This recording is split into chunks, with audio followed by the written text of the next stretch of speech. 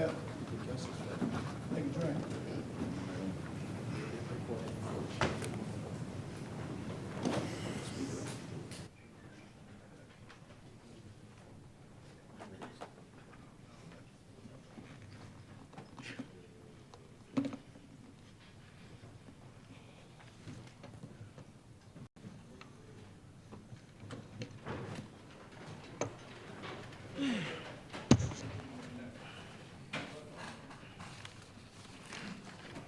Honorable members, at the suspension, we were debating the Parliamentary Elections Amendment Bill. I presume we are now ready.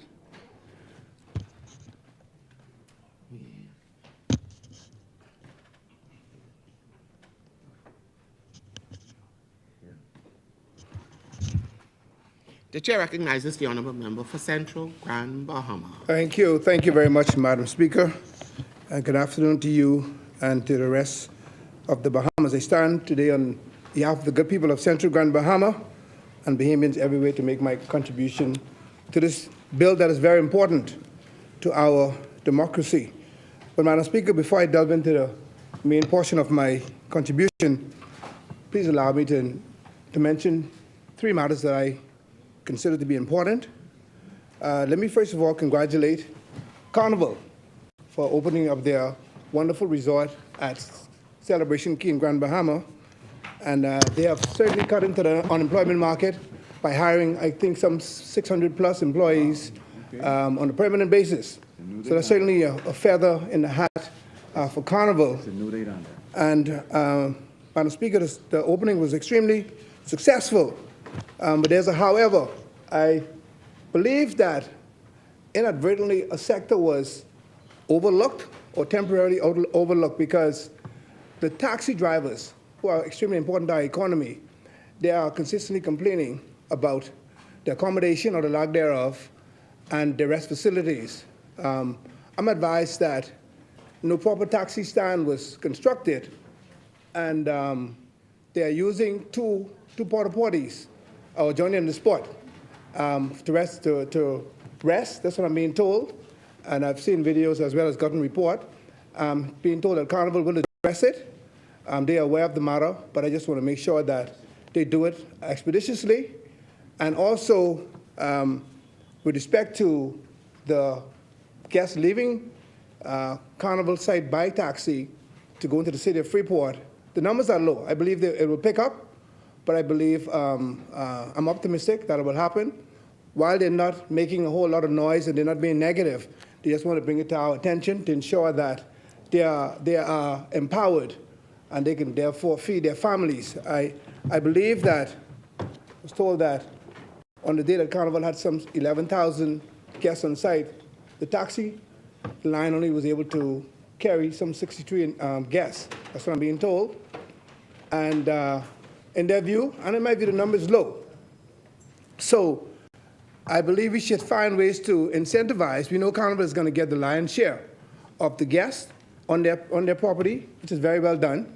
But it will be good if we have more of those persons moving into the city of Freeport by a taxi, because once they get into the city, they're going to support the local economy, the local bars, the restaurants, the souvenir stores, and perhaps we need to find ways to incentivize the guests to enjoy those taxi rides. And perhaps a partnership can be formed with tourism and Chamber of Commerce and the business community to offer vouchers. When the guests book their staterooms or their balcony rooms, perhaps a voucher can be included in their package to enjoy a taxi ride into the city of Freeport or East End or West End to encourage them to get out and to support the local economy. So again, while it's not controversial, I want to bring attention to their plight, and I'm being told that Carnival is addressing it, but we want to make sure that it's done expeditiously. Madam Speaker, the second matter that I want to mention briefly is the condition of the residents of Grand Key in North Abaco.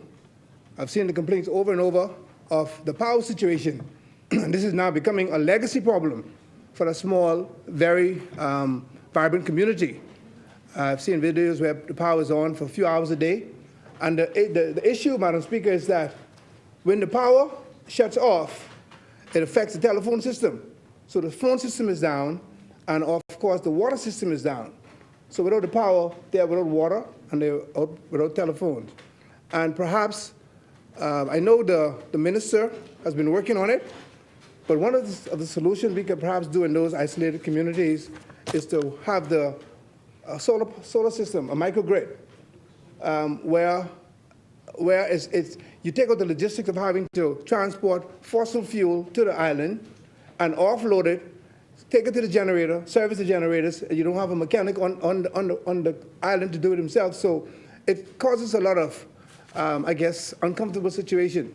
So perhaps a microgrid could be installed in Grand Key, and if the land is not available, a model was used in Water Key where the power company used the church roof to put up the solar panels, as well as some of the business industries. One was the fishing lodge, and they had enough solar panel to service the island. So I believe that consideration should be given to putting in a microgrid, a solar system or hybrid system in Grand Key that will provide clean energy and provide some consistency. Because again, when the freezers are off, that's a big fishing community. They can't freeze their so forth. So again, we are hoping that they will get steady power, and I'm being told that steady power is there, and hopefully it's consistent, but consideration should still be given to that microgrid as a backup system. And I think, I'm saying that in good faith, and I think those who are in authority to act on it should consider it. Madam Speaker, the third thing is, I love voting, and I have my votes, but those fees, those registration fees are extremely high. And to license these watercraft now, I was hit with a bill trying to register a craft 2 weeks ago, almost $5,000. And that is causing me to not take my boat out. So again, we have to look at those fees. And similarly, I have friends, and again, I'm saying this in good faith. I have friends who visit, and I know West Grand Bahama probably jump up on this, Bimini on a regular basis. I had a friend, Marcelo Caruso, and his family would come to Bimini maybe 4 times a month. And on an average, they would spend some $5,000 according to him. On the low, yes, on a weekend. Besides going to the casino, the local restaurant, they go to church on Sundays to pray for their sins, and they offer their tithes to the church. However, with the hike in the fees, he hasn't been to Bimini since March. And there are many boaters who feel the same way. They feel that the marina is empty because while they could afford to come and pay the fees, they feel like, why should we? It's too high. They're thinking that the numbers are ridiculous when they compare it to, let's say, Key West. He gave me an analogy. He can come to the Bahamas. It costs over $400. He can go to Key West. He can go to Key West for $25, and they don't have to worry about customs. Don't have to worry about immigration. We might be getting higher fees at the gate. But of course, if they're not coming through the gate, the money is not going to flow down into the economy. So again, if you get them here, they will spend the money. And I know he's saying, well, over time they're going to come back, but we are doing damage to the economy. In the meantime, we have businesses claiming that services are down, businesses are down, numbers are down in the hotel. So let us consider ways of lowering these fees, getting these boaters back into islands like Bimini, Abaco, Grand Bahama, where they can spend money in the economy. And let's, really consider whether getting that fee at the gate is more important than having the economy, having them into the economy and spending their money on a more wide scale. I do believe that if we get them here and cut them off from going to those other keys, the local economy will indeed benefit more substantially, Madam Speaker. So my only thing is that let us not allow $500 to block 5,000 from coming in. Let us really look at those numbers and see if we can make the adjustments and help with the boosting the economy of these small islands. And like I was saying earlier about Grand Key, we're known in the Bahamas as a small island state. But if we were to use more smart technology, etc., we will now be known as a smart island state, using more clean energy. And again, Madam Speaker, I spoke to this before. When I was driving up to Parliament this morning, looking in the harbor, the smoke, again, that was billowing from the cruise ships. It's just totally, I think they're doing us a disservice. And we need to really find a way, a revenue stream where we can put substations at these harbors, at these seaports, and have shorter ship power where these ships now use the energy, local energy supplied by BPL or whichever power company in the Bahamas, use clean energy and stop cranking up these turbines and creating all this carbon in our harbor. It is an issue, and it annoys me when I see it all the time. So I just want to consistently bring it to our attention to see if we can do something about it where we can have substation at these marinas, allow the cruise ship to hook up to them, use clean energy, and of course, at the end of the day, we will have some financial returns. Madam Speaker, I now turn briefly and very briefly to the bill. The primary purpose of this bill, Madam Speaker, is to introduce a new biometric voters card and amend several aspects of the Bahamas' electoral process to accommodate this necessary change. Madam Speaker, in looking at the bill, I believe the main point here is that the bill amends the existing law to recognize a biometric voters card. And I want to thank Golden Gates for breaking it down, explaining to everybody what biometrics is all about. This new card will contain a digitally generated photograph, biometric data, and other security features. And yeah, Madam Speaker, you know, the old card that was, the specimen that was shown by the Prime Minister earlier this morning, we all tired of that. So we have no objections to the nice, clean plastic card which is being proposed to be used. And I will certainly get one of those because we have a choice. Of note, Madam Speaker, is the fact that the biometric cards, voters card will have a validity of 10 years from the date of issuance, according to what I'm seeing, unlike the previous card, which never expires. And while I'm talking about that, I'd like to recognize the Parliamentary Secretary, Mr. Harrison Thompson, who's doing a wonderful job, and I would like to say that he's my brother. He's also a fellow Kappa. And I want to, he's a fellow Kappa.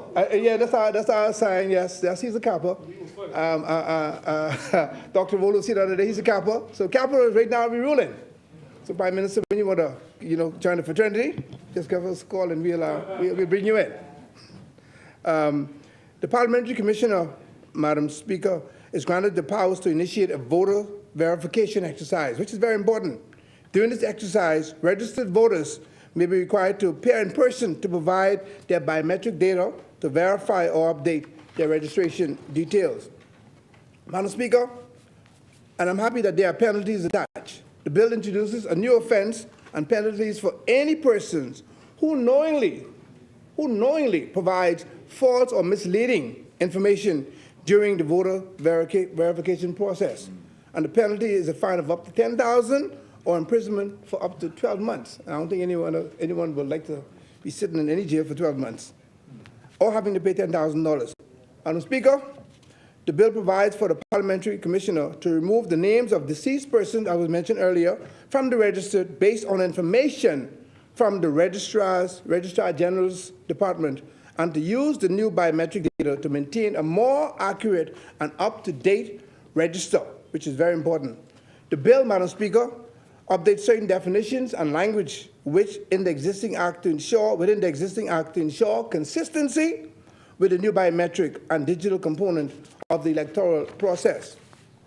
Madam Speaker, in essence, the bill aims to modernize the voter registration system in the Bahamas by integrating new technology to create a more secure and reliable voters card and voters register.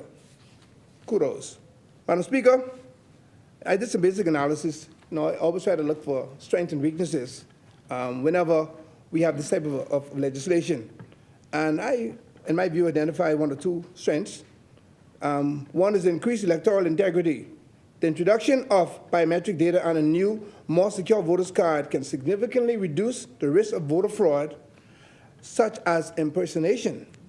By tying a voter's identity to their unique biological data, the systems aim to ensure that each person casts only one vote.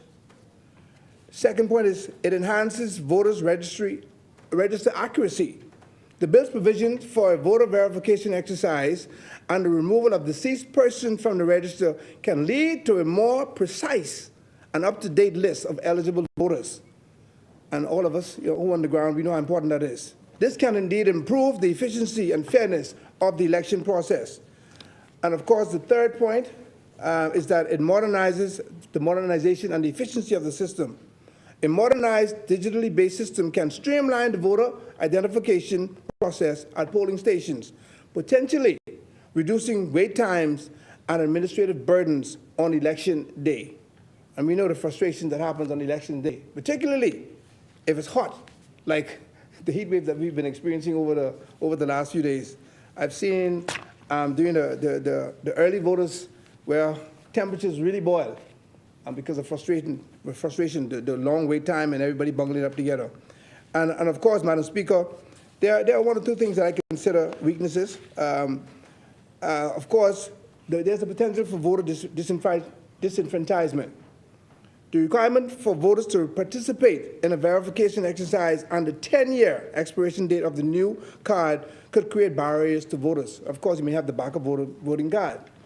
Voters who are unable to provide their biometric data, are unaware of the new requirements, or miss the deadlines could be removed from the register, potentially disenfranchising them. That's the way I'm interpreting it. The second is, as I mentioned earlier, privacy and data security concerns. The collection and storage of sensitive biometric data raises significant privacy concerns. The bill does not detail the security measures that will be put in place to protect this information from breaches or misuses, which could erode public trust. I don't see it. Maybe I missed that. Of course, the last point, as I get in there, come close to my wrapping up, is the financial and technical burden. Implementing a new biometric system is costly. It will be costly, requiring significant investment in technology, training, and of course, infrastructure. There's also, and we know what's happening with our power system, the risk of technical failures. And I'm sure they will have a backup system, which could disrupt the election process and compromise its integrity. And I will say that again.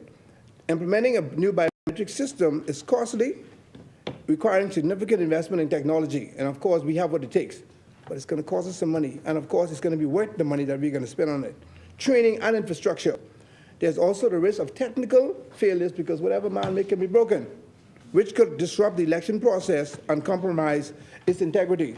Madam Speaker, this bill today is a step in the right direction to election reform, transforming what we're doing during our election process.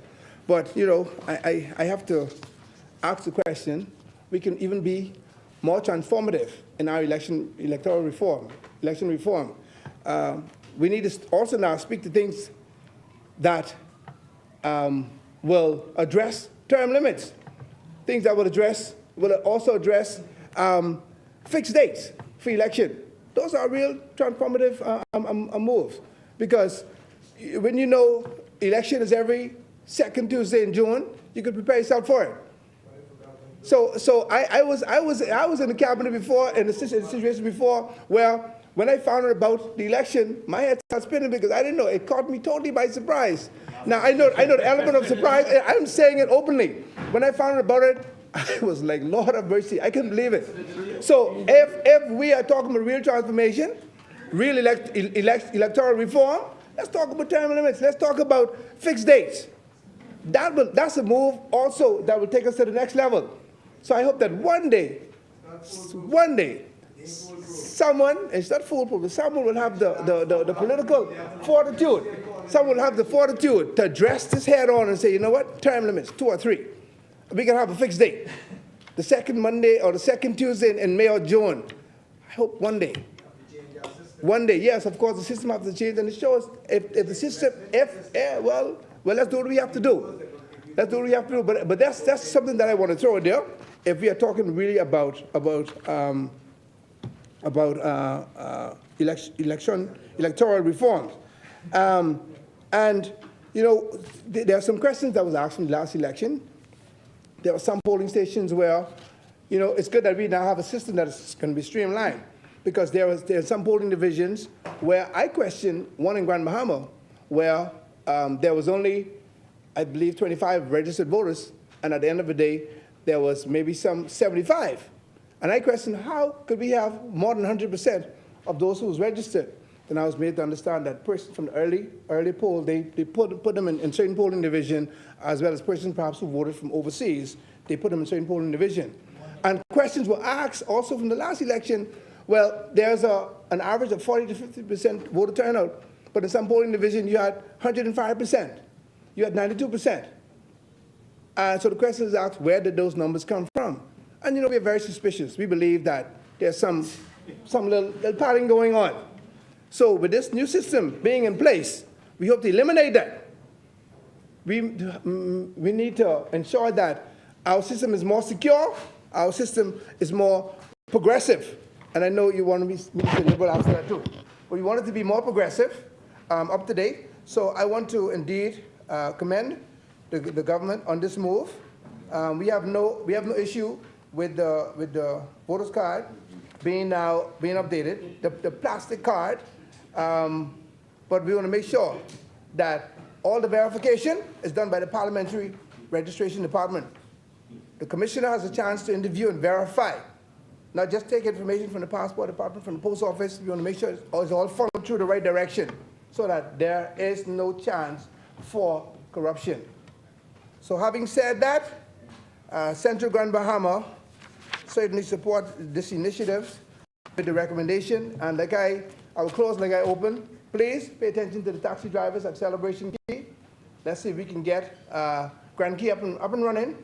It's very important to get Grand Key up and running on a consistent basis.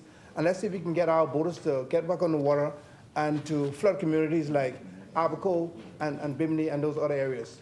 Once again, thank you very much, Madam Speaker. Thank you, Honourable Member.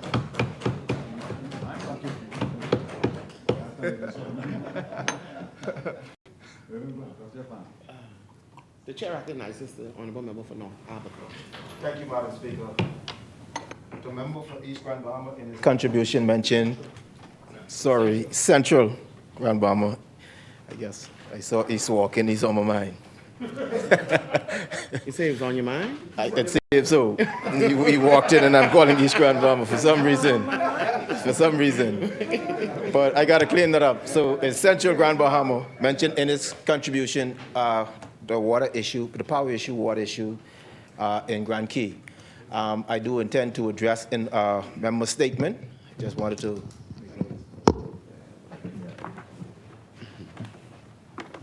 Before we proceed, the Honourable Member for Long Island, I would like just to revert back to before lunch. I know that we indicated that we would start off with Central Grand Bahama, but I also made a ruling, and I'm referring to Central Grand Bahama. Have you, not Central Grand Bahama, you have me mixing up now, to St. Barnabas. It's all right for me, it's all right, you could be on my mind.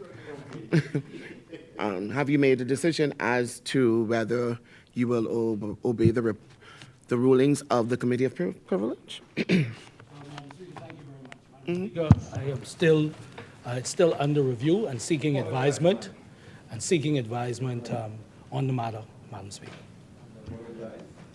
You're still under review? Yes.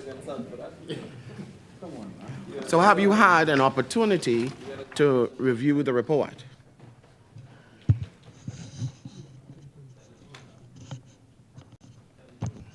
Have you had an opportunity to review the report? Not in its entirety, Madam Speaker. And I haven't had a chance to get the advice on it, Madam Speaker. Okay, but the chair had given an order for you to take a look and review the report and come back after lunch. That's 2 hours. After lunch, Madam Speaker? After a lunch break. I don't recall that. I don't recall that instruction, Madam Speaker. You don't recall that instruction? That to come after lunch? No, I don't. I'm not suggesting that. I don't recall that is what I'm saying to you, Madam Speaker, because if that was the case, I would come here and address the matter. Honorable member, you don't recall that I would have said to you to please review the matter and maybe return after lunch. You don't. Madam Speaker, And I also gave directives You have nothing to to apologize for. to the clerk You being too sensitive. to give you a copy You being too of the sensitive. You all have a report history of so that misleading if you Parliament. did not have in hand or in person or on your person, that you would be submitted with a copy of the report. Speaker, what I'm saying to you, Madam Speaker, is that I do not recall that that was your instruction. You Madam don't recall Speaker. that was my instructions. I'm not suggesting, all I'm saying to you is that I did not recall. If that was the case, then Well, this okay, let me help you with this.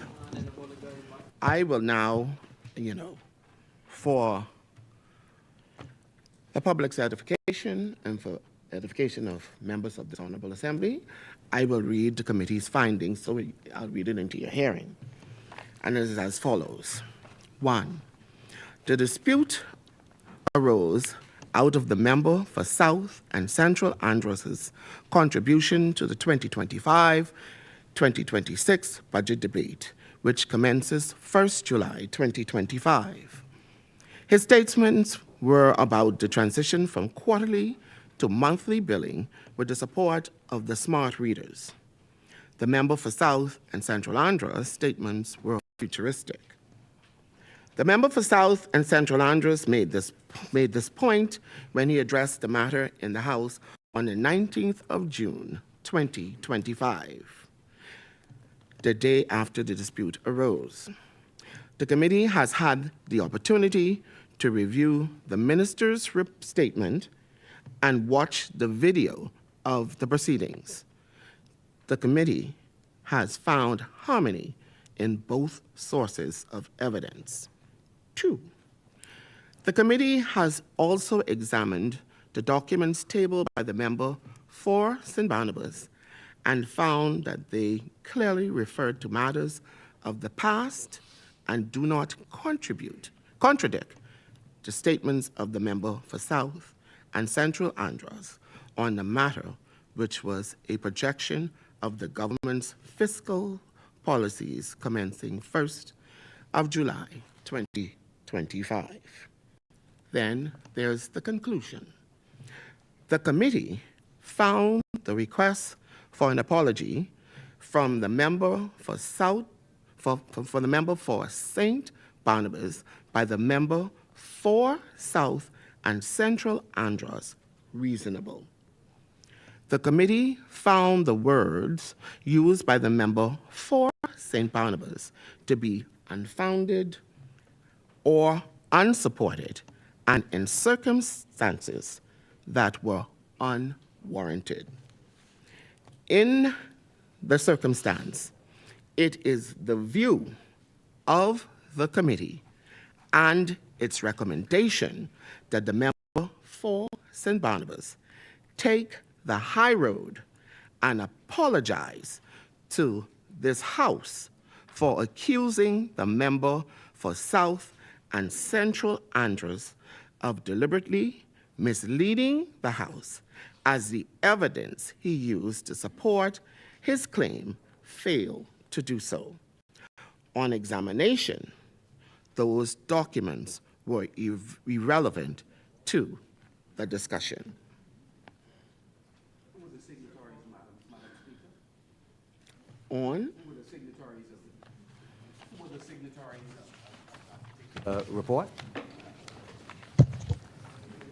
the honorable member for Engliston, who is the lead of the Committee of Privilege, submitted this report, and she laid this report on the table of the Honorable Assembly. The question was, who were the signatories of the report? The signatories on the report was, or are, let me say, the Honorable Glenys Hannah Martin, MP, Chairperson, the Honorable Keith Bell, MP, and the Honorable Hiram Lewis, MP, member. Absent was the Honorable Leroy Major, MP, and he also gave reasoning as to his absenteeism, as he was out of country, and also Mr. Shenandoah Cartwright, MP. Does that answer your question, Honorable Senator? Okay, thank you, Honorable Member. So, and see, members, we need to understand that these committees are put in place. They're active committees, and they're committees to help this Honorable Assembly govern and abide by the rules, especially when it comes to one member accusing another member of lying.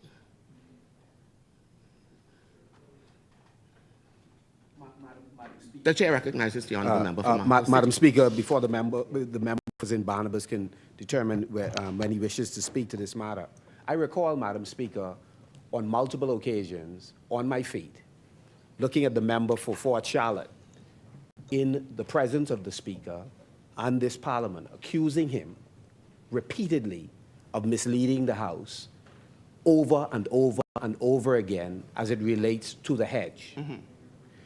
Is there any particular reason that matter was not referred to the Committee of Privilege? Madam Speaker. Let me say this to you. I'm just for Fort Charlotte, who you would have accused, never said to myself or to the clerk or put in writing that he, the honorable member for Fort Charlotte, was willing to have the matter go before the Committee of Privilege. But the member for South and Central Andros did. So that's a difference.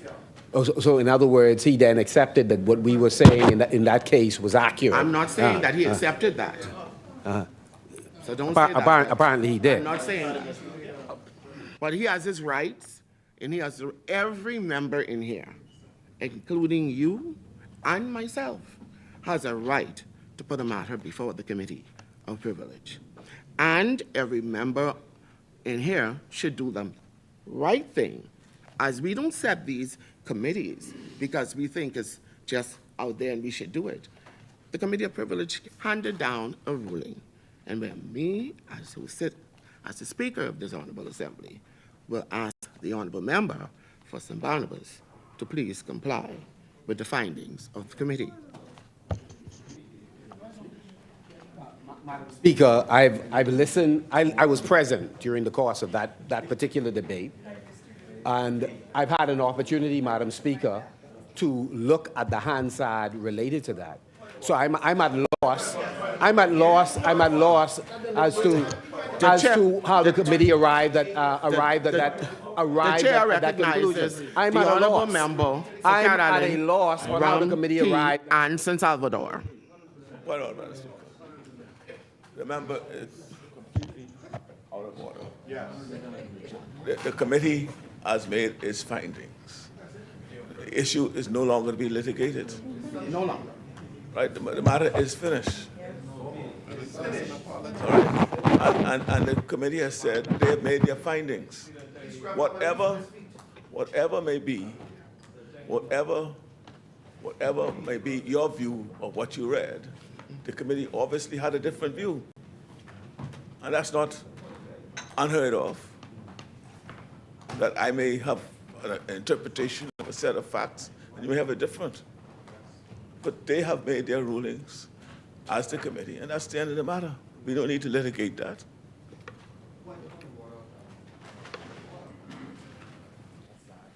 Madam Speaker, I'm looking at, I believe it's Order 37 that speaks to privilege. And unless I could be guided in terms of... It says, you say page 37? Order 37. Or Rule 37? Yeah, or Rule 37, that would be page 32, or page 32 and 33. Sub 10, because that's the only place where I see in reference to an apology or reference to the privilege committee. And what does this, and what is your understanding coming out of that? Is that there has to be a ruling of contempt first. And I didn't hear that the committee ordered that whatever was said by the member for St. Barnabas was a contempt. Now, a contempt can be purged through an apology. So I am at a loss in terms of what obligates him and what gave the committee the jurisdiction to give him or to make him apologize. So I'm looking at 10, where it appears to I'd the like House. for him to read it, yeah, so he can understand. After comparing any report or account of its proceedings published by any member with the official record of those proceedings, that the report or account is a contempt of the House, is being false and misleading in a material respect, the House may proceed against the member by resolution for such contempt unless the member submits to the House and also publishes in a form and manner satisfactory to the House an apology, which the House accepts as sufficient to purge the contempt. So I didn't hear through the ruling that the member, I didn't hear through the ruling that the member's position was contemptuous. So if what I would suggest is that if it was not contemptuous, then there's no obligation for him to purge that contempt. And Honorable member, unless there is an obligation to purge the contempt, let me then get, he can make let me assist you here. he can Honorable make a member, honorable he member, can make a decision as to whether or not he is Honorable going member. to, he can make a decision as to whether or not he's going to apologize. honorable member. Yes, Madam Speaker. There are many times, there is a rule that indicates that, one, we should not use unparliamentary language, okay? He indicated Yes. that the member was lying. That's unparliamentary, okay? Then, said the word lie. there is a rule. There's a rule. said the There's a, yes. Imputations of improper motives and personal reflections on members shall be dealt with by the chair. So that gives me the autonomy to do this, okay, under the rules relating to the order in the House and in committee, Yes. okay? I'm helping you along here. Also, it says, a member shall not use offensive, Yes. abusive, or insulting words Yes. about either House of Parliament or any member thereof. Yes, yes. Now, I'm not an attorney. I'm not. But I understand English. I passed that. Yeah. Okay? And this clearly states, see, one rule is we have to blame the writers maybe, but it contradicts another. But Okay? Can I- And it can I- also can I- indicates can I also- the reasoning behind Madam where Speaker. the committee would have gotten the privilege from to give these findings. Yes. Yes, But, sir. but again, my position is this. But he's making a point. Why didn't you let him finish and then you can just And number 10, and number 10, and number 10, finish the point? and number 10, that you read into the hearing, Yes. it says, where it appears to the House after comparing a report. Yes. There was no report given. Yes, but that's my point. My point is the committee made an order for him to apologize. Upon which basis can the committee make that order? Unless what the point that I'm making is the committee can make an order saying what he said was contemptuous. And then the The rule committee says did not make an order, honorable member. Once the committee makes a rule that it is contemptuous, then the contempt can be purged through him apologizing. But there was never an order that what he said was contemptuous. There was always, there was. But you're missing the point, honorable member. Honorable member, let me address your I've point. heard you. Let me I've heard address- you. let me I've address heard your you. point. Honorable member, let me say this to you. The committee said to him that the discussion, the documents what he submitted was irrelevant to the discussion. They have ruled that the member, the honorable member for St. Barnabas, should not have called the honorable member for South and Central Eleuthera a liar Madam Speaker, because if- it was but if that's- indicated but if through- that's it the was case- indicated in the report. Madam Speaker, if It that's was the case- indicated in the report. If that is the case, then all of the members who make a point and someone stands up and says, point of order, We're I not didn't talking say about that. all of the members. No, We are talking but about it's equality, this Madam Speaker. particular It's point. equality. This It's equality. is the particular. It's equality. It's equality. This It's equality. you're talking about something Madam that Speaker, happens in the House. Right. On this occasion, and the a House member then- requested that it be sent the House then, before the Madam committee. Speaker- We're not talking about what happens every day. Madam Speaker, the House then says, if you want to The chair withdraw it, recognized you the honorable withdraw it. member If you not, if you for Freetown. Madam Speaker, Madam,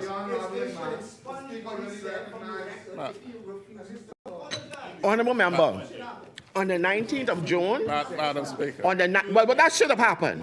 Maybe that should have happened. Let me say this to you. Let me say that, honorable member, you're trying to overtalk me. You're on the 19th of June, I was not in the chair. Okay? I might have expunged it from the record, but the deputy speaker was in the chair. So it was the deputy. There was the ruling that gives him the authority from this chair to refer it to the committee of privilege. Madam Okay? Speaker, I Speaker. I have to fall in line. Madam Speaker, you've recognized me, and quite frankly, Madam has already Speaker, passed. Madam Speaker, The chair recognizes the honorable member for Freetown. the rule that East Grand Bahama refers to does not apply to reports of the Committee of Privilege. No. It applies to Madam Speaker, he has read it. He has read it. He has read it. And so, Madam Speaker, you have said that you're not a lawyer. I happen to be one. Yes, you are. And interpretation of rules is very simple. If you read it, it says where it appears to the House after comparing any report or account of the proceedings, of its proceedings.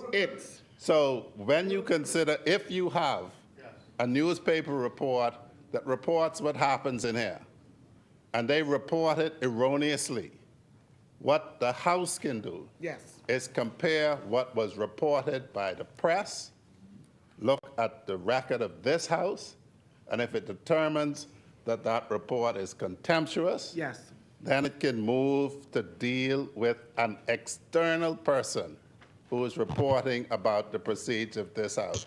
It's not unlike what happens in court. I was in a matter with James Jones Sawyer, where the press reported that she sentenced somebody for murder to a term of years when the sentence was still mandatory. She regarded that as a contempt and summoned the reporter.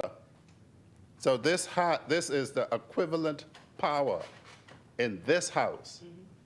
If somebody reports the proceedings of this House in a manner that amounts to contemptuous behavior, and that is dealt with by the House in terms of referring the matter then to be dealt with under the powers and privileges.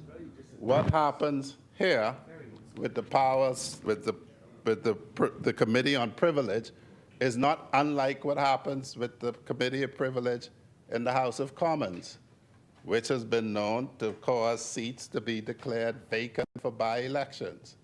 One should, I've said it a number of occasions, Hansard, which we refer to when you look at our rules, is online and free. The committee has simply said, and has not actually ascribed any malice to the members in Barnabas, which is why I don't understand what the headache is. He said he was referring to something that was in the past. South and Central Andros was referring to the future, so there was a disconnect in it.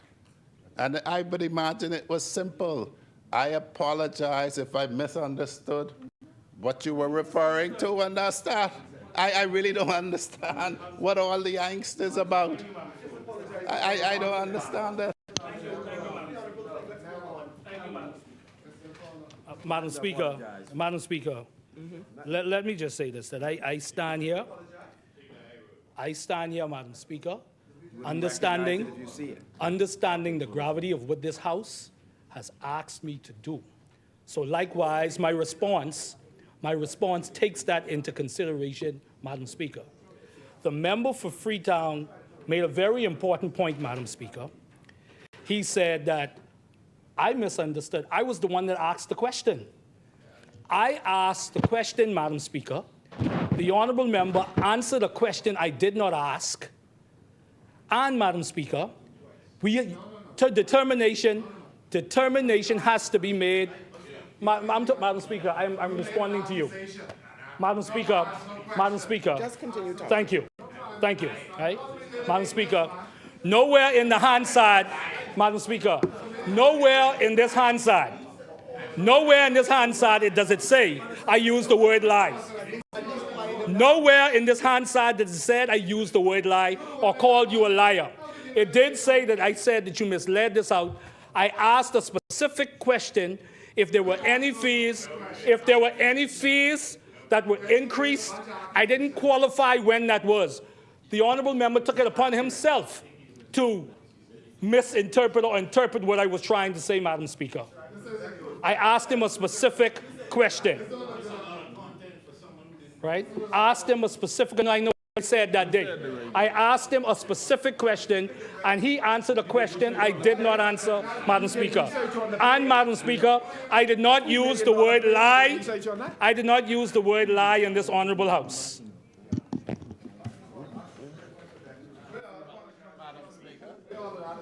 Madam Speaker, The chair recognizes the honourable member I for take it Freetown. he said that indicate he isn't going to apologize after saying all of that. Honourable members for St. Barnabas, no, just allow me to say something. The honourable member for Engliston is a notable attorney. The honourable member for Carmichael is a notable attorney. The honourable member Iram Lewis is an honourable man. You understand? Members, and when the Committee of Privilege was able to examine and do an investigation into what transpired into the proceedings. Now, you said it was not picked up on the Hansard, but there were members sitting in this honorable assembly who heard every word that came out of your mouth, that heard the words. So, hold on, I'm still talking, I'm still speaking, just give me an opportunity, okay? So you are saying that the committee is telling an untruth against you? That's what you're indicating? Madam Speaker, what I'm saying to you, Madam Speaker, is as you look at the Hansard, it does not say anywhere I'm not that I asking called about the the member. Hansard, I'm asking the committee, Madam about the Speaker, committee this is what and we're their referring findings. to. We're referring to the Hansard just as the committee would have used the Hansard. I'm likewise doing it. And so, Madam Speaker, for the record, with God as my guide and my commitment to my principles, I cannot in good conscience apologize, Madam Speaker.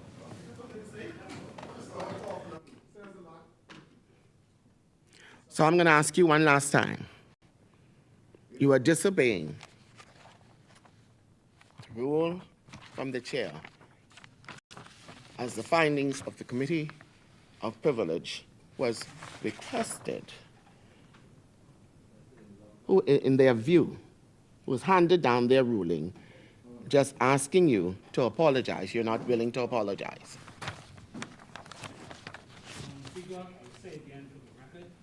Madam Speaker, the members of the committee are not the only honourable members in here, and as a fellow honourable member of this place, who's the subject of this committee, with my duty to my own conscience and the principles that I bring to this, I cannot, in good conscience, give an apology. Thank you, Honorable. Thank you, ma'am. It is the ruling of this chair that the honorable member for St. Barnabas will be suspended upon the next sitting of this House after the summer break. That is the ruling of this chair. And I am handing that down because the honorable member is not willing to comply with the findings of the report of the Committee of Privilege on the matter concerning the Honorable Leon Lundy and himself. Thank you, honorable member. And I will not allow any member to call any committee that is made up of the honorable members that sit in this place to be called kangaroos. This is not a kangaroo court. There are many members that sit on various committees, including members on the side opposite. And if you say it's a kangaroo court, all I could say from this chair is, I hope the cap fits. Now, with that being done, we will now continue with the order of business as we conduct the people's business. And before we move along, we have to remember now, order, rules, regulations apply to each and every one of us wherever we go in life. And I can also say that when members feel like things don't go their way, they call it unequal. And when it don't go their way, they said that you're biased. Okay? So say many things, but I can say from this chair, sometimes the conduct in this place is always make me to wonder. And I watch the proceedings of the House. I've watched it. Okay? And I will not sit here and let any member call good members who I know are good members. The honorable member for Engliston have served in this place for more than 25 years. And I will not believe for one reason that any member could come to me and then say to me that she will rise to her feet and give something that is unfounded or untrue as a presentation, not just to us, but to country. Thank you, honorable members. We will now proceed with the order of business as we proceed with the people's business. The chair recognizes the honorable member for Long Island. Madam Speaker, I rise. I'm pleased and privileged to rise in this place on behalf of the hardworking, indomitable people of Long Island, to be their voice in this place and to contribute to this debate on the Parliamentary Elections Amendment Bill 2025 and its accompanying Parliamentary Elections regulations, that is, with respect to the biometric voters card. However, before I do so, Madam Speaker, I want to attend to a few matters in my constituency. Firstly, I know that the member for Tall Pines is here. I was told today that 2 doctors on the island for the next 6 weeks, and I welcome that. I thank the member. I hope that is made a permanent situation as it was before, but certainly I thank you for the 2 doctors being there, one for the south and one for the north. Madam Speaker, I also want to let my people know that we will be having our annual back to school extravaganza on the 30th of August, 2025, that is Saturday the 30th of August, and this is proposed to be the biggest one yet to All Pines. And we will have prizes and surprises. You say, invite you to All Pines? I'll invite you to All Pines. Come on down to All Pines. And of course, Madam Speaker, I know that the Long Island Association are carrying out some work right now to the cultural site. So tomorrow, I'll be making a substantial donation to the association to help them advance those works. Got to get it done, Madam Speaker. Madam Speaker, I also wish to extend condolences to the family of Don Parker. He's the brother of Ms. Lorna Knowles, I understand he died yesterday. And I also want to extend condolences and give a tribute to Mr. Eugene Pin Marie. It's with heavy hearts and profound sorrow that I pause to remember him, that we all pause to remember Long Islanders and celebrate the life of Mr. Eugene Marie, affectionately known as Pin. He was a treasured son of Long Island who passed yesterday, leaving behind a memory or a legacy of unwavering service, selflessness, and love that touched every corner of our community in Long Island. Mr. Marie was the longtime treasurer of the Long Island branch of the Cancer Society of the Bahamas, where he served with diligence, humility, and a deep sense of duty. His commitment to the cause, to the people he served alongside, and to those impacted by cancer was nothing short of remarkable. He was a steady, reliable hand in our local efforts, and his presence will be missed dearly by, I am sure, the Society's executive team and the many lives he helped to transform throughout the island through quiet but consistent service. But Madam Speaker, Mr. Marie was more than titles. He was a pillar in the community of Grace, where he loved that area with every fiber of his being. He was a pillar throughout various communities in Long Island. He gave of himself, often beyond what was expected. Now, whether as president of St. Mary's Burial Society, or as a devoted insurance agent, or simply as a good neighbor, he showed up for his people, always. He showed up with a big heart, with a booming laugh, and enduring generosity. He was also a great businessman. You know, I remember the shopping center. He had a store in Stella Morris called the Shopping Center. I loved going there as a kid. That was our mall. You know, I remember getting my first piano from there, toys for Christmas, et cetera, et cetera. I still associate the shopping center with people like Ann Knowles and Ms. Nora Cartwright, Ms. Ann Knowles and Ms. Nora Cartwright, who are the cashiers there. You know, and even though they've long closed and moved on, that's my childhood memory.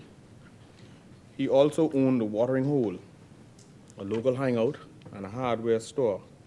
And I'm grateful to him, Madam Speaker, also because, you know, Mr. Marie was very quiet with his donations, but every so often he would send loads of drinks to my campaign, especially when we were in political season. Sometime in April, I believe it was Good Friday, we were all down in the bush, down at the Cape by the monument. Myself, Sammy Smith, his business partner, and a number of others. And we were grilling fish, and sort of Mr. Marie was there.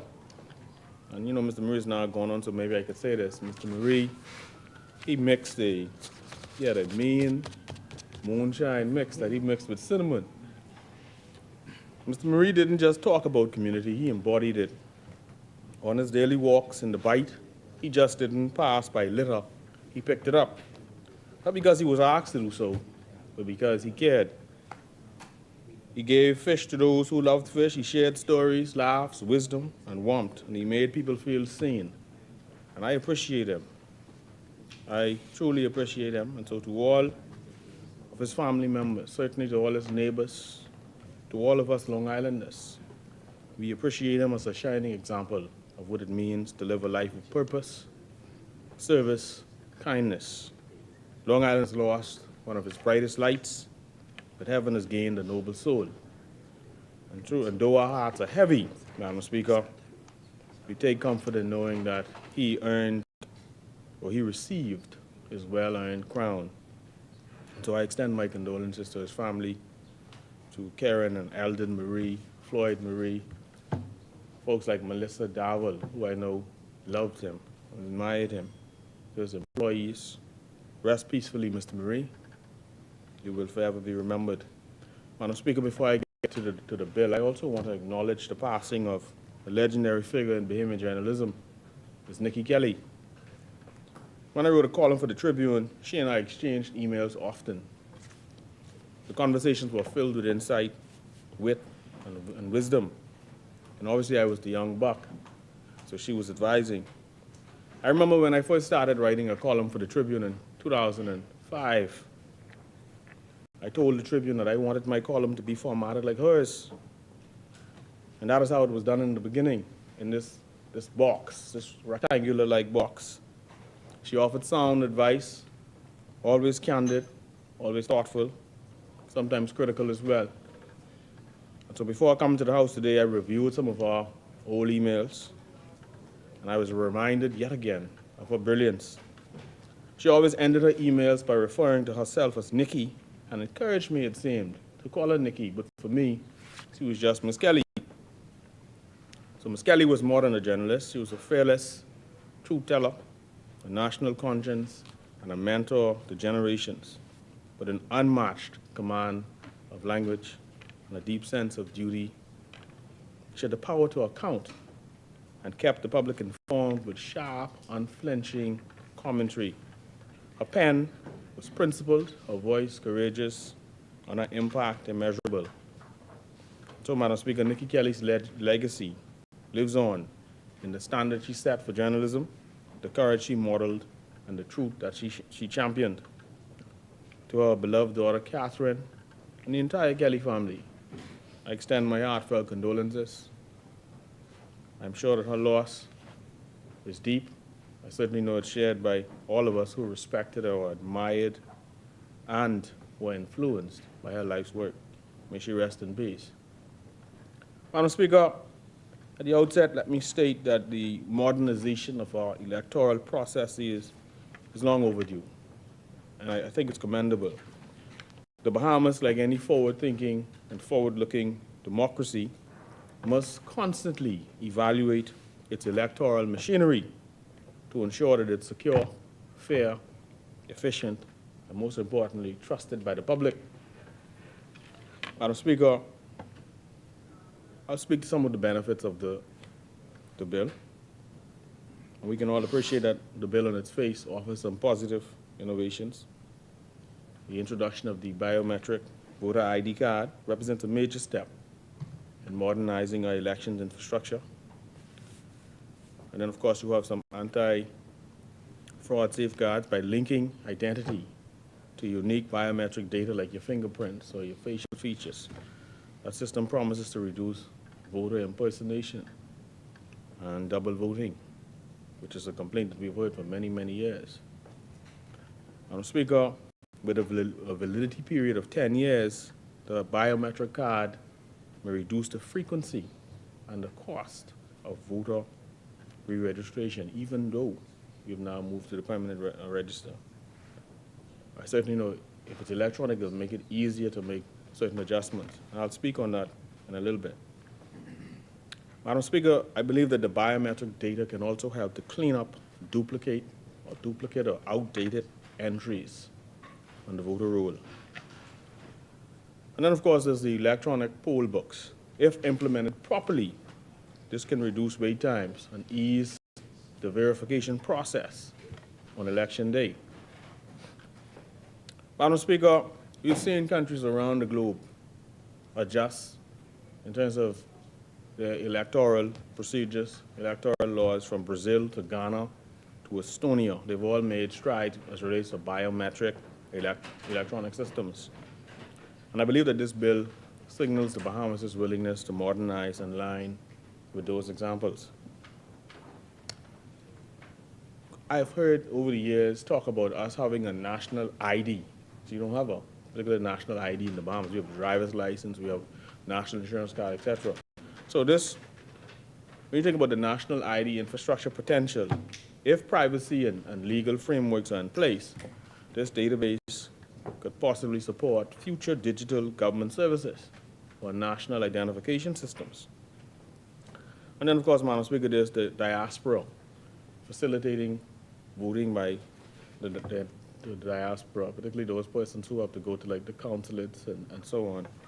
So you have the potential to make that process smoother, particularly if persons are overseas and want to vote from overseas, those who might be there for various reasons, school, government appointments, etc. I think that the next step, the next major step we should look at taking over the years is a move to possibly electronic voting, like we see in the United States, okay? Of course, that's going to take time, a lot of consultation, and you'll have to adjust for any potential hiccups. Madam Speaker, I believe in theory that a transparent and secure biometric system could enhance public trust.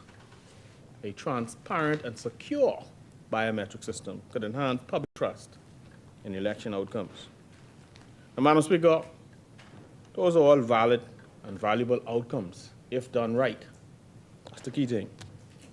But done right requires getting the law right. So I now turn to what I view as some critical concerns in the legislative package. Madam Speaker, biometric data, that is fingerprints, facial scans, electronic signatures, are highly sensitive, permanent, and irreversible. If stolen or leaked, they cannot be changed like a password. The bill and regulations, I believe, fail to define how this data will be stored, encrypted, protected, or even deleted. There's no explicit data protection regime stated. And I believe the regulations or the bill should seek to have greater alignment with modern global standards, such as the EU's general data protection regulations. That's something to be considered. Madam Speaker, I heard the member for Freetown speak about specific biometric and personal data being captured from each individual and what would be captured. I understand that. However, if individual consent is obtained to collect and use this data, will that be shared with any other agencies beyond the Parliamentary Registration Department? I'd like to know more about how the legal framework or regulations govern the collection, storage, access, and deletion of biometric voter data. Will citizens be able to access their own data, request corrections, or demand deletion of information? What security measures, Madam Speaker, are in place to prevent unauthorized access or data breaches of the biometric database?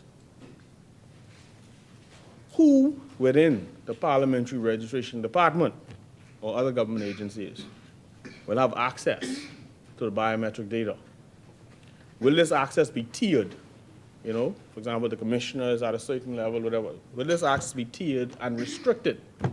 That is a concern. I've heard people speak to this as well. What is expected?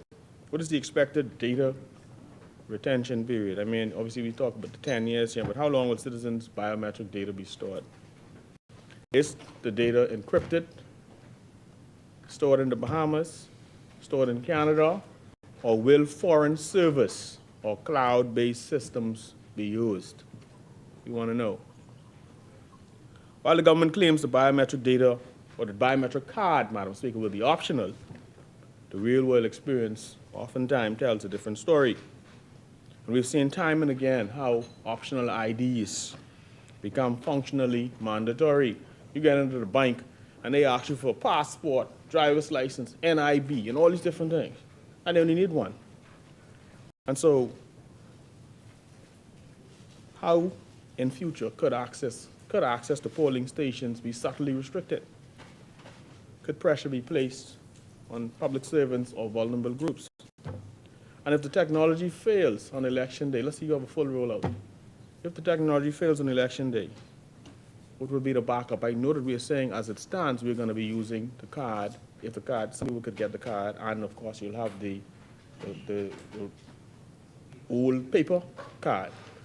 But when that phases out, what happens? If the old paper card is phased out, you now go strictly to the biometric card. What happens if the technology fails? You know, I'm often complaining in here about internet challenges on these family islands. Long Island, perfect example. Madam Speaker, biometric systems around the world, like India's Aadhaar, have rejected fingerprints of the elderly, manual laborers, and disabled voters. excluding them from social services and even voting. So you do have technical glitches, and that Indian system could show that. This bill should include fallback mechanisms. Okay?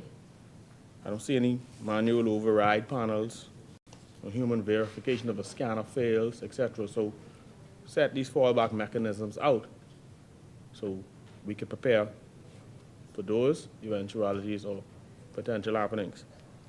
Madam Speaker, when it comes to independent audit, independent oversight and audit provisions, who audits the system?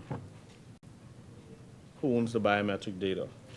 Who watches the watches? And will government invite international election observers to oversee not only the next general election, but going forward, especially in light of these sweeping changes? Because, you know, there's going to be behemoths who have a lot of questions and concerns. There's no mention, Madam Speaker, of an independent electoral commission or an external security audit or an annual transparency report. And we know in a democracy, any system with this level of sensitivity requires external checks and balances.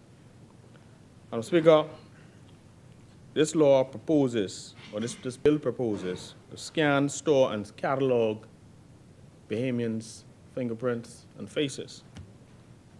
And yet, Madam Speaker, there's been little public education campaign, little to no public education campaign, really. There's been little consultation with civil society. We've seen what's been said in the newspaper or with data rights groups. And what about the Data Protection Commissioner? What's the consultation been like with the Data Protection Commissioner? We see that the vendor, the proposed vendor, I read a letter earlier prior to speaking here from the Prime Minister to the Leader of the Opposition that spoke to a Canadian vendor, Canadian banknote. Madam Speaker, we know that a general election is on the horizon, and we recognize that voters can still use the old paper cards. But what public outreach, what public education and outreach efforts are planned to ensure that voters understand the new process and how all of this might coincide? I imagine that some folks will be able, or some folks may have the card by then, because I think it was the Parliamentary Commission who said he expects it to roll out, or at least the first set to roll out in some 7 months or thereabouts. If an election isn't called by then, maybe folks will have that. Why is the biometric system being implemented now? Is what you'll hear folks saying in the barber shop. Why is it being implemented now rather than being phased in during a future electoral cycle, when more time will allow for deeper consultation and infrastructure readiness? That's the key thing, the infrastructure readiness. And how much consultation, as I said earlier, has been had with the Data Protection Commission regarding the rollout of the biometric voter ID system? Will there be a specific investment or allocation to that commission or in the commission that would assist with monitoring compliance, investigating possible data breaches, enforcing penalties, and providing guidance to the public? All questions, I believe, that people would like to hear an answer to. Madam Speaker, as relates to the complexity of our country, you know, us being an archipelago, and some of our islands a little more advanced than others, and implementing a nationwide biometric system, that's expensive and complex. And so we know that the equipment must be purchased, maintained, and upgraded. Staff must be trained. Connectivity, which is key, must be guaranteed across all family islands, not just New Providence. I'm speaking futuristically as well. And so these internet challenges that we are facing on these islands, we must move to seek to address them. I frankly think BTC, for example, has regressed since it was sold in, I think it was 2011. The service has gotten worse. I haven't seen any improvement in the service. And so system failures, Madam Speaker, must be anticipated, not denied. Not denied. Madam Speaker,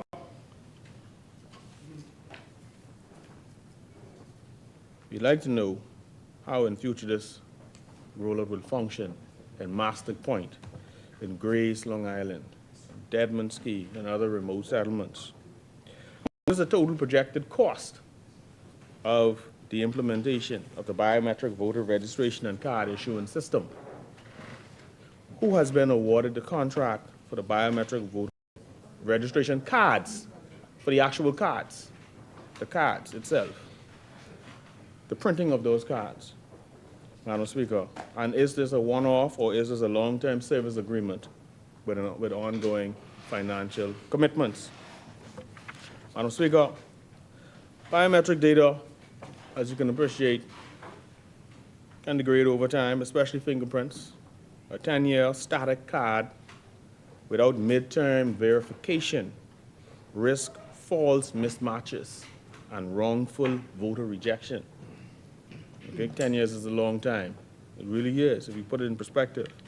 And so there's no provision in the proposed legislation for re-verification or review periods or demographic re-enrollment. Madam Speaker, the assignment of a permanent voter registration number tied to biometric markers and other identifiers also raises a few other questions. Will this be used? And this is the thing, again, this is the question many want to know, will this be used across other ministries or is this just with Parliamentary? Will this become a form of tracking? You sit in the barber shop, you hear all kinds of things, all kinds of questions being asked by the public. Will it be shared with third parties? Speaker, again, there are no legal limitations on data sharing or retention. Madam Speaker, my view is, or the question I would ask the government is, why not just do a pilot for 2 or 3 constituencies with independent evaluation and then do a phased rollout, testing to see how it happens.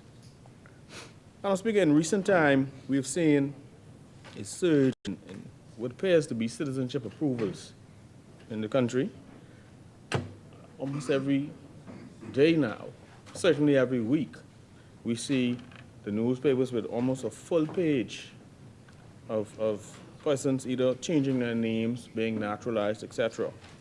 And so what influence, where will those persons fit into all of this? You know, what happens to those folk? Persons want to know. Because one of the concerns Bahamians have is when they pick up the paper and they see all these pictures and names. I want to change my name from a Russian or a Chinese or a Haitian name to a Gibson or a Rule or a Smith or something like that that's more Bahamian. And all these persons being naturalized. That is a concern for many Bahamians. Madam Speaker, I support modernizing our elections. But modernization without protection, greater consultation, that leaves some concerns. You know, we need more consultation. We must ensure that as we amend, we ensure data protection, fallback mechanisms, and greater oversight. And as I said earlier, Madam Speaker, we should move towards having pilot phases that are conducted and independently evaluated. I support any sensible, progressive legal updates to all laws. Madam Speaker, before I conclude, I want to speak on another matter. This weekend, Madam Speaker, I attended a funeral on Saturday past, right here in Nassau. And the lady who was being funeralized, she had 3 kids, a girl and 2 boys. One of her sons, I think he's serving some time. I know he's serving some time. But what was difficult, Madam Speaker, was that the young man was not allowed to attend his mom's funeral or even attend the graveside, given the finality of death, you know. And I think that we should seek to allow folk to be able to do that, right? Maybe for a mom, a dad, kids, husband, wife. These people are not animals. So, you know, and what kind of people we want to re-enter society? Madam Speaker, I also believe that in the Bahamas, I hear all the talk about building a new corrections facility, right?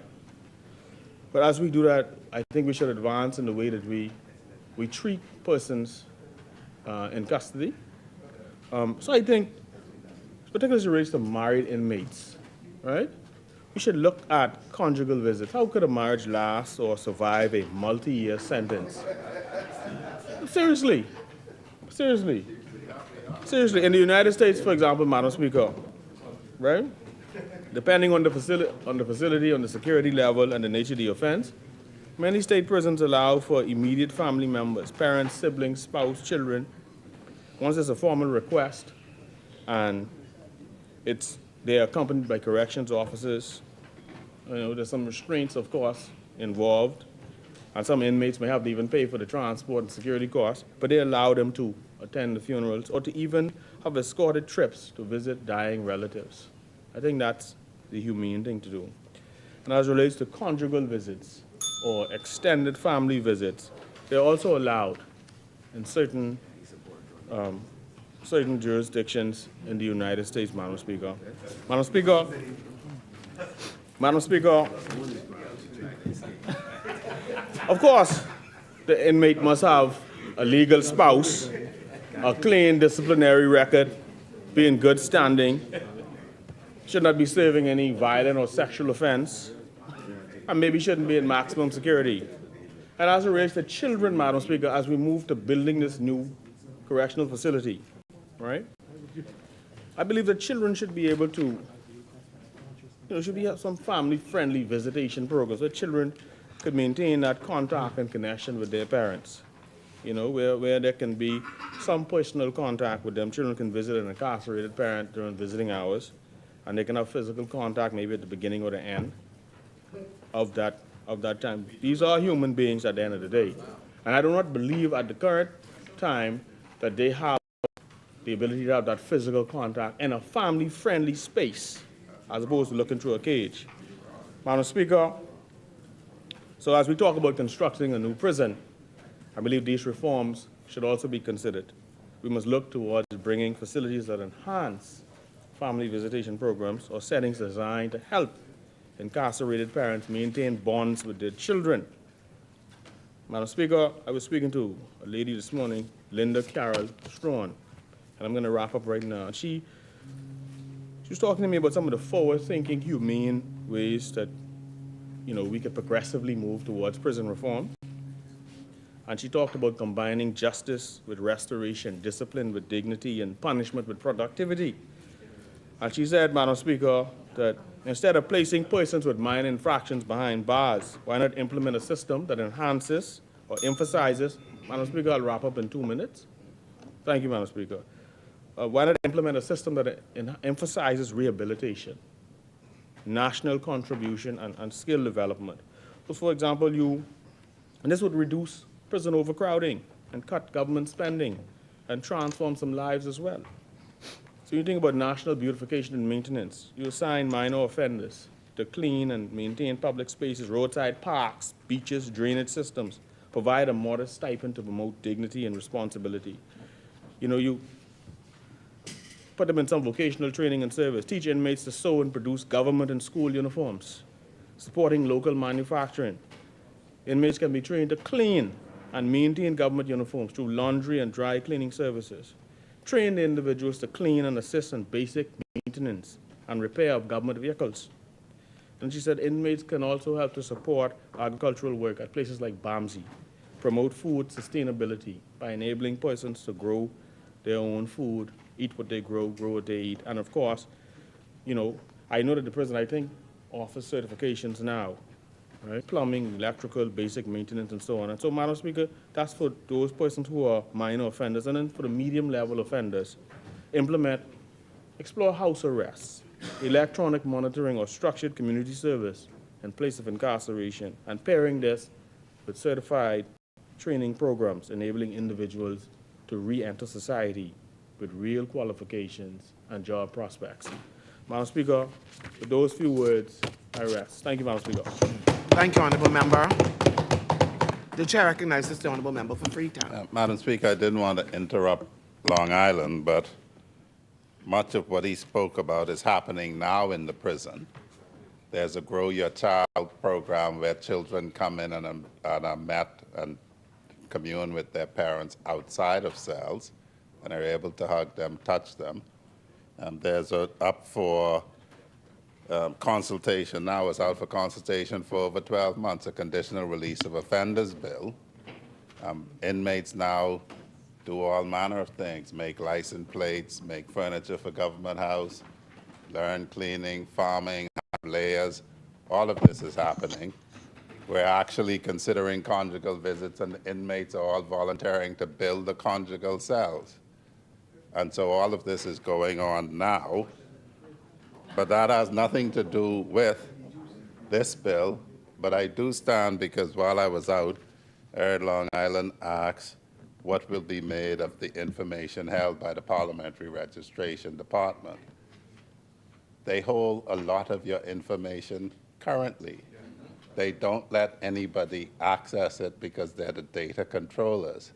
They're going to ask to get permission from you to get information from another government agency. So there's nothing to suggest that they wouldn't require the same consent from you to pass on any information. All of the information that's on your paper voter's card is captured electronically and digitized with the Parliamentary Election Department now. They have a server now. They have to involve data security and cyber security now. The only difference is instead of giving you a little paper card written up, they'll give you a polycarbonate card. And instead of having to talk but go down the track road and turn by the choo-choo tree, it's going to be geographic location of where you live. Well, the Data Protection Act requires consent, and that is why in the survey, in this revision process, they have to get permission to get your information from the passport office. That's already a requirement. And there's nothing that's going to change that. When they get the information, they're bound by the same rules as the passport office. So we need to stop giving the impression that you give the government this information and they'll share it all over the place. If that was the case, why wouldn't he share the passport, photo, and fingerprints directly with PRD without you having to consent? We stress that you're going to have to consent for the passport office to give the Parliamentary Registration Department your information because it's private to you for the purpose of your passport. Thank you, Honourable Member Asmini. The Chair recognizes the Honourable Member for South and Central Andros. Thank you, Madam Speaker. Madam Speaker, I rise today representing the strong people of Mangrove Key, Central and South Andros in support of the Parliamentary Elections Amendment Bill 2025 because this legislation represents not just a technical upgrade, but a necessary step in fortifying the democratic foundations of our nation. It signals that the Bahamas intends to match global electoral standards while preserving the dignity, rights, and participation of every eligible voter. As technology reshapes governments across the globe, the Bahamas must move purposefully, yet thoughtfully, into the future. This bill is not about technology for its own sake. It's about preserving the integrity of our elections, safeguarding our citizens, and ensuring that every valid voice is heard and counted. Madam Speaker, I want to begin this contribution not with theory or policy, but with a recent personal experience, one that brought the reality of our electoral process into full view. Just last week, I took my daughters, Tanai, Lauren, and Jane, to register the vote for the first time for the Kalani constituency. It was a proud moment as a parent and as a parliamentarian to watch them step into their role as participants in our democracy.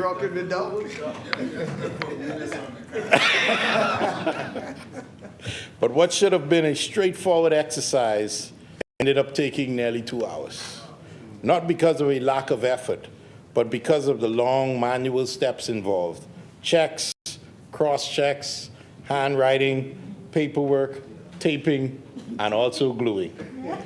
For new voters, especially young Bahamians eager but unfamiliar with this process, such delays can feel like a barrier.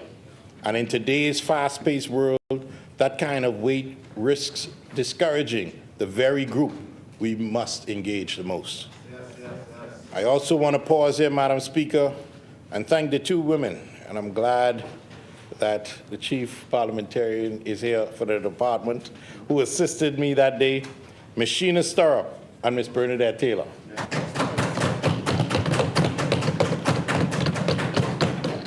Their professionalism, patience, and customer service at the Cable Beach Post Office venue were nothing short of exemplary. They were focused and grace they worked with, despite the constraints of the system. But, Madam Speaker, that's precisely the point. We have good people working with an outdated framework. This is why the Parliamentary Elections Bill is not just necessary, it's urgent. This legislation will usher in a new era for Bahamian democracy, a modernization of our electoral system by introducing biometric voter ID cards and electronic poll books. The bill, tabled by the Honorable Member for Cat Island, Rumkey, and San Salvador, marks a significant leap forward as we strive to protect the integrity of our elections and better serve our constituents. Speaking of constituents, Madam Speaker, allow me a brief moment to speak directly to the families of Andros.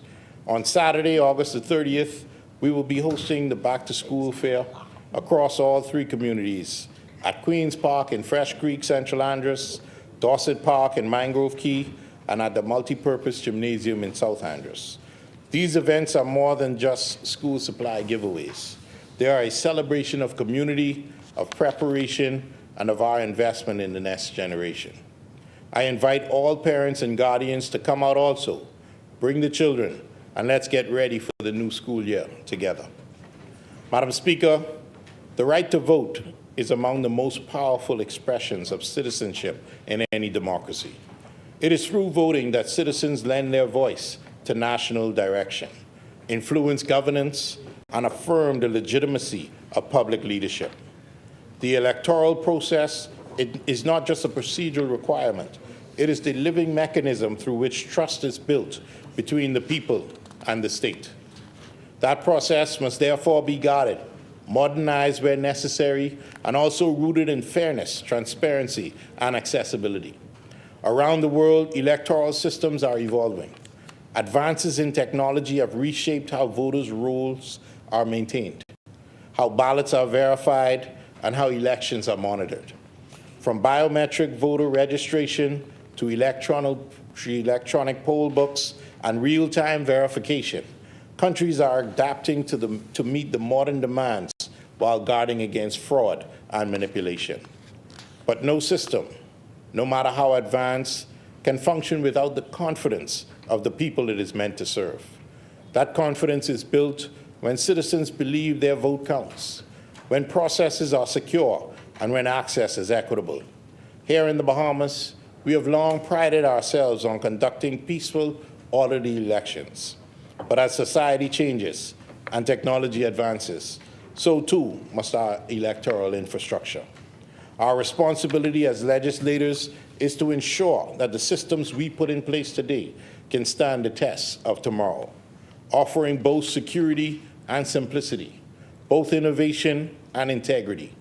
It is in that spirit that I turn to the Parliamentary Elections Bill now before the Honorable House. Madam Speaker, if we examine carefully, the bill introduces powerful and forward-thinking revisions. First, the introduction of the biometric voter cards. Each card will bear secure polycarbonate material embedding a photograph and the holder's signature. This is the same trusted material currently used in our National Insurance Board cards and bank cards. It is resistant to tampering and built to last. For generations, handwritten voter identification cards have served as the foundation of our electoral process. In an era when access to printing and digital infrastructure was limited, these manually prepared cards provided a basic method of documenting voter eligibility. Each card, issued by hand and signed or stamped by electoral authorities, was seen as a trusted artifact, proof of one's place in the democratic process. They were simple, familiar, and functional in that time. But while handwriting cards may have served us in the past, their very simplicity is now a source of vulnerability. They are prone to human error, whether in the spelling of names, the transposition of digits, or inconsistencies in layout. A misplaced letter or a smudged stamp could easily create confusion on election day, leading to delays, unnecessary verification steps, or even the wrongful denial of a legitimate voter. In some cases, worn or damaged cards become unreadable, especially for older voters who have kept the same paper card through multiple elections. Beyond the risk of error, handwritten cards are also more susceptible to tampering and duplication. Unlike digitally printed or secure cards, handwritten IDs lack built-in safeguards. No embedded signatures, no photographs, no barcodes, and no audit trail. In close or contentious races, this opens the door to disputes, mistrust, and legal challenges. And for our electoral workers, it places an undue burden to rely on memory, familiarity, or manual cross-checking during high-pressure polling conditions. As our population grows and as more Bahamians move between islands, vote abroad, or register for the first time, the limitations of handwritten cards only become more evident. In today's world, where precision, speed, and security are no longer luxuries but expectations, we must ask ourselves honestly, can a hand-filled card still carry the full weight of our democracy? That answer, Madam Speaker, respectfully is no. It is time to evolve our systems, not because we disregard the past, but because we owe it to the future. Secondly, voter registration numbers will become permanent. Once issued, a Bahamian will no longer need a new electoral identification card for each general election. This single, lifelong identifier will simplify administration while reducing waste and cost. This change will bring greater consistency, not just to the voter, but also to the institutions that support our elections. Currently, each election cycle features and requires a full-scale reissuance of cards, often under tight timelines and significant expense. But by shifting to a permanent voter number system, the Parliamentary Registration Department can focus less on printing and logistics and more on maintaining an accurate and continuously updated register. This allows for better long-term planning and reduces the strain on public resources in the months leading up to a general election. Moreover, a permanent registration number creates the foundation of seamless integration across government platforms. Whether interfacing with national insurance, financial institutions, or other government agencies, a standardized voter ID number ensures greater data integrity and eliminates duplication. It opens the door to faster, safer verification, both at the polls and in the back-end systems that support electoral transparency. At a time when public institutions are under increasing pressure to be both secure and service-oriented, this simple but powerful reform moves us in the right direction. Thirdly, electronic poll books will be deployed in every polling station, enabling on-the-spot verification at the swipe of a fingerprint scan. Madam Speaker, the introduction of electronic poll books marks a critical shift away from manual voter lists, which are often lengthy, outdated, or prone to clerical error. With this reform, poll workers will be equipped with secure, tablet-based systems that instantly verify a voter's identity using fingerprint authentication or other biometric markers. This allows for faster check-ins, reduces line congestion, and most importantly, ensures that each eligible person can vote and only vote once. Finally, the voter verification exercise ensures periodic updates to the register. There are also strong penalties, up to $10,000 fines or 12 months imprisonment for anyone found guilty of fraudulent practice. The opportunity for impersonation, double voting, or exploitation of the current system is dramatically reduced. This move is not speculative. It is grounded in proven international practice. Countries that have adopted electronic poll books, from India to Ghana to parts of the United States, report marked improvements in voter accuracy and public trust. In our context, where some family islands face added challenges in staffing and verification, this technology gives presiding officers a reliable and consistent tool, no matter the size or the remoteness of that constituency. And as these systems are rolled out nationally, they can be calibrated to meet the specific realities of each district while maintaining one national standard. The penalties outlined in the bill also send a clear message: fraud will not be tolerated. The combination of technology and accountability ensures that those who attempt to manipulate the system will face real consequences. A $10,000 fine or 12 months imprisonment is no small matter, and rightfully so. These penalties reflect the seriousness with which we protect the democratic process. For voters who follow the rules, these reforms offer reassurance. For those who might be tempted to compromise the system, they serve as a firm deterrent. Madam Speaker, I am aware that members on the other side of the Honorable House have expressed skepticism about the bill. That is their right in a democracy. But it is our responsibility to not only answer with politics, but with principle. Yes. This legislation is not about party. It is about the people. It is about ensuring that every Bahamian, regardless of color, creed, constituency, or political affiliation, has access to a secure, efficient, and modern voting system. If we can agree that the right to vote is sacred, then surely we must also agree that the systems protecting that right must evolve with the times. Yes. The opposition has raised concerns about privacy, timing, and readiness. But let us be clear. This bill is not compulsory. It is not rushed, and it is not careless.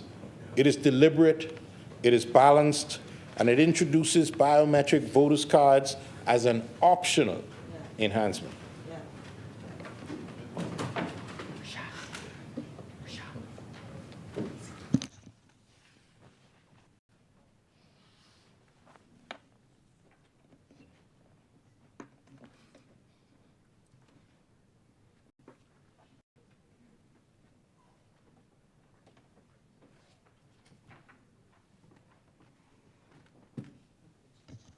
You may continue, Honorable Member.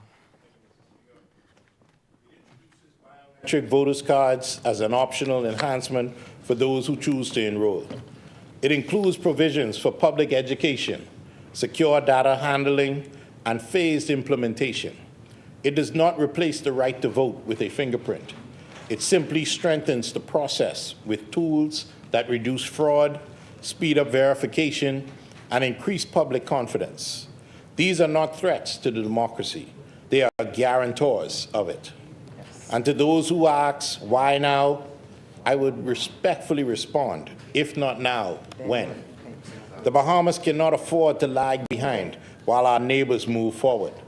The world is not standing still, and neither should we. To modernize our elections is not to abandon tradition, but to protect it. And if there are genuine suggestions for strengthening the bill on implementation, outreach, or oversight, we welcome them. But let us not confuse critique for obstruction.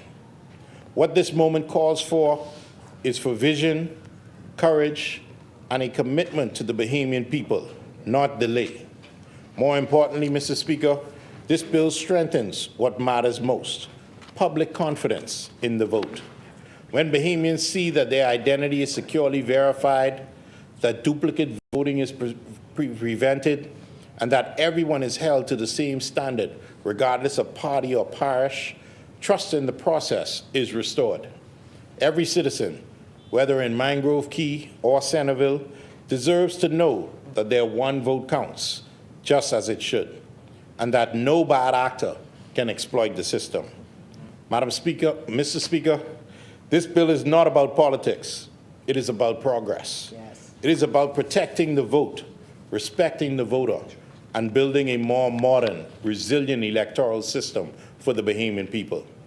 This Davis administration, we are not abandoning the principles that have guided our democracy. We are strengthening them by introducing secure voter ID cards, establishing permanent registration numbers, deploying electronic poll books, and instituting clear safeguards. We are laying the groundwork for a system that is more efficient, more accurate, and more trustworthy.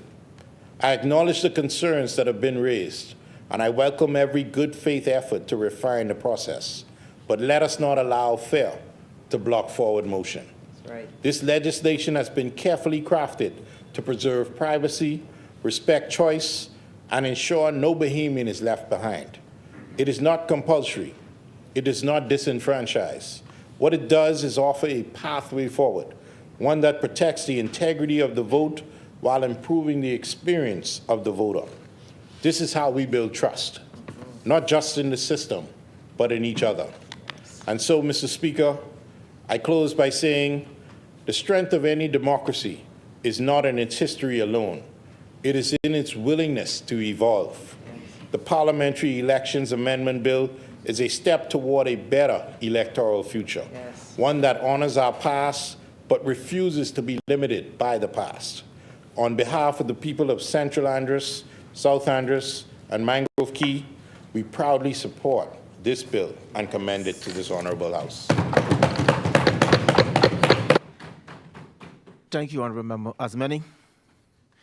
The chair recognizes the Honorable Member for Pinewood. Thank you, Mr. Deputy. Mr. Deputy, I rise on behalf of the great people of the Pinewood constituency. I'm very grateful and forever will be grateful for their continued support. Mr. Deputy, I'm going to be very brief. I would first like to issue my condolences to all residents of the constituency who've lost loved ones. Yesterday, I attended the homegoing service for matriarch Satella Roll, 92 years of number 32 Cascarilla, the aunt of the Prime Minister and member for Cat Island, Rumkey, and San Salvador. And may all those dearly departed souls rest in peace. Mr. Deputy, the monthly branch of the Pinewood constituency will be held, branch meeting will be held on Tuesday, the 19th of August at 7 p.m. at Cleveland Indian School. All residents are invited to attend. Mr. Deputy, with regard to the bill, as I said, I'll be very brief. Mr. Deputy, as a law student, I was told very early on in my training that every voter should be very careful for whom they vote for, because elections and voting have consequences. The persons who you vote for, if elected, can pass laws that can affect every facet of your life, positively or negatively. So definitely the member for Cat Island, Rumkey, and San Salvador, in moving the bill, competently laid out the proposed amendments and the reason for those said amendments. The member for Freetown, in seconding the bill, gave further details for the amendments. Mr. Deputy, it was said early on by both members that the OAS had recommended some 18 changes to our voting laws. And this recommendation was made some 8 years ago. So it is fair, Mr. Deputy, to say that these changes are long overdue and that the member for Cat Island, Rumkey, and San Salvador and the government should be commended for bringing these changes. Mr. Deputy, as said earlier, that the former administration was responsible for bringing the original act. And so there should be very little controversy in the debate itself. Mr. Deputy, the right to vote is a sacred one. Some may say it is the most sacred right that we have as Bahamians. Choosing those to lead our country in a fair and transparent manner should be a priority of every government. It is the priority of this Davis-led administration. Mr. Deputy, every Bahamian should be willing to accept the results of elections in our country. A transparent voting system can make that acceptance of the elections results much easier. Mr. Deputy, as stated above, the way elections are conducted are constantly changing. This fact is true the world over. A modern electoral system is vital to a transparent democratic process in every country, the Bahamas included. The Bahamas must change and is changing with the times. This bill is included, Mr. Deputy, in the winds of change. We are moving away from paper voters cards and a paper register to biometric cards and digital voters registers. Mr. Deputy, the bill seeks to allow all eligible voters to vote. The member for Cat Island, Rumkey, and San Salvador also spoke of measures to discourage disenfranchisement of voters, including those who may be mistakenly left off the register. The bill speaks to how that mischief could be corrected. Mr. Deputy, the member for Central Grand Bahama raised, among other things, the issue of fixed terms and fixed dates. Mr. Deputy, as I said, we practice the Westminster system of government. Further, before we get so excited, the system of governance in which we practice in the UK, they tried the same, they passed the Calling of Parliament Act in 2011, the UK Fixed Term Parliament Act of 2011. Mr. Deputy, it was repealed by the Dissolution and Calling of Parliament Act 2022. So a country that's been practicing a system for almost 1,000 years got rid of that same piece of legislation some 11 years later. Be careful what we ask for, because in our system of government, losing a major piece of legislation can trigger a no confidence vote and a return of going back to the people for a new mandate. Mr. Deputy, in closing, as communicated by the member for Cat Island, Rumkey, and San Salvador, this bill alone is not a panacea, but a step forward in moving the Bahamas forward toward a transparent, progressive voting process that we as Bahamians could be proud of. I commend the government for this step. Also, as communicated by the member for Cat Island, Rumkey, and San Salvador, the modernization process started under the previous administration, so they should be given commendation. And we build on the foundation of others because governments are continuous. Mr. Deputy, targeted and precise are the words used by the member for Cat Island, Rumkey, and San Salvador to describe the amendments. Common sense solution. If the right to vote is sacred, should not the identification used to vote be of high quality and secure? Mr. Deputy, amendments to provide a more clean voters registry is common sense. Mr. Deputy, with those few words, Pinewood rests and support this piece of legislation. Thank you, Honourable Member. As many, the Chair recognizes the Honourable Member for East Grand Bahama. Get that right.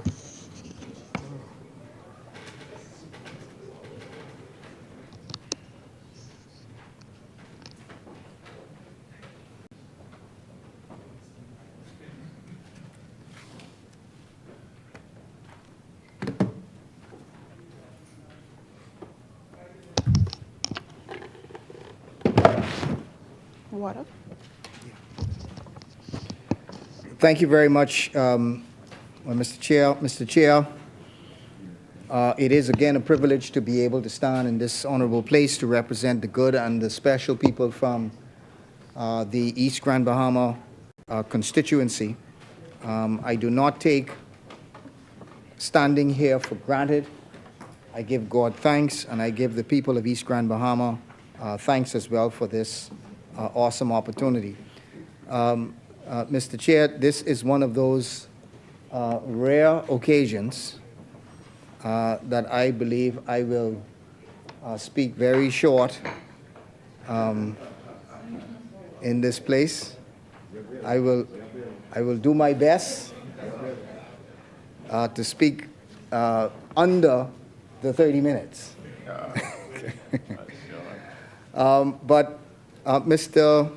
Mr. Chair, elections are important in the Bahamas. I dare say that elections are, and the process of voting is one of the highest priorities for Bahamians. I believe for many, many years, the election turnout in the Bahamas was above 80%, and that speaks to what voting means to Bahamians. They take it serious. And they also, most of them, trust that process. Mr. Chair, I want to start off, though, by commending the Free National Movement for its continued commitment to the electoral modernization through the Parliamentary Elections Amendment Act of 2020. Yes. That amendment represented a pivotal step towards strengthening our democratic institutions. Under the FNM's leadership, the Act introduced critical reforms, including the establishment of a continuous voter register, eliminating the outdated practice of disregarding the register every 5 years. This shift ensured greater accessibility, accuracy, and inclusion for Bahamian voters. Most significantly, the 2020 amendment laid the legal foundation for the introduction of what we advance here today, the biometric voters' cards, ushering in a new era of what is hoped to be a more secure, fraud-resistant voter identification. These reforms were not incidental. They were the direct result of a principled belief by the FNM that the electoral integrity must evolve with the times. They reflect the Free National Movement's enduring philosophy that democracy must be protected through fairness, efficiency, and the responsible use of technology, always with the people at the center of the process. And, Mr. Deputy, while the introduction of the biometric voters card represents a significant step forward in modernizing our electoral system, it also raises legitimate questions, and those questions, I believe, were articulated already. Questions about data security, privacy, public trust. And Bahamians, again, are, and in most cases, rightfully asking, who will be able to access the biometric data? How will it be protected? What happens if it's lost or if it is stolen or misused? And these are not abstract fears. They are real questions, real-life questions. When you go into the barbershops, food stores, these are real-life questions that Bahamians are having. I believe our system of elections has evolved into what is now one of the most trusted systems around the world. I also believe that most Bahamians now trust the system. Therefore, we must be vigilant to ensure that the systems we adopt or the changes we make are secure, that they are transparent, and that they are also subject to independent oversight. The integrity of our democracy depends not just on the technology we implement, but on the trust the Bahamian people have in how that technology is managed and protected. I also heard, I believe it was the member for Long Island who spoke earlier, who suggested, as was suggested in other countries, where they would put forward a pilot project for this biometric, when they were introducing the biometric card. And that they were able to manage it, they were able to review it, and then they were also able to proceed for the national rollout sort of after they had completed that, pilot project. Also, Mr. Chair, the Free National Movement also started the process of creating, as was said by the member for Freetown, for creating the cybersecurity response team. I'm pleased to see that this team has progressed in the national interest. It is hoped that whatever the system is implemented, it will be overseen and protected by this cybersecurity team as well. And I believe the member for Freetown did say that this team will also be dealing with the biometric card and so on. Mr. Chair, also, we've raised the question of the lack of public consultation and transparency to this point. I know that the Parliamentary Commissioner and his team have indicated that they are going to proceed with a robust public education. And so we only say that we support the proceeding with the robust public education. Such a fundamental change to our electoral process, one that involves the collection and transfer of highly sensitive personal data and the use of our electoral process, should be subject to a broad national dialogue. Yet to date, there has been no widespread public education campaign, no stakeholder forums, and we believe that now we should proceed with that public education to, again, bring the public along. Should we be proceeding? Yes, absolutely. We should be proceeding with this biometric card, but we should be bringing the people along with us. If the government, and as was said by the Parliamentary Commissioner, wants to act in the interests of the Bahamian public, then we must ensure that we bring the public along and that the public understands, the public trusts this process. If the public does not trust the process, then it will not be accepted. But the public has to trust that process. Mr. Chairman, as I take my seat, the opposition also raises concerns about what we see as a delay in the implementation of the National Electronic ID system in the Bahamas. We have a number of different IDs.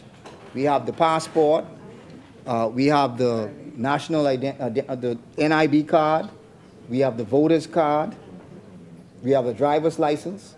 We have all of these different pieces of identification.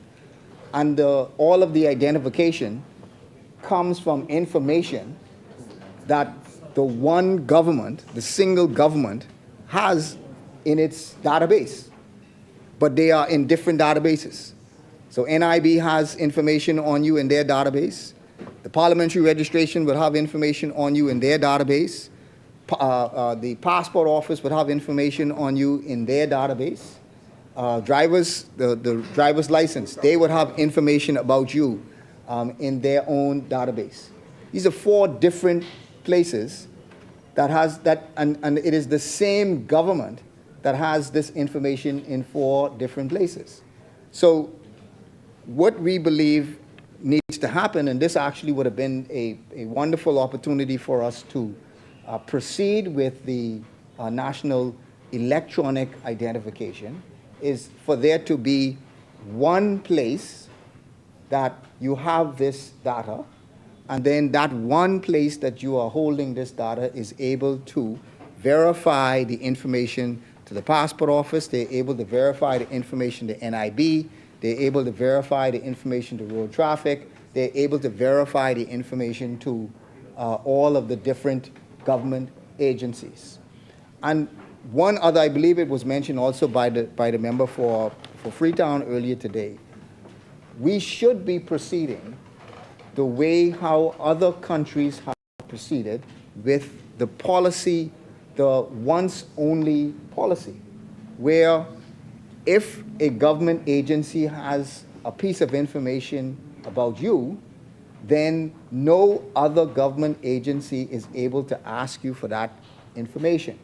That government agency will now have to go to the other government agency that has that piece of information about you. Again, it makes doing business with the government simpler. It makes doing business with the government easier. At this point, to take it to the extreme, you gain a passport from the passport office. You have to justify who you are, justify where you were born to the passport office. The passport then verifies that information. And once the passport verifies that information, they issue you a passport. But when you go to the parliamentary registration, if you are not already on the register, you have to provide the same information that you provided to the passport office in order to get your voter's card. Again, you have to go to one government agency to take that information that the government agency gives you and then give it to another government agency. When you stand back and look at it, it really has almost a sense of being, I won't say oppressive, but it's almost nonsensical that you are getting the information from the government agency, and then you are taking that same information to another government agency to be able to justify you to be able to vote. When if there was an electronic ID that... Point of order. Okay. The floor recognized Honorable member for Baines, Grandstown. Mr. Chair, I don't want to interrupt the great member for East Grand Bahama, but Mr. Chair, based on my institutional knowledge and experience, what the former administration did was created an infrastructure. They call it the Great Bahama Bank. But what they didn't do, Mr. Chair, in order to accommodate some of the things that he's talking about, what they didn't do, they didn't create the systems necessary in the individual departments to make certain that these agencies, ministries, and departments can talk to one another electronically. So what happened was, Mr. Depp, they created a highway, but they didn't create the necessary exits or entrance onto the highway so that the systems can talk to one another. They didn't do that, Mr. Chair.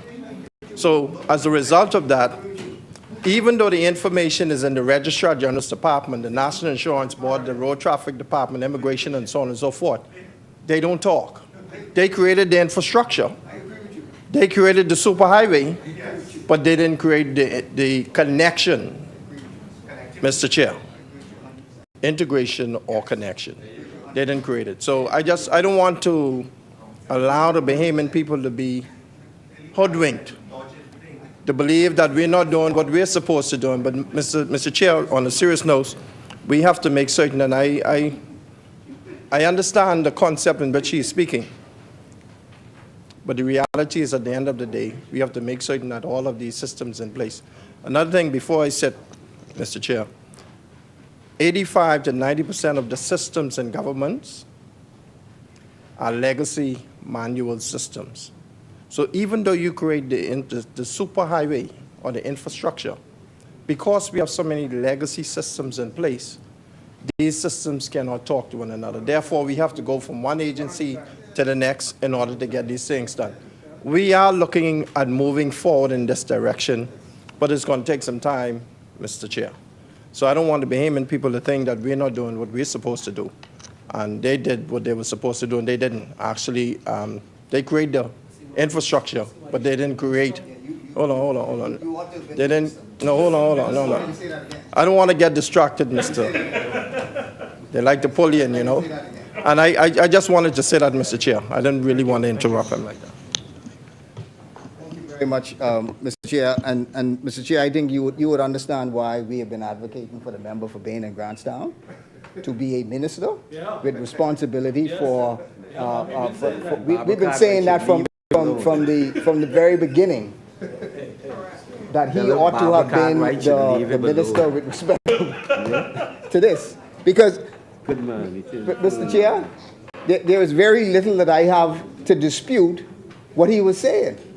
And honestly, there's very little that he said that disputed what I was saying. I believe we believe in the same thing, that we must make this, as the member for Central Grand Bahama says, we must make this happen. We did some work. They are doing some work. But the point that I'm making is we need to, where we need to move to. I'm not saying that the Free National Movement did everything, and I'm not saying that the Progressive Liberal Party did nothing. What I am saying is we, as a country, need to move forward to a place where all of these systems are able to speak to one another. We must move to a place where there is an electronic ID. And if you have an electronic ID, then you would not have to be verifying your information at the passport office, and then also verifying your information at parliamentary registration, and then verifying your information at NIB, and then verifying your information at road traffic. That is the people working for the government instead of the government working for the people. And that's where we need to go. We need to be a... Floor recognized. The Honourable Member for Fox Hill. The verification will permit. The only persons, because of the law, the data protection law, Yes. the parliamentary registration can't go to the passport office and say, send us the information. But it will be migrated over for everyone who agrees, because as present, we don't have an only one system. And the thing that you always can be asked about is your residence, because that can change. It's not permanent like your face, your prints, and that. And, even your gender sometimes can change these days, depending on how you look at it. But the bottom line is the ease of bringing over is exactly what we are designing, just that the law now requires you to consent, and once you consent, the systems will talk to each other and we'll get the information. We're seeking to make it easy for the voter at all times. We are not saying anything different from that, you know. All we are saying is, right now you are moving to a place where you are able to move information from the passport office to move it to the Parliamentary Registration Department, which is fine. That's good. Once it's done in a secure manner, then that takes us a step further. But what we are also saying is, what we need is an integration with all government agencies.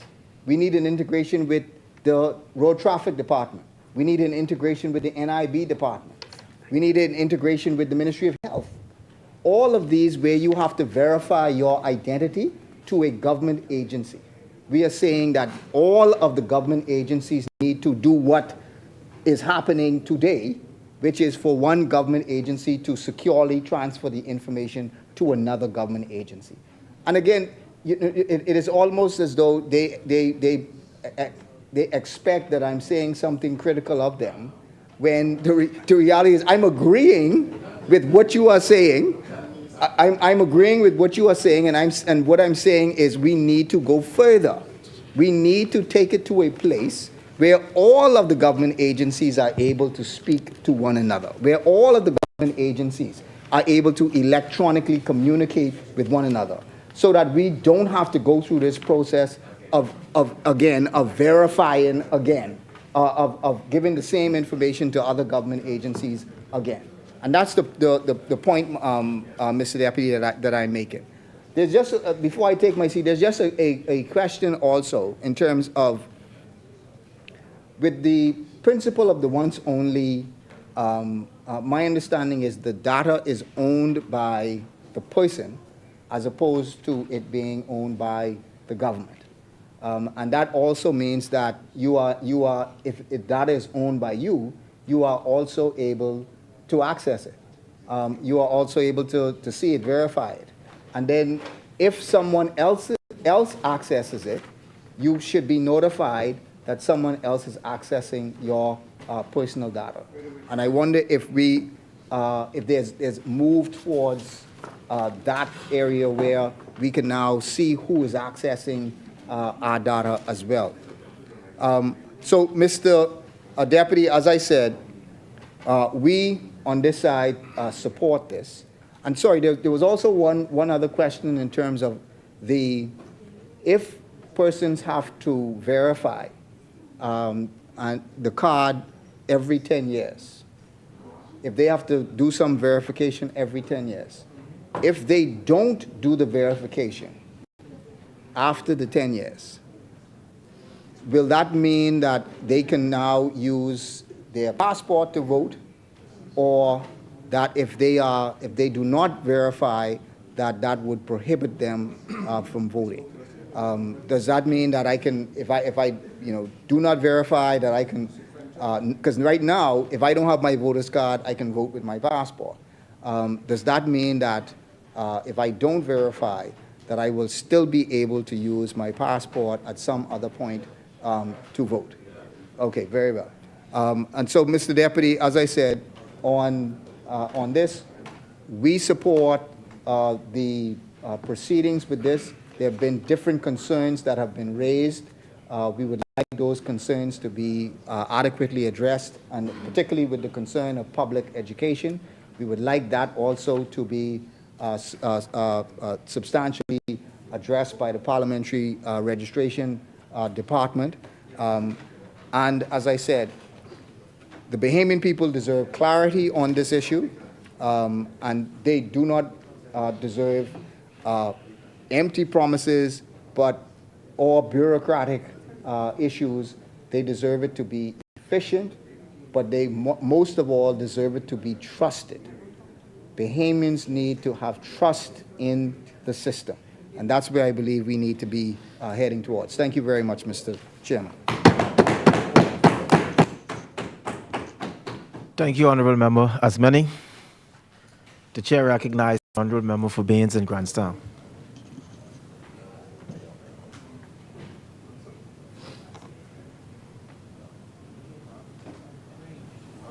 Boss, you better stop.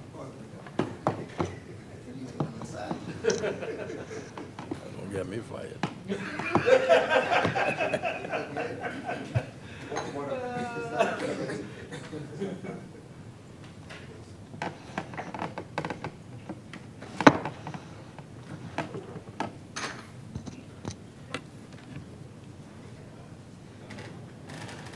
Mr. Chair, I thank you for recognizing me and giving me this opportunity to contribute to this very important bill, which is legacy in the making and further shapes the Bahamian landscape. I rise on behalf of the resilient people of Baines and Grandstown in support of these amendments to this piece of legislation, and I publicly thank them for electing me to serve as their Member of Parliament in 2021. Mr. Chair, I want to send a special shout out to my seniors and stalwart councillors of our constituency. I say thank you publicly for believing in me. Thank you for your prayers and support. And even though I don't see you on an as often basis as I would like to. I truly feel your love and your prayers. Mr. Chair, my mother, my sisters, and my brother, they're watching, and I want to say hello to you all. But I also want to inform the constituents of Baines and Grandstand that our annual back-to-school fair will be bigger and better than the previous years, and will be held on Friday, Saturday, and Sunday, the 22nd to the 24th of August, 2025, at various parks in the Baines and Grandstand constituency, to be announced at a further date. I urge my constituents to register as soon as possible at our office on Blue Hill Road. To register on Blue Hill Road and to ensure that your kids are accounted for. Mr. Chair, being a member of Parliament is an honor and a privilege, and I don't take it for granted at all. I thank the Progressive Liberal Party for its principles and the pillars which undergirds the foundation of this great party. I thank the member for Cat Island, Rumkey, and San Salvador, the Honorable Philip Davis, Prime Minister of the Commonwealth of the Bahamas, for his vision, his dedication, and his commitment to the betterment of the Bahamian people. I understand that it is under his leadership that we as an administration have been able to bring to this House of Assembly legislations that are revolutionary. This Parliamentary Election Amendment Bill is groundbreaking, visionary, and proactive, as it causes us to be aligned with international and global standards with respect to electoral reforms. Mr. Chair, I thank my colleagues for their resolve, not only as members of Parliament, but also in their respective portfolios. I say kudos and hats off to you. I urge you to keep your blinders on, and let's continue to press towards the mark of a higher calling as we continue to serve the Bahamian people.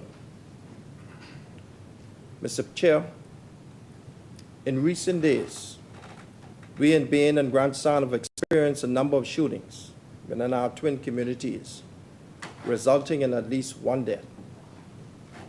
And where I am encouraged by the recent crime statistics, which signifies a reduction in major crimes, I am convicted that one murder is one too many.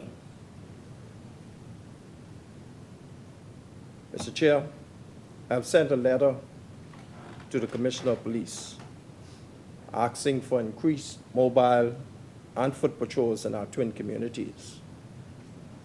I am hoping that the increase in patrols will slow down the inherent issues that we experience. But I do subscribe to the old policing adage that prevention is better than detection. I urge the young men of the Commonwealth of the Bahamas, and particularly within Baines and Grandstand, to put the guns down and to find better means to resolve conflicts. I want to extend sincere condolences to the families of the victims, and I pray that they find strength and solace in the Almighty. Mr. Chair, I also want to extend condolences to the families of Miss Muriel Sayers of Rupert Lane, who lived to see 101 years of age, and Miss Shauna Lee McKinney of Bowler Avenue, both of whom were funeralized this past Saturday. I also extend condolences to the family of Mistress Tiffany Bullitt, the wife of Pastor Mario Bullitt of Nassau Street, who passed away suddenly from a very short illness. Cancer is nothing to play with. May they all rest in peace, and rise in God's tender loving arms. Mr. Chair, I celebrated my birthday on the 12th of July, and on Tuesday of last week, I was surprised by the Progressive Liberal Party branch and the constituents of Baines and Grandstand with a birthday celebration. Thank you very much. I was more than surprised. I also want to thank Mrs. Anne Marie Davis, First Lady and wife of the Prime Minister, for gracing us with her presence, participating in the surprise, and bringing encouraging remarks for me and the constituents of Baines and Grandstand. And also thank you for the gifts. They're very nice. I also want to thank Minister Vaughan Miller and Minister Clay Sweeting. Minister Sweeting brought remarks, and I thank him for accepting our invitation. Both colleagues were well received in the Baines and Grandstand constituency. Ms. Calverna Small, National Women's Branch Chairman, and her executives were also present. She spoke of the many significant women who hailed from Baines and Grandstand that stood in the trenches and made the Progressive Liberal Party the formidable party that it is then and now.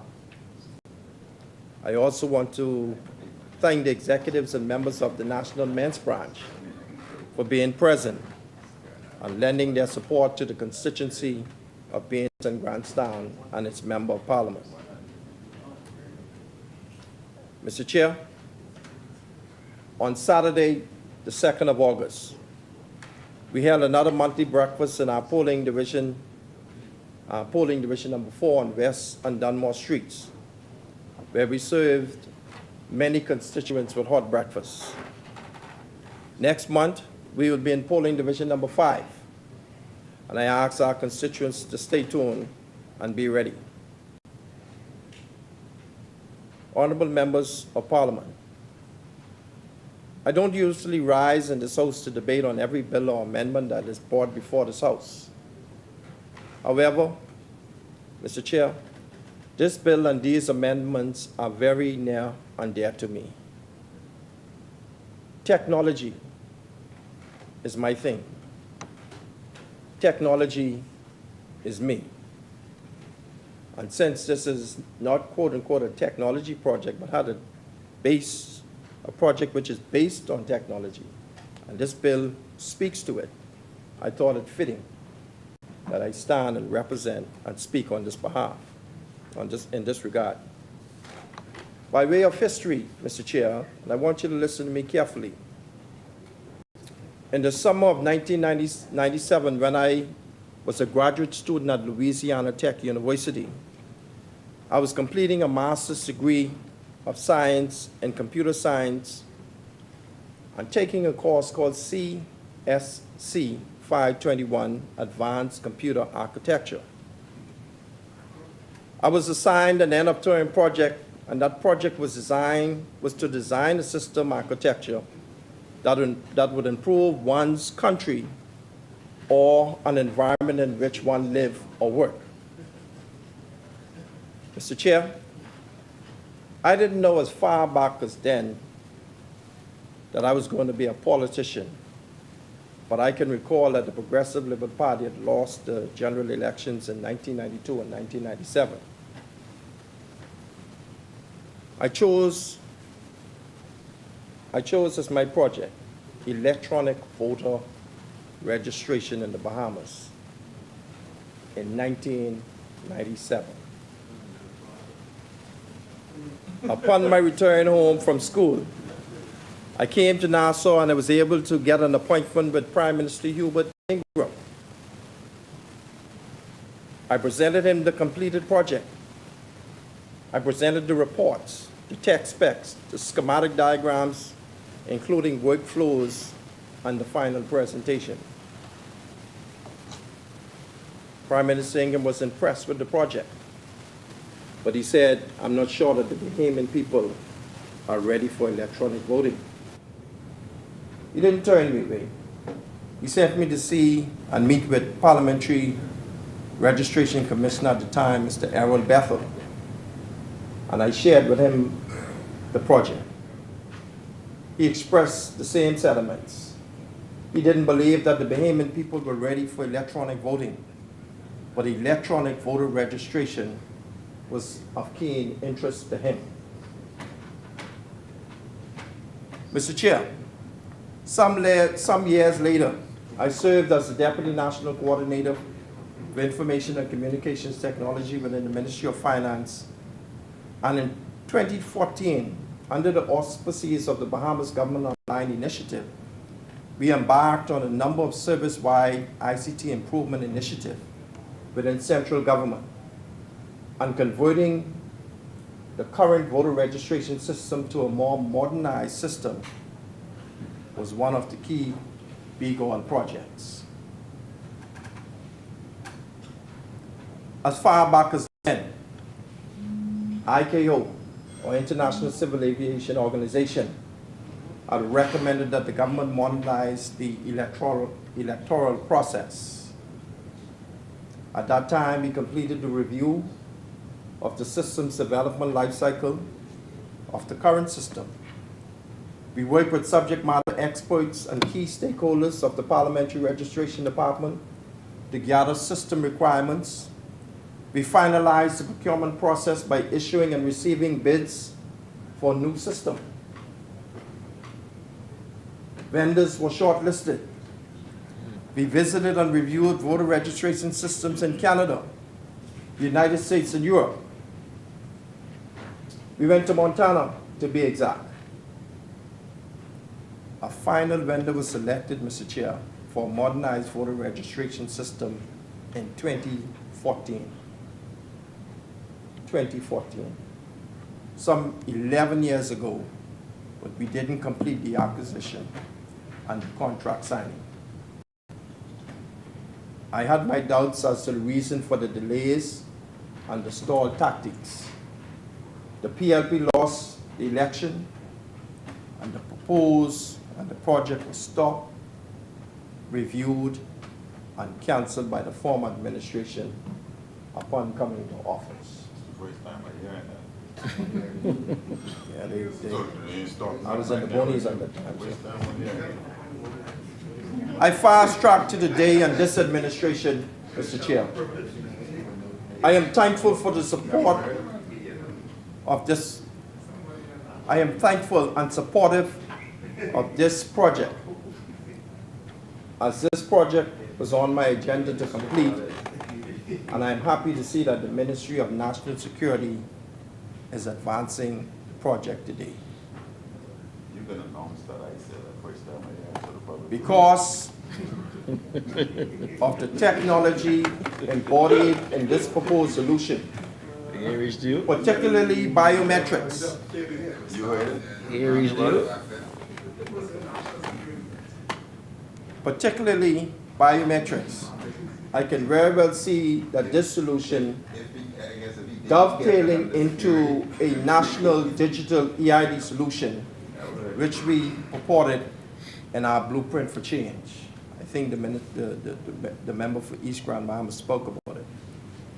But I think that is the natural fit with respect to moving towards a national digital EID solution. Amending the current parliamentary registration legislation today is a step in a good direction. What we are doing today, as you heard from many in this house, is not new. We are just finishing the job that the former administration wasn't able to do. We in the Baines and Grand Sound constituency supports this bill. As we debate this parliamentary elections amendment bill, and as an administration, we must seize this opportunity to demonstrate our commitment to completing the vital work of the electoral reform and reinforcing the foundations of the Bahamian democratic process. No system is perfect, Mr. Chair, because all systems include three critical components: people, processes, and technology. And at some point, if not done correctly, can have an adverse impact. I believe that this administration, Mr. Chair, has the wherewithal to do it and to do it correctly. We know the opposition will attempt to turn this debate into a spectacle, raising unfounded concerns and trying to paint our intentions as politically motivated. But we shall not be distracted. Which opposition? However, it is critical that we remind the Bahamian people, Mr. Parliamentary Commissioner, that this initiative was originated under the Free National Movement in 2020. Not us. We said that. We said that. We said that. I heard St. Barnabas and Long Island speak about security and the security of the systems and the data that is resident within. I also want to remind the Bahamian people, Mr. Chair, that the proposed system conforms to and is ISO and IEC 27001 compliant. 27001 compliant. And if you want to, you can do the research and see exactly what's in relation to it. And we believe, and I know, that Canadian Banknotes is certified as a multinational ICT corporation with this particular ISO and IEC standard. And the Parliamentary Registration Department would be assured that this level of security would be implemented. Mr. Chair, who introduced the legislation for biometric voters card? They did. Point blank. Did they finish? No. No. But we will, because that's our mantra. And they established a permanent register, Mr. Chair, but they forgot to complete the process. Don't blame me. No. Legislation is one thing, but implementing the systems and processes are another. They failed to follow through with the implementation. Not us, not the PLP. It was them, the F&M, who failed. There was no plan. No campaign centered around educating the Bahamian people. And no system design was in place. It was a good figment of their imagination. The former administration kept everything a secret. But we subscribe to different means of governance. Hence, we are ensuring that the opposition is completely involved. Mr. Chair, now they aim to distance themselves from their own record, claiming that the process is rushed,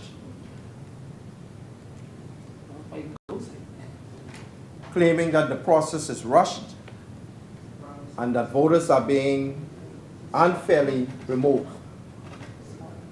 The process is not rushed, Mr. Chair. We are only finishing what they failed to do.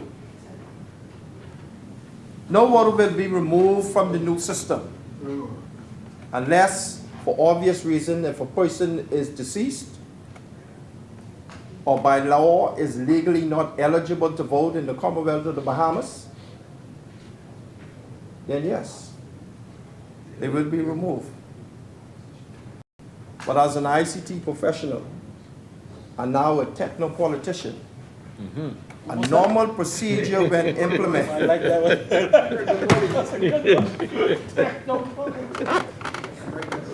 A normal procedure, Mr. Chair, when implementing a new system or an act, we do what is called data cleansing. PM, you're gonna space, yeah. Data cleansing. The process includes a comparison of the old and the new data to ensure that there are no duplicates, no incorrect information, and that all of the data in the new database or the new system meets all of the criteria of the intended solution. Techno-politician, This is a very thorough process, Mr. Chair. But I am convinced that the Parliamentary Registration Department and the Parliamentary Registration Commissioner and Canadian banknotes will be up to the task. No one's voting rights will be taken away. Once they are verified, they will have the opportunity to vote. If you are a Bahamian, and if you are registered in the current voter registration system, at the time of the election, you will be allowed to vote.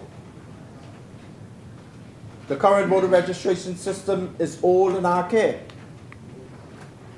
The developer of the current modified system, Mr. Wilfred Delancey, may he rest in peace, did a wonderful job in creating and developing and maintaining an electronic register, but that was it.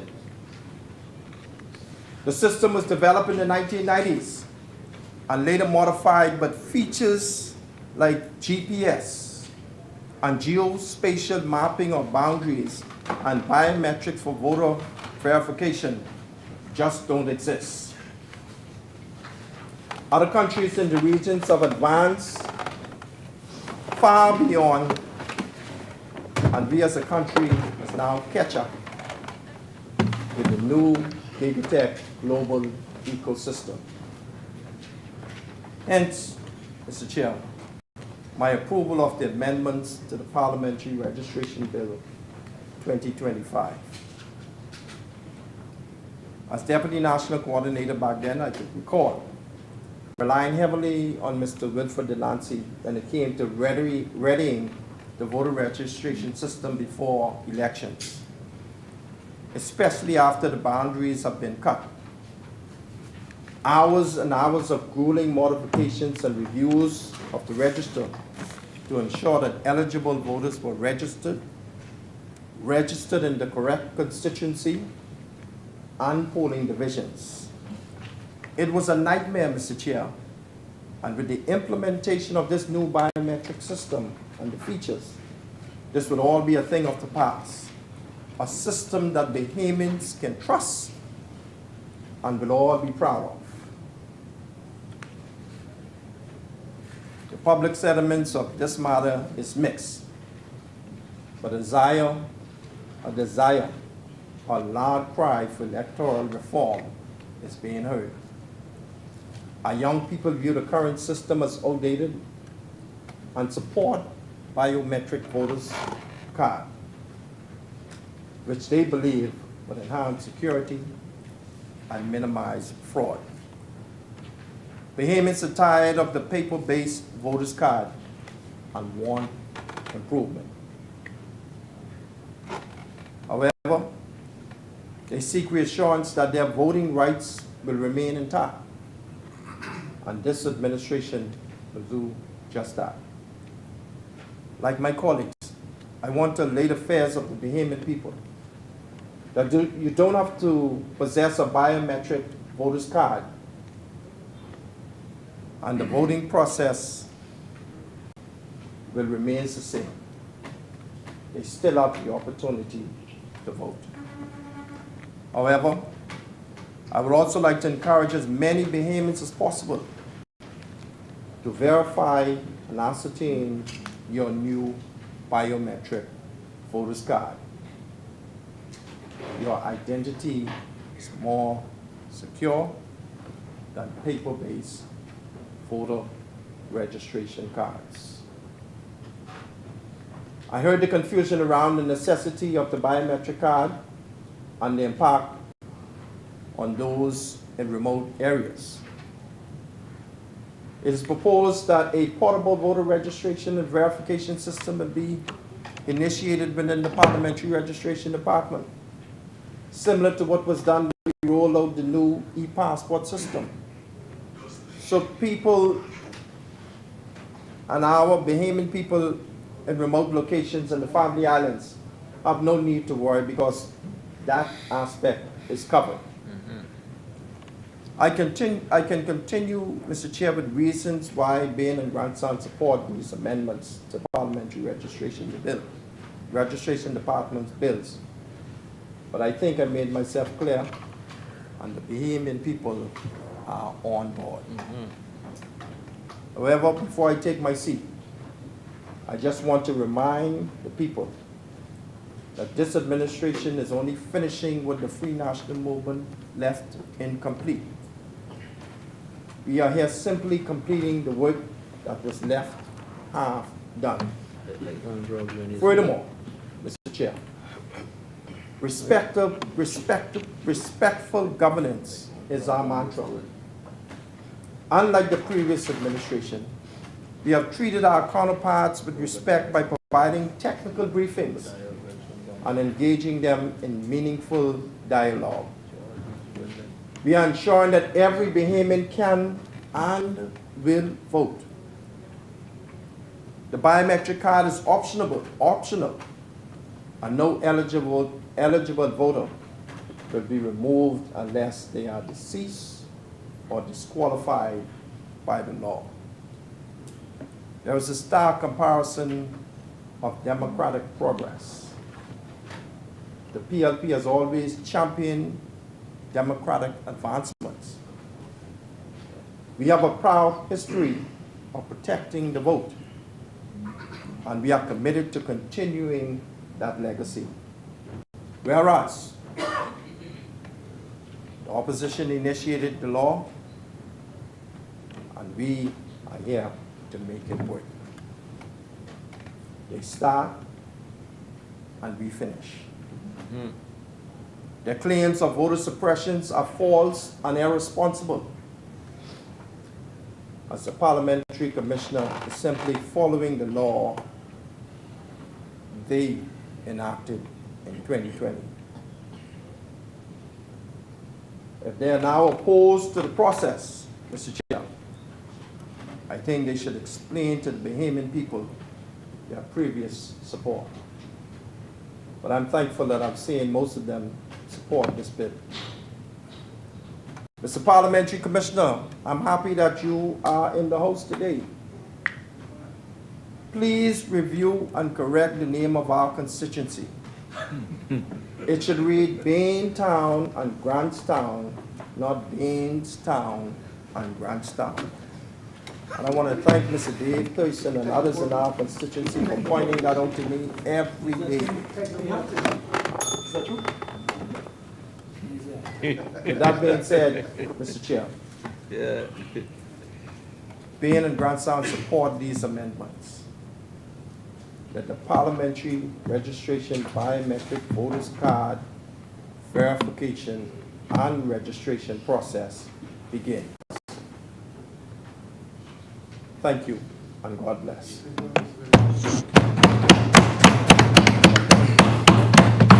Thank you, Honourable Member. As many.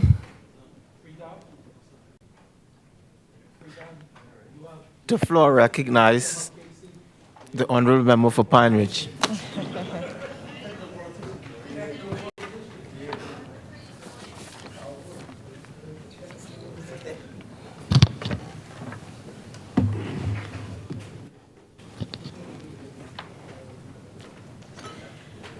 I rise today on behalf of the beautiful people of the Great Pine Ridge constituency to lend my full and unequivocal support to the Parliamentary Elections Amendment Bill 2025. Deputy Speaker, this bill is not just a piece of legislation. It is a vision for the future of our democracy.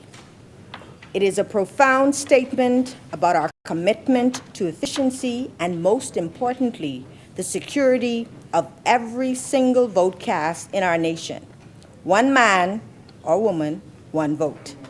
It is a bold, necessary step to modernize our electoral framework, ensuring that the voice of every Bahamian, from Grand Bahama and Abaco in the north to Maguana and Inagua in the south, is heard and protected.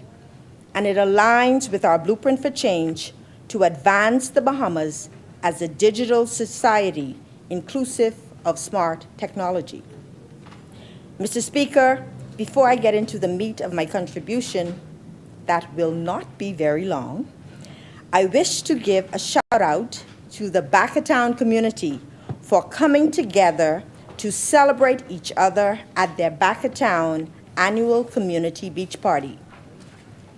It is always a remarkable display of camaraderie and togetherness, and I applaud the entire committee with special recognition to Councillor Edwin Strawn, the sponsors, and the residents. This year's theme, All We Do Is Win, was on full display and a spectacular example of collaboration. Congratulations. Also, it's almost that time again when kids head back to the classrooms.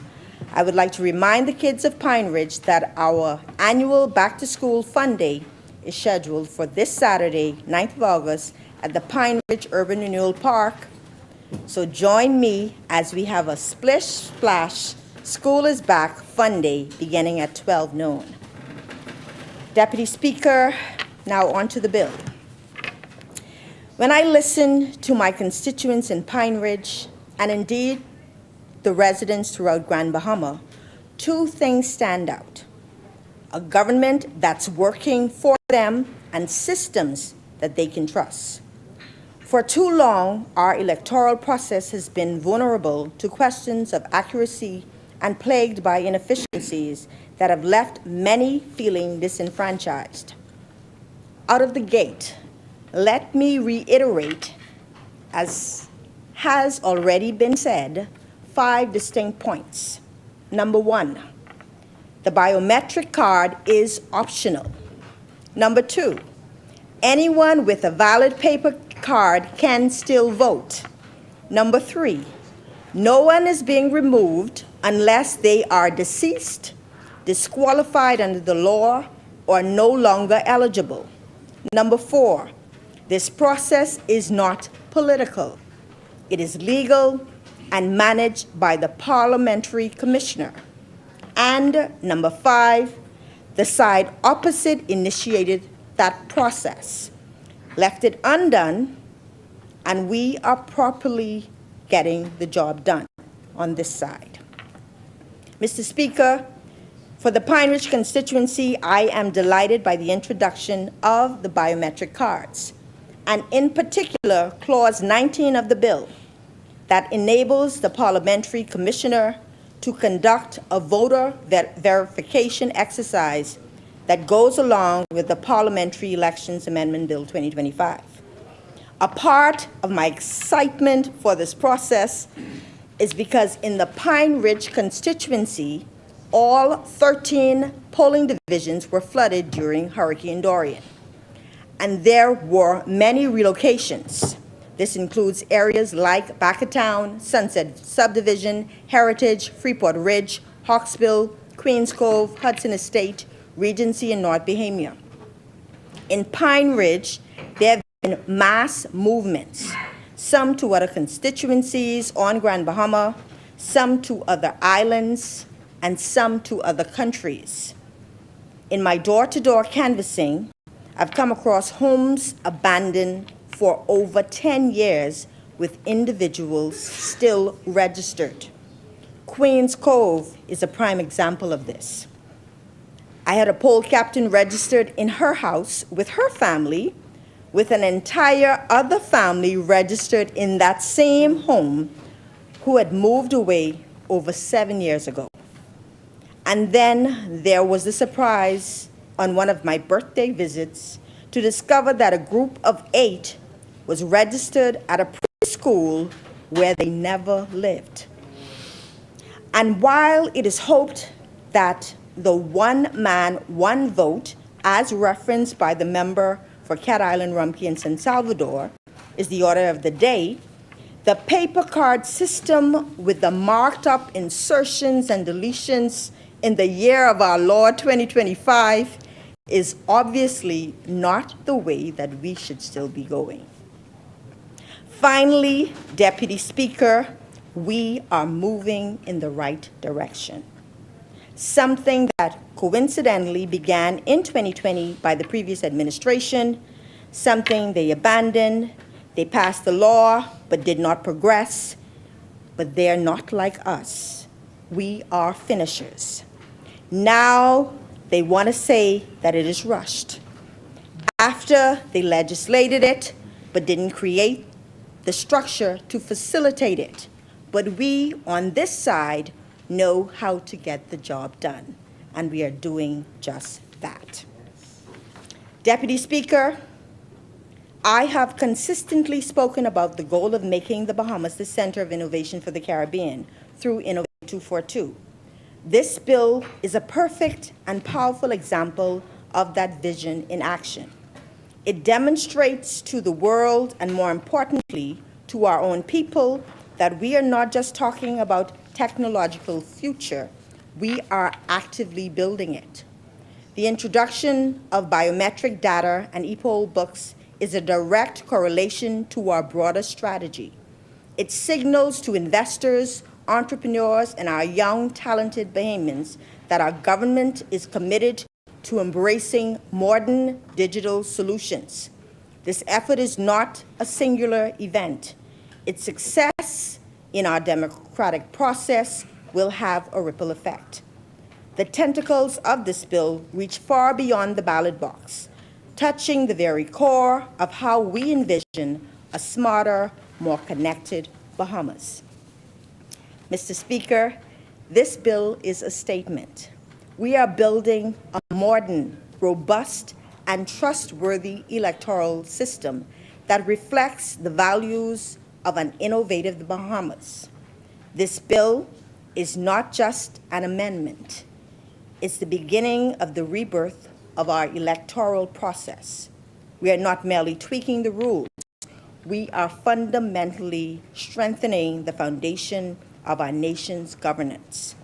This legislation is a promise to every Bahamian, from the youngest voter to the most seasoned citizen, that their participation in our democracy is protected by a framework built on innovation and integrity. It is an acknowledgement that a strong democracy is not static. It must evolve with the needs of its people and the demands of the modern world. Deputy Speaker, this government is delivering for the Bahamian people a system they can trust, a system that is as modern and resilient as they are. To that end, Mr. Speaker, Pine Ridge supports the bill. Thank you, Honorable Member Asmani.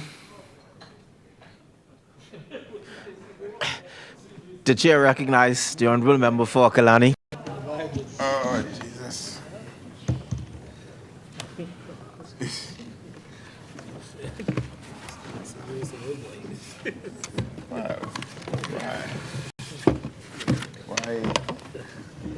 Why everybody think I come to raise hell? I am very calm and relaxed today. Mr. Deputy, I attended a service this morning. Love your neighbor service. Yes. That was put on, I think, by Urban Renewal, and was held at Church of God on East Street. The Prime Minister was keynote speaker, but I was especially moved by what Bishop Dr. Woodley Thompson said when he spoke about loving each other, respecting each other, and he called it love Your Neighbor program. And Love Your Neighbor Day, as a matter of fact. And I wonder, translating that here, can I not say today we are speaking about Love Your Country Day? Because this bill demonstrates love for your country once you are here. Because you decrease fraud, you improve honesty, you improve fairness, and you allow the one-to-one, one man, one vote principle. So today we are discussing the Love Your Country bill. So I tell you, I'm very brief today. Mr. Deputy, before I get into the bill, I also want to remind the residents of Galani that on the 23rd of this month, we will have our back to school, which is normally held at New Providence Community Church. We encourage all to come. And then the following week, as is usually done yearly, which we normally participate or present for, the Rotary would have back to school in the Gambia Park community on the 30th. And I ask all Gambia residents to come out again and participate, as we would be there. But I rise on behalf of Kalani to make my contribution, to contribute to this Parliamentary Election Amendment Bill 2025. And this legislation is significant in that it affects how we conduct elections in our Commonwealth. And overall, the bill is an effort to continue the modernization of our voting system, which has seen a number of changes over the years. It is part of efforts first started by the last F&M administration, my administration, back in 2020. And I note previous upgrades by F&M governments beginning in 1992 following the failure of PLP of the day to modernize the system. And those of a certain age will remember previous problems like the election of 1987 and the many problems with the register of voters, which may have led to a dubious outcome.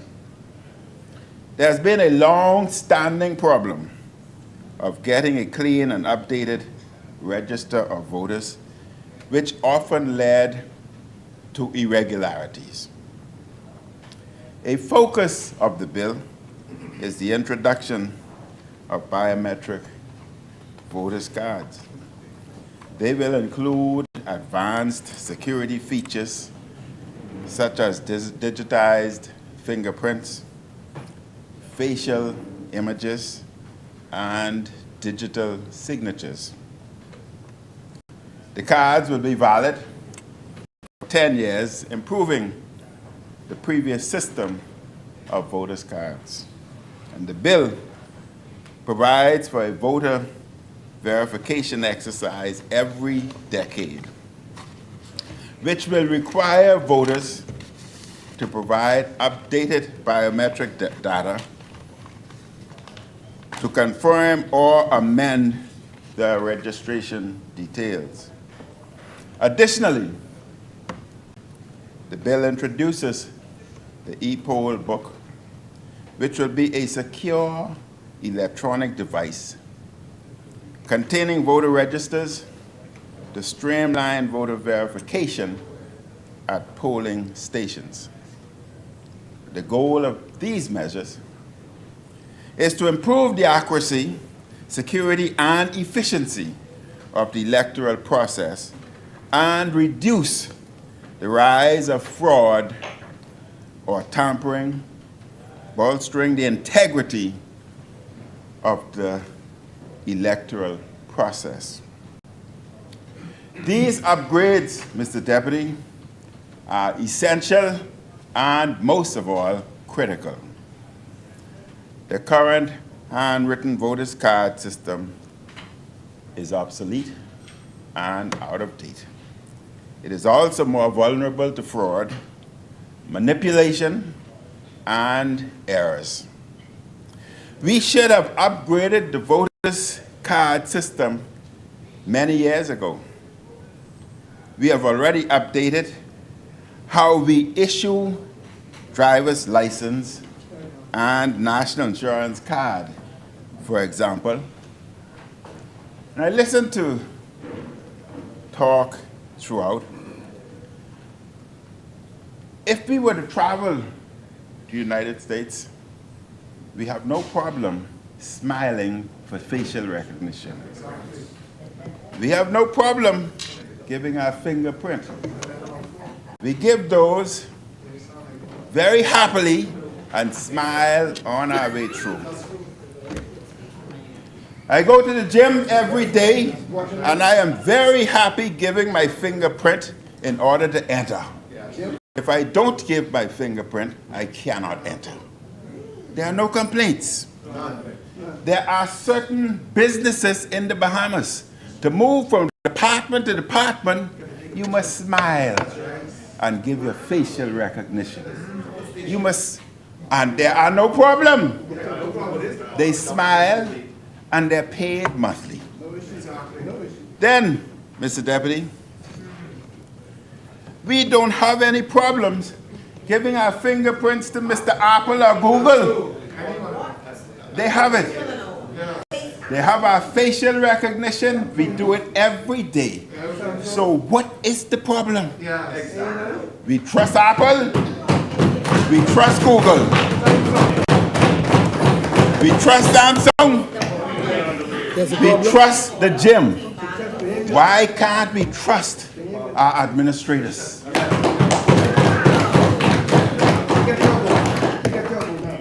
I ain't start yet. Don't get to it.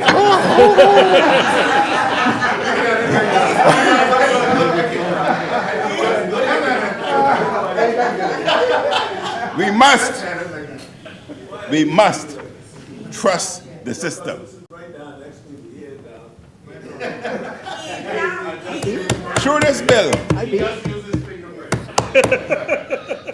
bill, Mr. Deputy, we move that process into the 21st century. I support this amendment bill, as I support modernizing our electoral system.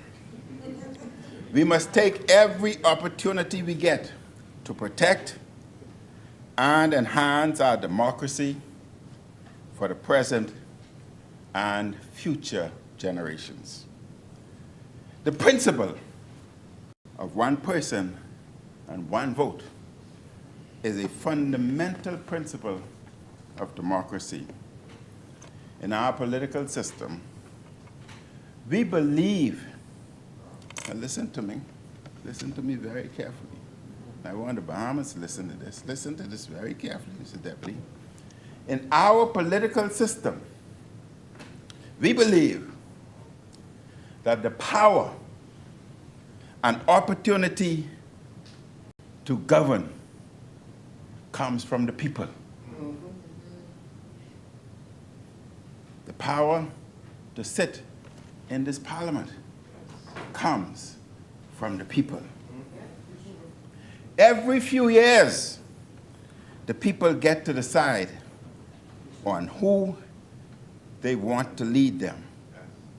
And very soon, Kalani will decide who they want to lead them.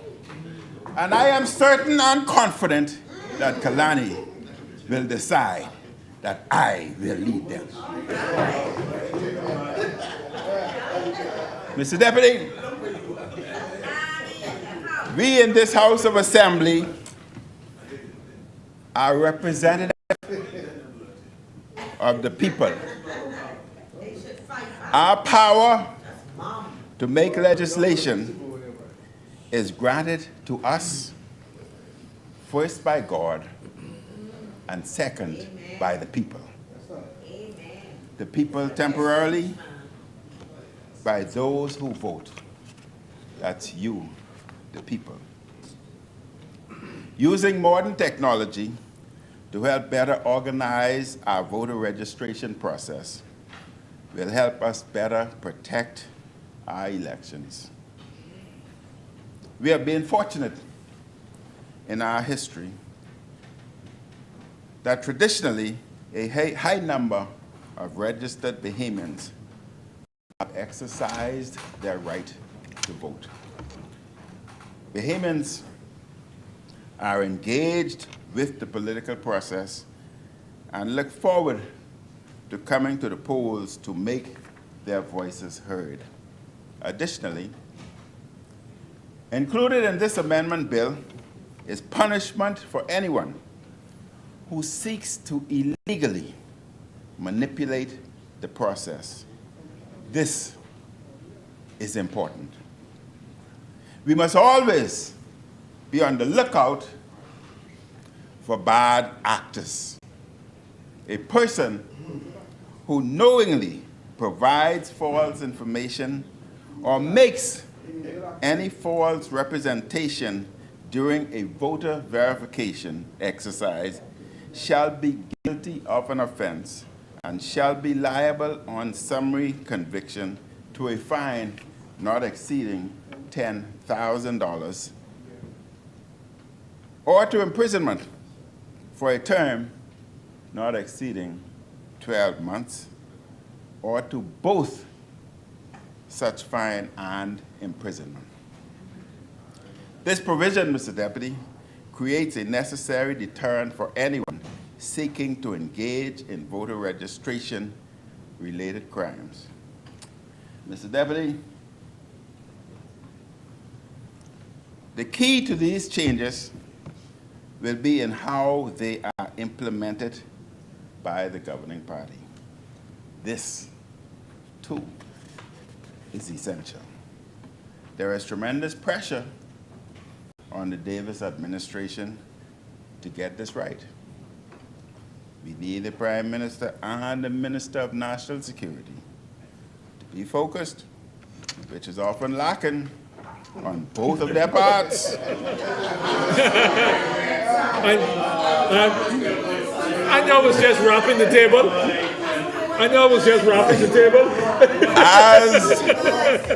As we have repeatedly seen with our Prime Minister, who is the Minister of Finance, getting a recent budget projection dead wrong. The Parliamentary Commissioner, let me finish, I ain't yielding.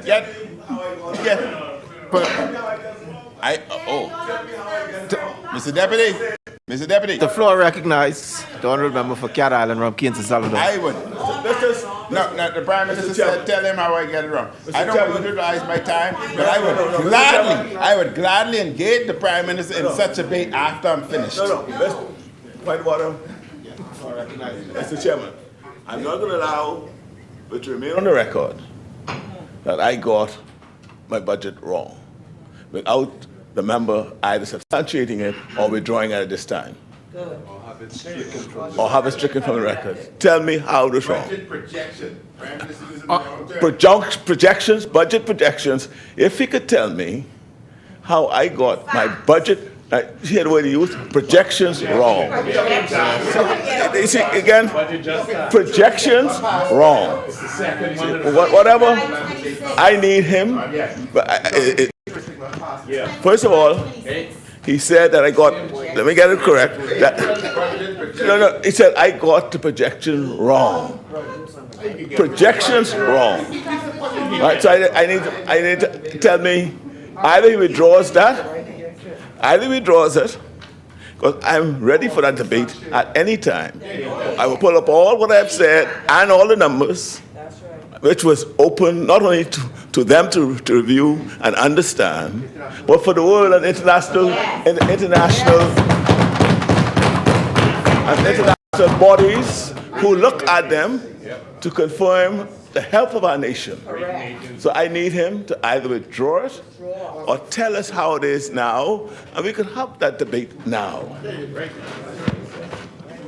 Honorable member, are you prepared to quantify your statement or withdraw? I'm not withdrawing anything. At the end of my speech, I would gladly clarify. I would gladly. I am not getting tied down. I am not getting tied down. I am not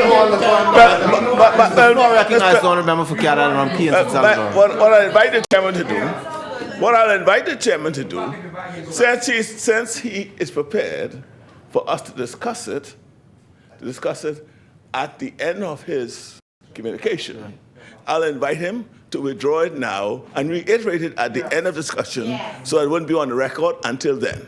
And we could just talk about it then. That's the honorable thing for you to do. Love thy neighbor. Honorable member for Kalani, will you withdraw until the end of your debate? I am an honorable man, and I do not want my time to run. I will withdraw it now, and I will bring it up at the end, because I stand by what I said. Thank you, honorable member. Bring it up at the end. So, Mr. Deputy, as I continue. It has been withdrawn. And I will bring it up at the end. The parliamentary commissioner will need to be provided with all the resources he needs to make this new system work. No election is constitutionally due until the fall of 2026. That means if the Prime Minister waits that long, the government could have up to just over a year before the next election. There is time to implement this new system, but it will take good management to ensure the work gets done properly. The Minister of National Security has said that once the legal framework is enacted and a public education campaign is launched, eligible voters whose biometric data already exist with the passport office will have the option to consent to a secure data transfer, which will reduce the need for in-person enrollment.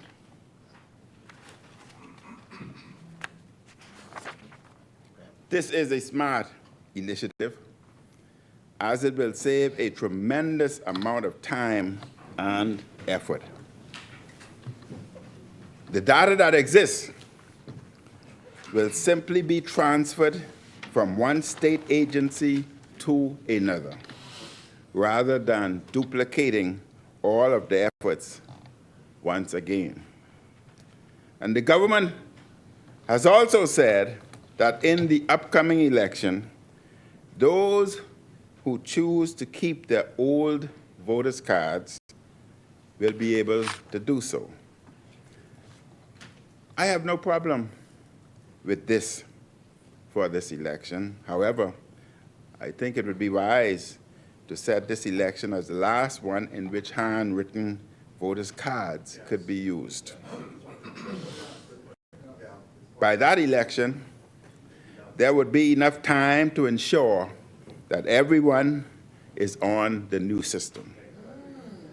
We should not want dueling systems to exist forever, with one being more secure and the other being handwritten on paper.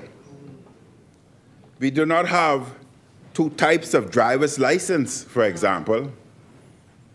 So we should set a time for the permanent phasing out of the old handwritten cards. Significant work must also be done to keep the people informed. This is key to ensuring the process works. We must make sure that a robust public education campaign takes place regarding these new voters' cards. This is something new, Mr. Deputy. Bahamians will have to be educated as to how the process will work. Conventional media, social media, and in-person meetings should take place to inform the electorate. Information sessions should take place across the country. We must not forget the family islands in this initiative.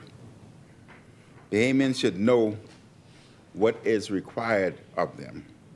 They should know what the timelines are for the creation and distribution of the new cards. They should know what will be different about the registration and voting process as a result of these changes. And if the government is not able to communicate clearly and fully on the modernizations, Bahamians will be suspicious of what is taking place. That suspicion could undermine the people's confidence in the next election. The governing party is in charge.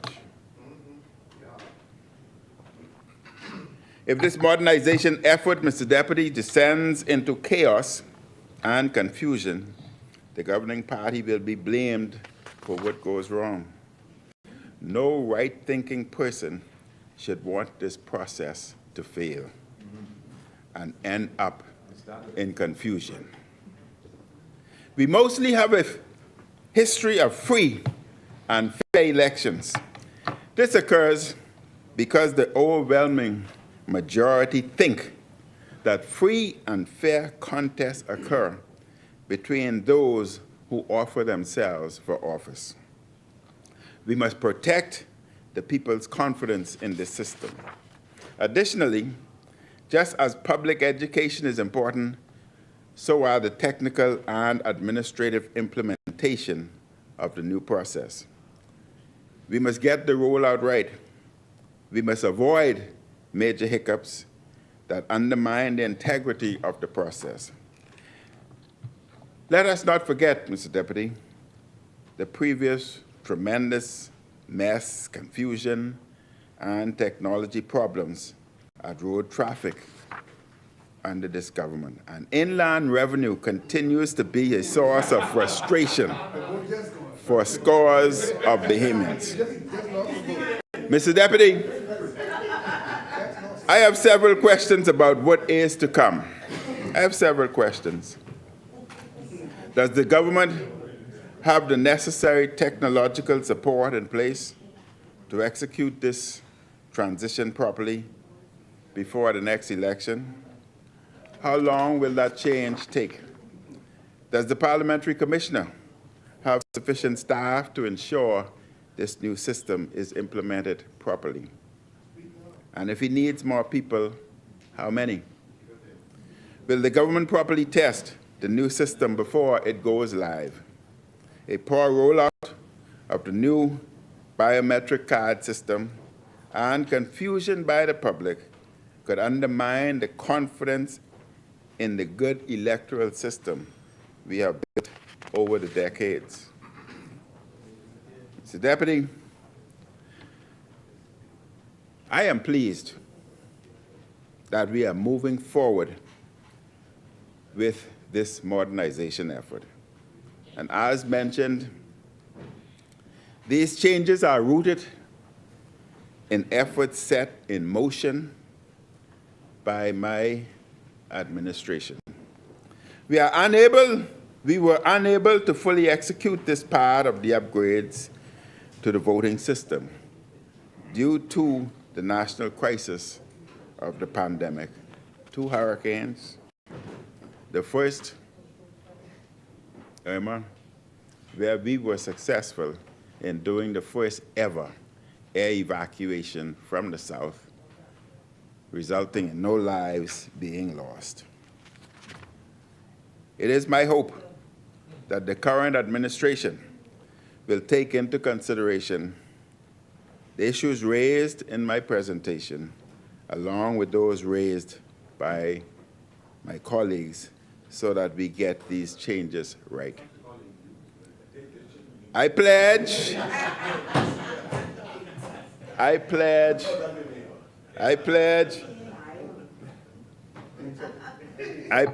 to assist the Parliamentary Commissioner with his communication efforts in the Kalani constituency, so that my constituents are well informed of what is coming and what they need to do as part of the changes. Mr. Deputy, I support this legislation.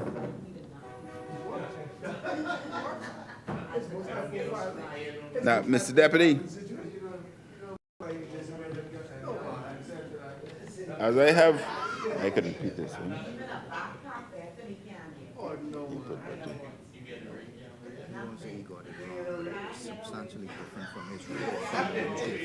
Mr. Deputy,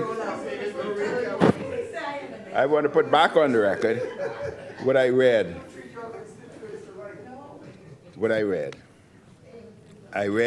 I said, who is the Minister of Finance getting a recent April budget projection dead wrong? The PM said in his budget communication that initial reports was that April was going to be $135 million surplus.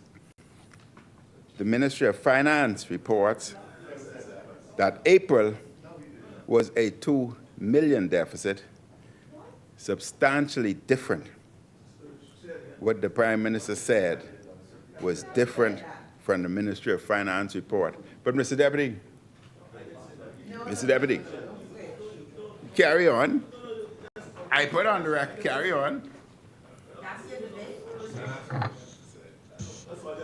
The floor recognizes the Honourable Member.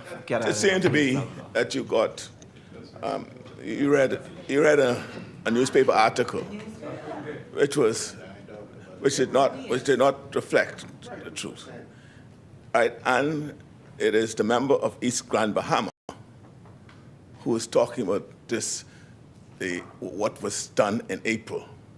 Yes, we didn't say we had a surplus. We never said a surplus in.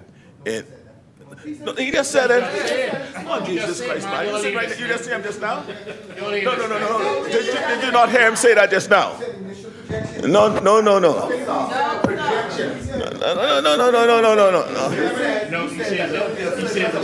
No, read what you said. Let him read again. Read it again. But you said right there. Oh, you're disappointing me these days, man. Mr. Deputy, no, but the Prime Minister has a history of not taking responsibility. No. In 2014, before he was Prime Minister, he threw Christie under the bus. He threw his member for Fort Charlotte under the bus. He threw the member for Exuma and Ragged Island under the bus. He threw the member for Angliston, you know exactly when, under the bus. Mr. Deputy, and now the row between the Prime Minister and the Nassau Guardian's editor, he wants to throw her under the bus. The floor recognizes the Honourable Member from Kian San Salvador. Row with anyone. I have no row with anyone. The Guardian and whoever writes the Guardian, they have the right to do, they have the pen and they write what they say. All I ask is that they be as, we spoke about Nikki Kelly this morning. Understand the subject matter, understand the subject matter upon which you write. Understand the subject matter upon you write, and do your own thorough research. You see, he said, I predicted a surplus. All right, or I projected a surplus in April. I never projected a surplus in April. And in fact, the concept of the deficit in April was raised by the member for East Grand Bahama. Yes, correct. That he continues to repeat. And what we said was that Let him say crazy. Let him say. Yeah, no.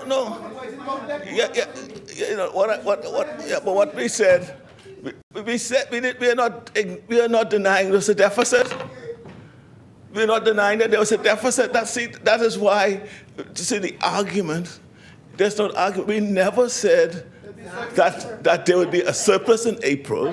We never said that there was not a deficit in April. We projected what the deficit would be in April, and that projection turned out to be off, which we accept. Right, but it was no, please, man, no, that's not what. No, fine. Fine. Surplus. No, so let's please. If that's all you, well, get up, please get up and say that again, please. I just want you. That's all you said. That's all I need. Just say. Put that on record, Mr. Chair. That's all. We quoted what you said in your budget communication. We quoted that. So there was no misunderstanding as to what we said, you said. We quoted that in the release. If you had read the release that I articulated, I quoted what you said in the budget communication. And it was a projection of what April would have been. And it was off. When you had your Ministry of Finance report, your Ministry of Finance report said something different from what you projected. That's simple. That's all we said. You said something in your budget communication. We quoted it, and then your Ministry of Finance report said something different. That's all we said, and we ask you to explain the difference. That's all. Recognize the honourable member from Cat Island, Rumkey and St. Salvador. See, Mr. Chairman, and you see, all during the course of the year, right, a person who sat in the Ministry of Finance who would appreciate that the finances of the government is up and down. Correct. Right? Some months you'll have deficit, and so they will use every time there's a month of deficit. Major deficit, forgetting that the year still has to be finished. When I projected that the April, during my budget communication, I projected that there would be a deficit in April.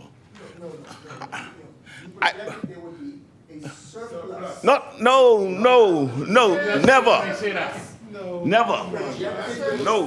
Will be $135 million surplus in April.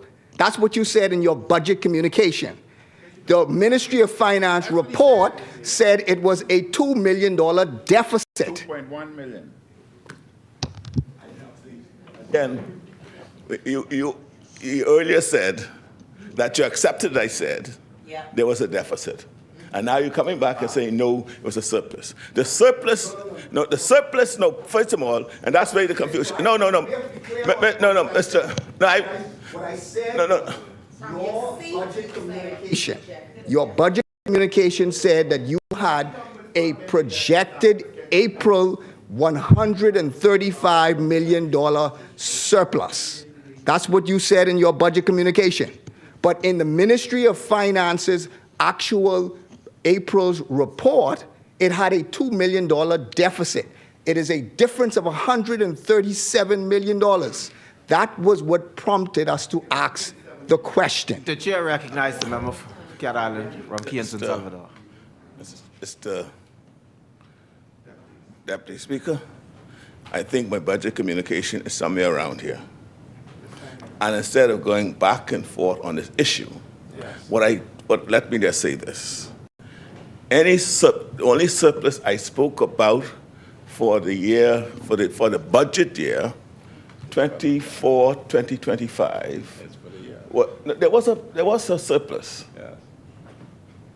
There was a surplus, right? But it was what we call the primary surplus. There was a primary surplus. No, please. I'm not mixing up the two. No, I'm not missing up to 2. Because I say that to say, I then projected a surplus for the year 25, 26. That's where the surplus, that's where the surplus is. The surplus I projected was for the year 25, 26.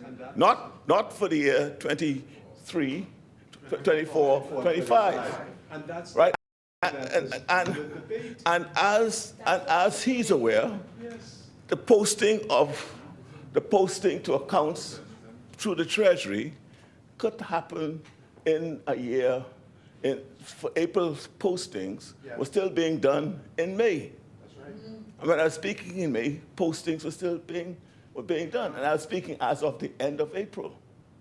So some of the postings in May had not yet been posted. So that's why it was a projection. Yes. Right. And so it was a projection. Okay. And the surplus, I said, the only surplus I spoke of for the year 24, 25 was a primary surplus, which means our income and expenditure minus our huh? You have the actual communication. Okay, yeah. You have my communication? No. As you normally do. The floor recognizes the member from East Grand Bahama. This is what was quoted inside your budget communication. With strong revenue performance, preliminary data shows April 2025 at a surplus position of 135 million. So that's what you said in your budget communication, that April was at a $135 million surplus position. The actual Ministry of Finance report came in at a $2 million deficit for April. So we asked the question. In your budget communication, you said $135 million surplus. The actual report said a $2 million deficit. It is a $137 million difference. Kindly explain what that difference is. What accounts for that difference? That's what was said.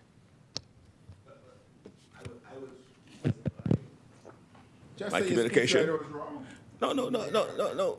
Because I always was aware of a potential deficit in April. Yeah. I'm saying, but I will look at it myself and I revisit it. Yes. But the surplus, I did speak about a surplus in that. Yeah, okay. The floor recognized the honourable member for Kalama. We understand now. But Prime Minister, you can make life easy and just say the speechwriter was wrong. But as you normally do. Mr. Deputy, I support the bill. Thank you, honourable member. As many. House do sit beyond 7 o'clock. Seconded. It has been moved and seconded that the House do sit beyond the 7 o'clock hour. As many are in favor will remain seated. Those opposed will stand. The motion is passed.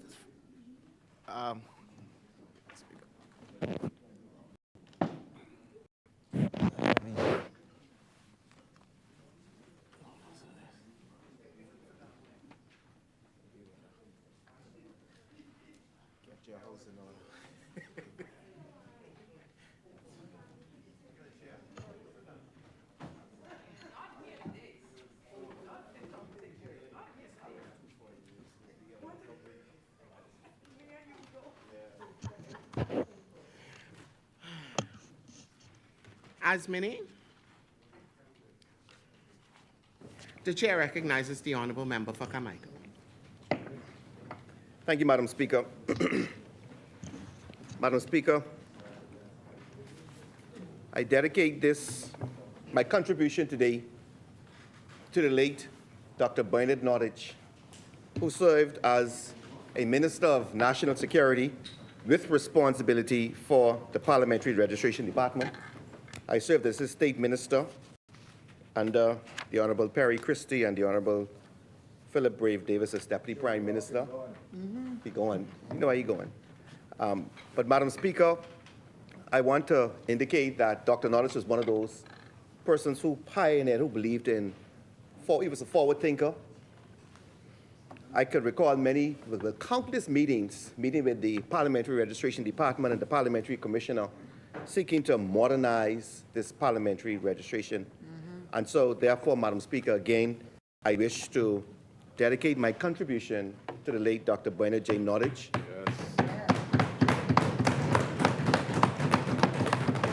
And wishes his dear wife, his widow, Portia, and the family well, and to let you know that we haven't forgotten him. Madam Speaker, may the words of my mouth and the meditation of my heart always be acceptable in thy sight, O Lord, my strength and my Redeemer.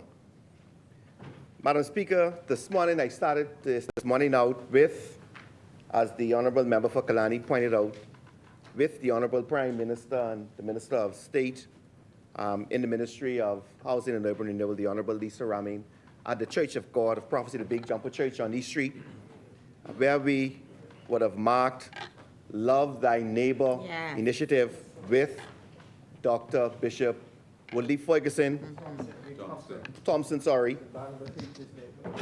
along with Bishop Nad Benaby, and a number of other bishops, along with Bishop Delton Fernanda, head of the Christian Council.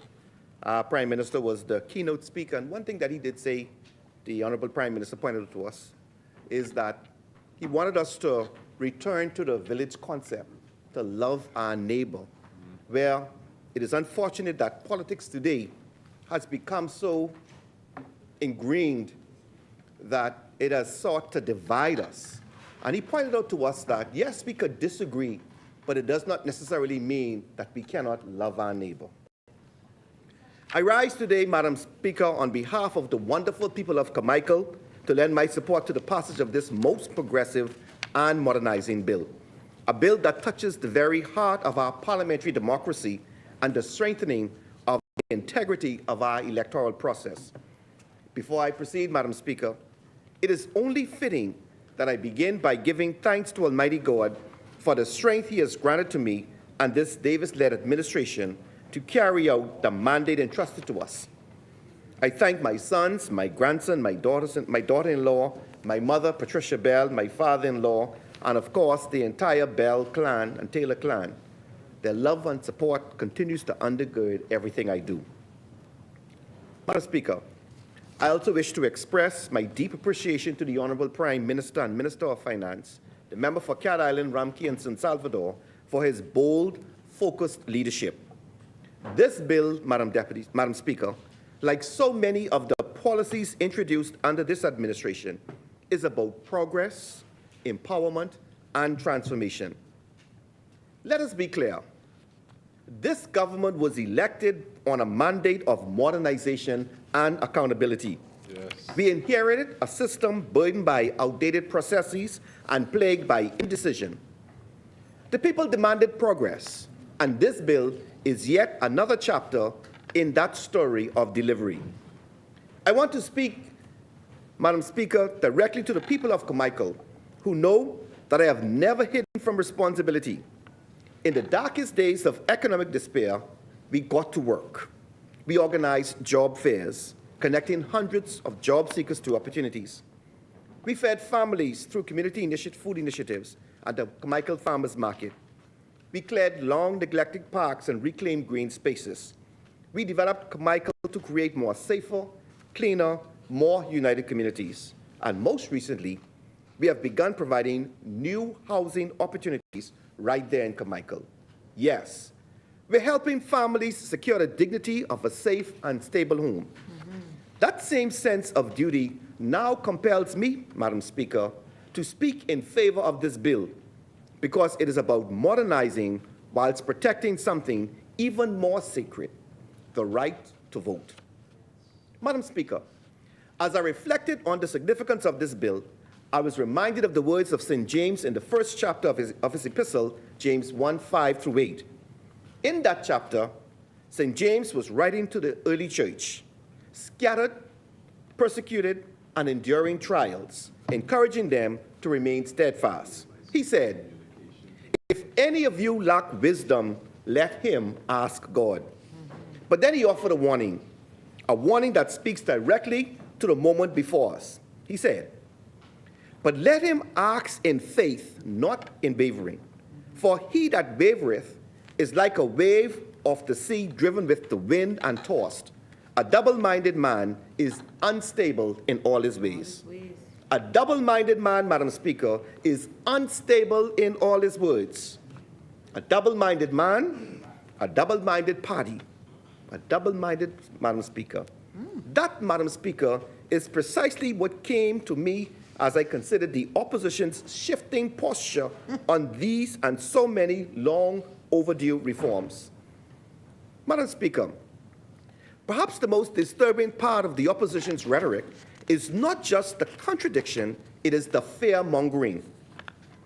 The implicit suggestion that the Progressive Liberal Party today or ever would introduce any reform designated to marginalize, restrict, or subvert the voting rights of Bahamians. That, Madam Speaker, is not only false, it is offensive. History will show that from the moment of its formation, it is, not was, the Progressive Liberal Party that has been in the forefront of every major expansion of voting rights in the Bahamas. While the struggle for democracy predates us, it was the Progressive Liberal Party, Madam Speaker, that transformed agitation into legislation and turned aspiration into national reality. Madam Speaker, it was the Progressive Liberal Party that opposed and acted decisively to fight for and seek to the abolition of the company vote, a shameful relic of the merchant class that allowed them to cast votes on behalf of their companies in addition to themselves. That system entrenched a small group of white elites with complete control of our country and warped representation, particularly in Rhode Island constituencies, where companies outvoted the local population. It was the Progressive Liberal Party, Madam Speaker, who fought for the abolition of the property-based voting requirement. That reform ended decades of exclusion rooted in race and wealth and cleared the path for the most consequential democratic expansion in modern history. It was the Progressive Liberal Party, Madam Speaker, who fought for universal adult suffrage, where every Bahamian, regardless of income, gender, or race, was granted the right to vote. This included the long-denied empowerment of the woman's dam. That's right. That breakthrough, Madam Speaker, was not handed down by colonial benevolence. It was wrestled from the establishment by a determined Progressive Liberal Party. Madam Speaker, it was the Progressive Liberal Party that made full equality at the ballot box a national demand. It was the Progressive Liberal Party that lowered the voting age from 21 to 18, ensuring that the voices of young Bahamians who would inherit the nation were respected at the ballot box. It was a forward-looking reform that reflected the PLP's belief in youth empowerment and democratic participation. Madam Speaker, at every critical juncture, abolishing property qualifications, ending the company vote, lowering the voting age, modernizing the voting processes, the Progressive Liberal Party has simply led the way. And in 1992, Madam Speaker, it was the Progressive Liberal Party government that introduced the Parliamentary Elections Act of 1992, a comprehensive statute that has governed free and fair elections ever since. Whilst it has been refined and adjusted over time to address evolving needs and challenges, it has stood the test of time, reliably saving the nation through successive administrations. Madam Speaker, we in the Progressive Liberal Party have not just expanded access, we have protected it. We have not just modernized the system, we have defended its integrity. And now, with this bill before us, we are doing it again. Earlier, Madam Speaker, as I began by speaking to the words of St. James and the issue of double-minded men, those who are unstable in all their ways, And I want to start my review of this legislation against that particular backdrop. The key reform of this legislation is bringing forward, Madam Speaker, what some have sought to create mischief out of. That is these voters' cards. Madam Speaker, this is handwritten paper card with a photo applied with Elmer's glue and tape. And you can see the tape all around it. That's what it is. In 2025, this is what we are debating, the adequacy of this. Can you imagine that? The adequacy of Elmer's glue and tape. Madam Speaker, a document which can be legally used as identification to open a bank account, to prove that you are a citizen of the Commonwealth of the Bahamas. Are there really people who believe that this should remain a standard? Let's not run and dance around the issue here, Madam Speaker. We are debating changing this outdated, insecure, and frankly embarrassing paper card. This bill aims to replace this relic with biometric voter identifications that will help protect every Bahamian voter. Yes. This is about modernizing our electoral process, and the Progressive Liberal Party is not backing down from the hard work needed to get it right.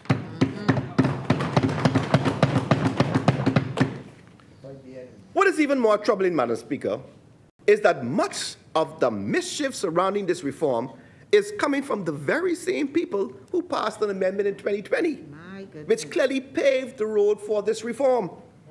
Madam Speaker, in 2020, the F&M passed legislation explicitly laying the groundwork for biometric voter registration and voter ID cards. Marvin Dames, the then Minister of National Security, led the charge. In his statement to Parliament, he said, "This amendment will bring our electoral system into the 21st century by ensuring we have the most secure, reliable, and transparent system of voter registration." Yet, Madam Speaker, while they made this statement and passed the law, they did not do the work to implement it. None. This, Madam Speaker, this is what they left. Beautiful speeches and simply nothing.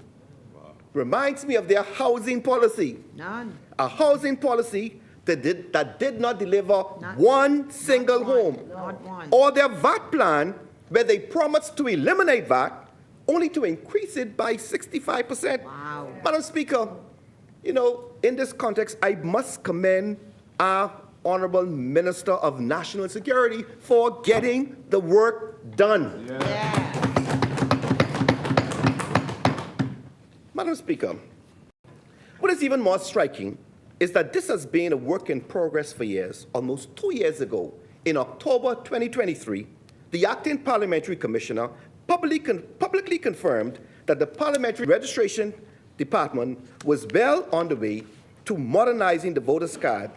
He laid out a clear, forward-thinking plan to transition us from this outdated paper document to a more secure biometric card to the Bahamian driver's license. And Madam Speaker, what is so significant about this is the opposition continuously talk about more time needed, consultation needed.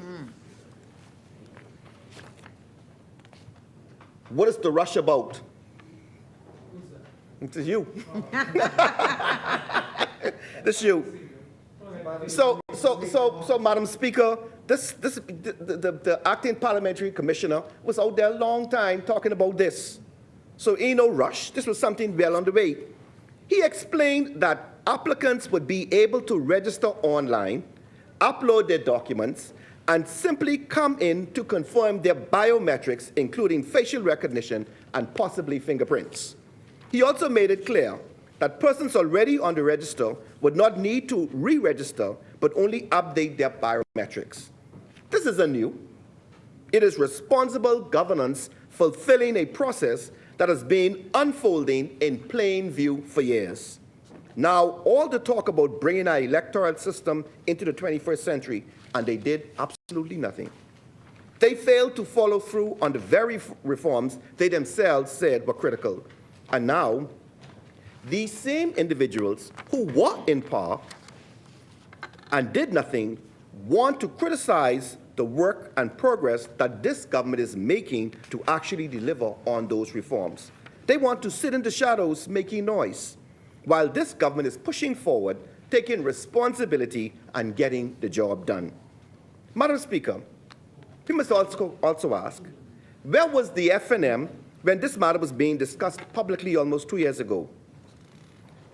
Acting Parliamentary Commissioner Arthur Taylor laid out the modernizations plan with complete transparency, and yet at that time, no one from the FNM, at least not the deputy leader and the member for St. Barnabas, was raising alarms.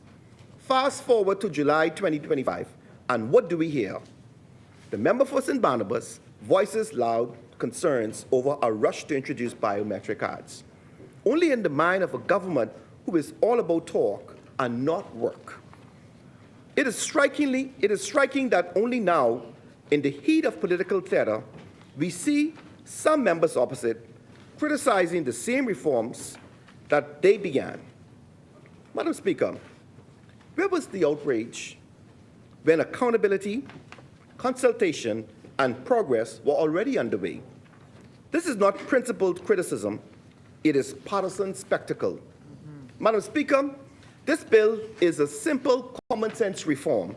Clause 2 of the bill provides new definitions, including that of biometric data. Clause 3 make amendments to Section 8 of the Principal Act, empowering the Parliamentary Commissioner to collect and use biometric data for voter identification. Clause 4 amends Section 17 of the Act to provide for electronic verification of voters on polling day. Clause 5, Madam Speaker, provides for the issuance and renewal of biometric voters' cards. Clause 6 introduces a new Section 38, which establishes the procedure for challenging or objecting to the inclusion or exclusion of a name on the voter's registration. Clause 7 of the bill deals with consequential amendments to the Principal Act to bring it into alignment with the biometric framework. And finally, Clause 8 provides for the creation of regulations for the effective implementation of these provisions. Madam Speaker, we have now examined the key provisions of the bill. Let me now address one of the concerns that is being raised regarding the use of biometric data in our electoral process.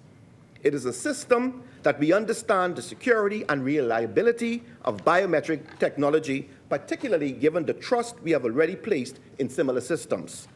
Madam Speaker, the public should be aware that the current passport series used by the government are biometric passports. These passports have been in use in the Bahamas for almost a decade and have significantly enhanced the security of Bahamian passports against fraud. Madam Speaker, I can recall in my days of fraud, the fraud squad in the police force and CID, and you would recall you were there too, some time ago, a number of years, not too long ago though, that I could recall we investigated a matter at the passport office where thousands of passports, new passports, were stolen. And we had to work 24/7 to ensure that those passports didn't get in the wrong hand. And again, we had a number of investigations coming out of the Parliamentary Registration Department. And so, Madam Speaker, what we are doing here is significant. We would regularly handle dozens of cases involving stolen passports. Back then, our passports were much like our current voters' cards and were vulnerable to forgeries and duplications. They featured photographs glued onto paper and were handwritten, making them incredibly easy to falsify. We saw it all. People changing pictures, altering names, even switching genders. You name it, they tried it. And why? Because the document simply wasn't up to par. It lacked the security features necessary to withstand fraud. Now, that all changed with the introduction of our biometric passports. Yes. Since the introduction of the new biometric passports, incidents of passport theft for the purpose of passport photo tampering and fraudulent alterations have virtually disappeared. This is because the passport is electronically protected by the biometric data of the true holder. The very same biometric technology being proposed for the voter ID cards. If we have entrusted this technology to secure our passport, what is the fundamental opposition to the same technology being used to create modern forgery-resistant voters' cards? So, Madam Speaker, let us recognize that this is not a leap into the unknown. It is an extension of a trusted system we have already used for nearly a decade with our passports. Yes. Another point, Madam Speaker, that has attracted attention and deserves clarification is any potential to alienate or marginalize voters. And this is where I'm saying that the opposition, some members rather, they are dancing around the issue or seeking to create mischief. Some have suggested that the introduction of biometric voters' cards might prevent Bahamians from voting, but that claim is simply baseless and unfounded. Let me be clear. This bill protects the right to vote for every eligible Bahamian. Clause 5 of the bill specifically states, where the biometric voter card is not available for any reason, the Parliamentary Commissioner shall establish a procedure for the manual verification of the identity of the voter to ensure that no eligible voter is disenfranchised. This means that if a voter cannot present the biometric card, they will still be able to vote through a manual verification process, ensuring that no eligible voter is turned away. So, Madam Speaker, despite the fear-mongering and misinformation, this progressive reform does not deprive or impede anyone of their right to vote. Madam Speaker, this bill is straightforward in its purpose to modernize our electoral system, enhance voter security, and safeguard the integrity of our voters' cards. With the introduction of the biometric voter ID cards, we are replacing an outdated, insecure card with one that is both secure and efficient. This reform is long overdue, and it is the Progressive Liberal Party that is delivering where others have failed. Madam Speaker, let us not be fooled by those who now want to hide from the shadows and stand in the way of progress. The same individuals who passed the 2020 amendment that laid the groundwork for this reform are now trying to play the role of critics. They promised change, but did nothing to implement it. They want to sit on the sidelines making noise, while this government is taking action and delivering real results. It is time to call out their hypocrisy. They want to talk about change, but when it comes to actually delivering it, they fail.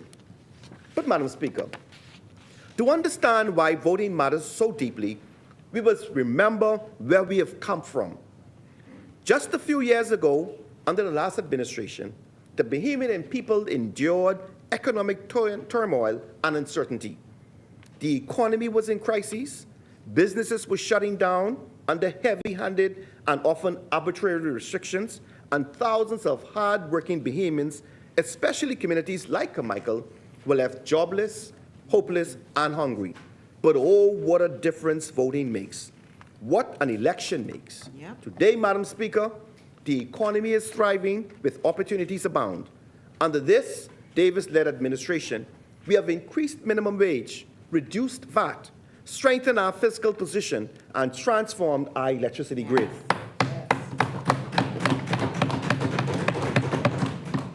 We have implemented much-needed land reforms, and we are in the process of transforming our urban communities. And yes, Madam Speaker, we are also building houses for Bahamians, real homes for real families, as we promised. Yes. Madam Speaker, as we look toward the future, let us not forget the importance of choice. At our next election, Bahamians will once again have the opportunity to decide the direction of our nation. There are those who believe in default, in staying stagnant, in avoiding the hard work of progress. Great speeches, but no action. But, Madam Speaker, we know better.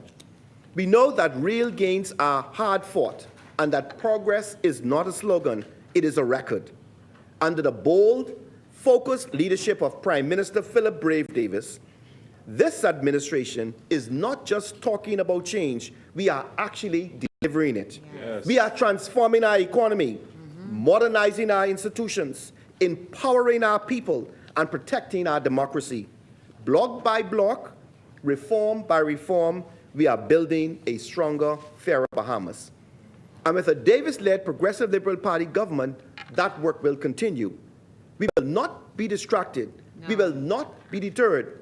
And through God's grace and mercy, we will continue to grow. We will continue to build. Yeah. And above all, we will continue to deliver on jobs, on housings, and on opportunities for every Bahamian. Amen. Yes. My fellow Bahamians, the choice is clear. You can choose to remain stuck in the failures of the past, or you can step boldly into the future with the Progressive Liberal Party. All right. I'm going to do a Marco City. With this government, there is no turning back. Michael stands with this bill, and I commend it to this honorable house. May our God continue to bless this great Commonwealth of the Bahamas and the bill. Thank you.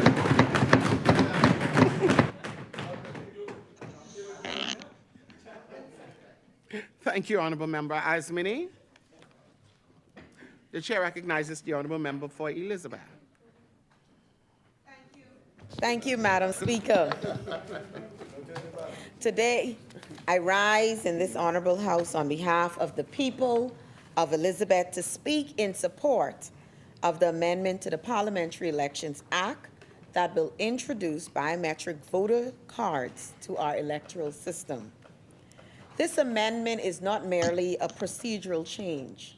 Rather, it is a significant step forward in our nation's digital transformation journey.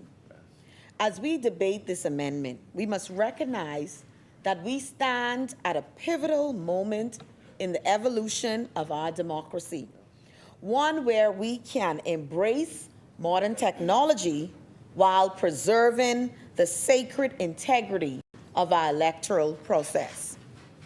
Not only has the Bahamas always prided itself on being a beacon of stable democracy in our region, but in the world. It is a fact that our electoral process has never disintegrated to violent protests that some of our Caribbean counterparts have experienced. Yes. Indeed, the results of our most recent elections, going as far back as 30 years, have never been disputed. Madam Speaker, in the aftermath of our most recent general election, our country received complimentary feedback from the United States, CARICOM, and other international organizations. In fact, the head of the Electoral Observations Mission from the Organization of American States, better known as the OAS, declared in 2021 that no red flags were observed. While our electoral system has served us well, and Bahamians have demonstrated a consistent pattern of political maturity, we must, in this rapidly evolving digital age, recognize the need to adapt and modernize to ensure that our system remains robust, secure, and accessible for all Bahamians. In its report dated 11th of May 2017, the OAS recommended that the Bahamas consider monitoring its processes by digitizing registration procedures and voters' cards, which include citizens' personal data, photo, the administrative information required for voting, and security features.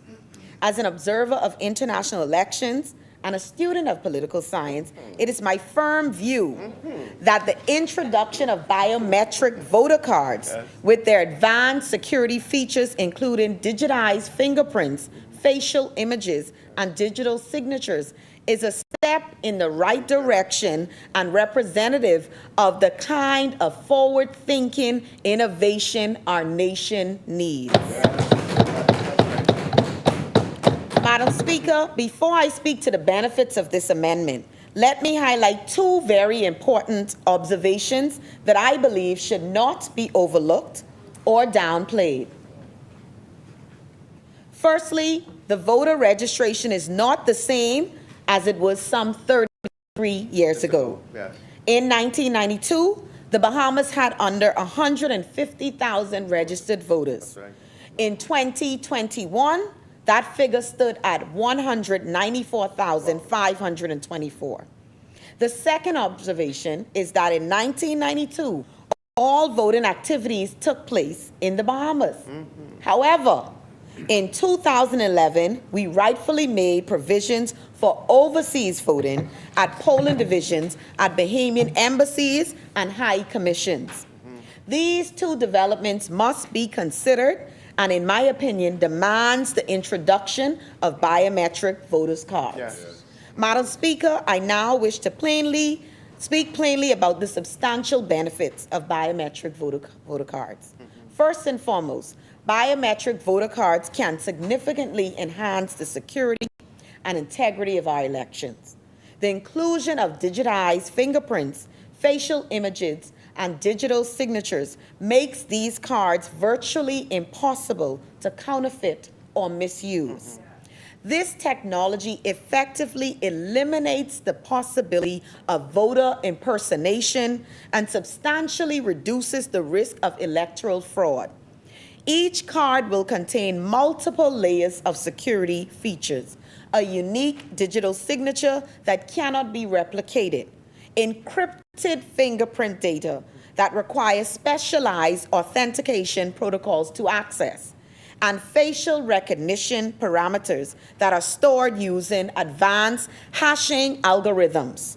These features work in concrete to create a multi-factor authentication system that is exponentially more secure than our paper-based cards. My colleague raised earlier. The technical specifications of these biometric voter cards are impressive. The fingerprint data will be captured using high-resolution scanners capable of detecting minute ridge patterns and stored in an encrypted format that uses AES 256 encryption, the same level of security used by financial institutions and military applications. The facial recognition component utilizes over 80 nodal points on the human face to create a unique digital template that cannot be reverse engineered into an actual image. Additionally, each card contains a cryptographic digital signature generated using a secure hash algorithm that creates a unique identifier linked to the specific voter. Madam Speaker, we need not look far to see the success of similar systems in our region. Jamaica implemented biometric voter identification in 2007 and has since reported significant improvements in electoral integrity and efficiency. In fact, the Jamaican Electoral Commission documented a 35% reduction in voting time and virtually eliminated cases of voter impersonation.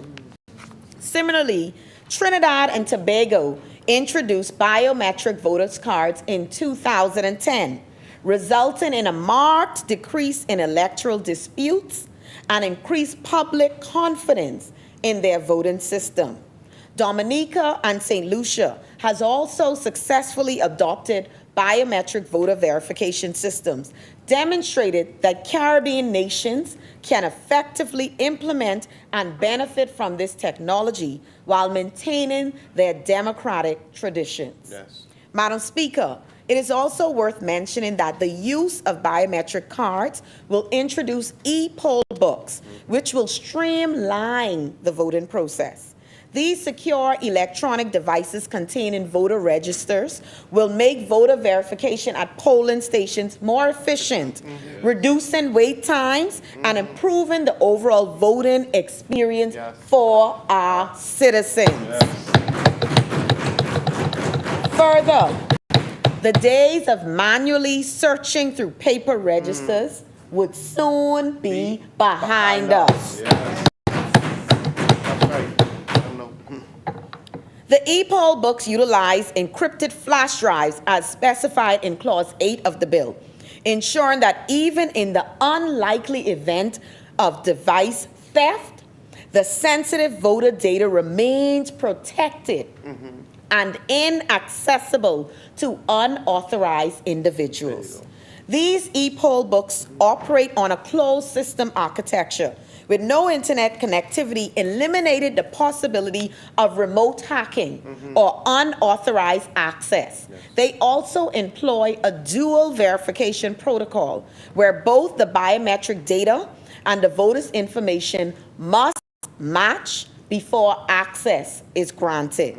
Further, the system maintains a comprehensive audit log of all verification attempts, creating a transparent record that can be reviewed if any concerns arise. So you know who logging in, when they logging in, what time they logging in, when they log out. Madam Speaker, another benefit of the transition to biometric cards is the 10-year validity period, coupled with the decennial voter verification exercise to ensure that our voter rolls remain accurate and up to date. By requiring voters to periodically confirm or update their registration details, we will ensure our electoral system reflects the true composition of our electorate. Also included in the amendment are robust security provisions, making it an offense to improperly use, access, share, or alter the content of an e-poll book without proper authority. As a strong deterrent to persons seeking to misuse e-poll book, a fine not exceeding $10,000 or imprisonment for a term not exceeding 12 months or both fine and imprisonment is clearly outlined. It should be noted that the punishment provided for in this amendment is on par and in some instances stronger than the penalty provided for some Caribbean countries that have already implemented biometric voters' cards. I therefore strongly believe that these protections will ensure that the personal data of Bahamian voters remains secure and is used solely for its intended purpose, which is the facilitation of free and fair elections. Madam Speaker, let me be clear. This amendment does not exist in isolation.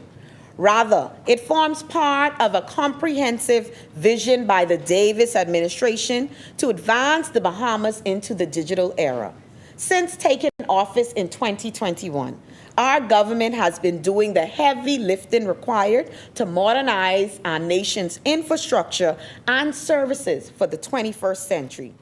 The Davis administration has consistently demonstrated its commitment to digital transformation across all sectors of our society. We have implemented a groundbreaking digital payment system for government services, significantly expanded broadband access to underserved communities, and launched the Digital Bahamas initiative to train thousands of Bahamians in essential technology skills. From expanding digital government services to improving technological infrastructure, we have been working tirelessly to position the Bahamas as a leader in the digital Caribbean. Therefore, this electoral modernization initiative aligns perfectly with our broader digital agenda. And we recognize that in today's interconnected world, technological advancement is not optional, but essential for national development and competitiveness. By introducing biometric voters' cards and e-poll books, we are applying this same forward-thinking approach to our electoral system, the very foundation of our democracy. Our administration understands that true progress requires more than just words. It demands concrete action and implementation. While others have merely talked about modernization, we are delivering it. This amendment represents another fulfilled promise to the Bahamian people, a promise to bring our institutions into the modern age while preserving fundamental integrity and purpose. Madam Speaker, it is both curious and revealing to observe the position of the opposition on this matter. The Free National Movement, before being removed from office by the Bahamian people in 2021, was itself moving forward toward implementing biometric voter technology. Yet now, faced with our administration's concrete action on this front, they appear to have developed a convenient amnesia about their stance. The inconsistency reveals a troubling and disturbing pattern. Support for modernization when in government, but opposition to the very same initiatives when proposed by others. This is not principled opposition. It is political opportunism at its most transparent. The Bahamian people deserve better than such inconsistency on matters of national importance. They deserve leaders who maintain consistent positions based on what is best for our nation, not what is politically expedient at any given moment. To be specific, the previous F&M cabinet minister with responsibility for national security is on record as having indicated support by the then cabinet for this implementation. And I wish to remind my colleagues across the aisle that modernizing our electoral system should not be a partisan issue. The integrity of our elections and the efficiency of our voting process benefits all Bahamians, all, regardless of political affiliation. Madam Speaker, despite the clear benefits of biometric voters' cards, our administration recognizes that some citizens may have concerns about providing biometric data. Therefore, a crucial aspect of this amendment is provision that preserves voter choice. I want to emphasize this point strongly. No eligible Bahamian voter will be disenfranchised by this technology. The amendment explicitly provides that if a voter chooses not to provide biometric data, they will still be able to vote using the regular voter's card. This is not a secondary consideration or an afterthought. It is a fundamental principle of our approach to electoral modernization. We believe that technological advancement must never come at the expense of democratic participation. Every eligible Bahamian has the constitutional right to cast their ballot, regardless of their comfort level with new technologies. Furthermore, the amendment includes specific provisions to address potential technical issues. Section 57 has been amended to outline comprehensive procedures for handling biometric voters' cards that fail to produce a reading, ensuring that eligible voters are not disenfranchised due to technical difficulties. The legislation explicitly states that if any biometric data and features are not shown when the voter appears to vote, this shall not prevent them from exercising their democratic right. We have also mandated extensive training for all election officials to ensure they can properly assist voters who may be unfamiliar with the new technology. A help desk will be established at polling stations to provide guidance, and educational campaigns will be conducted well in advance of elections to familiarize citizens with the new system. This approach reflects our administration's fundamental commitment to both technological advancement and democratic inclusivity. We believe these principles can and must coexist. By providing options and contingency measures, we ensure that our electoral system remains accessible to all Bahamians while still benefiting from technological improvements. The right to vote is sacred, and we will never implement any system that might jeopardize that right for any citizen. Madam Speaker, as I prepare to take my seat of our democracy, a future where our electoral system is more secure, more efficient, and more resilient against fraud. A future where technology enhances rather than hinders the democratic process. A future where the Bahamas stands as a regional leader in electoral modernization.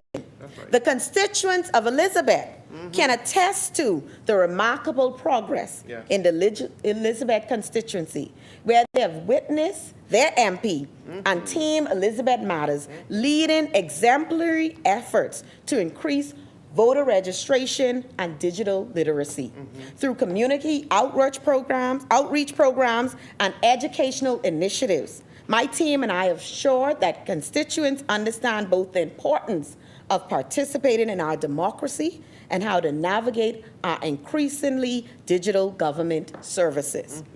Our work exemplifies the Davis administration's commitment to bringing all Bahamians along on our digital journey, leaving no man behind.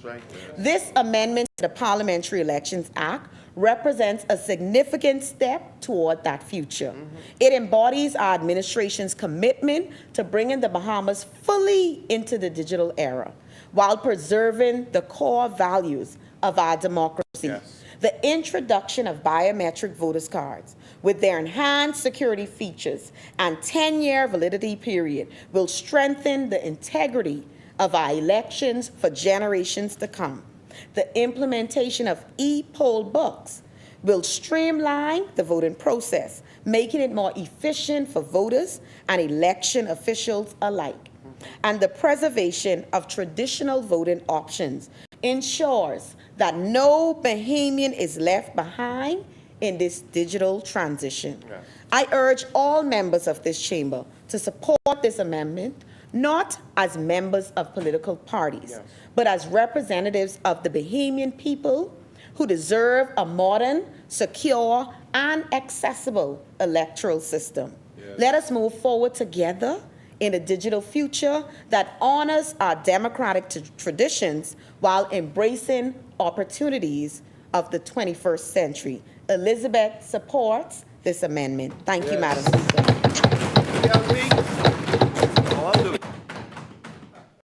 Thank you, Honorable Member Asmini.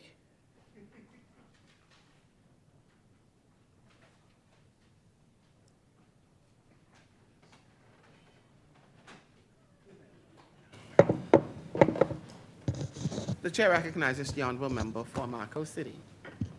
Thank you very much, Madam Speaker.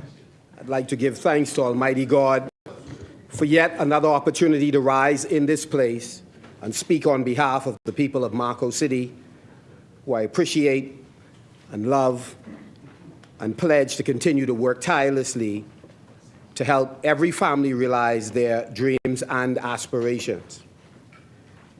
Madam Speaker, as always, my heart goes out to so many families who are grieving during this time that we are here in this House, who have lost loved ones recently, and to extend condolences and to remind all of us that God has a way of providing healing in the midst of our sorrow.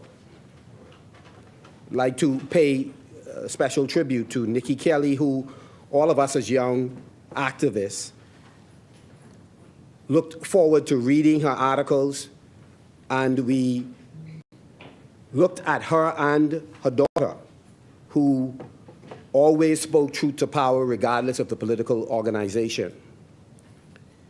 She will be missed, but she has set a standard that clearly a number of younger political pundits who are now working on various social media platforms, the traditional media, print and electronic, are continuing that tradition, and we value them even when we disagree with their commentary.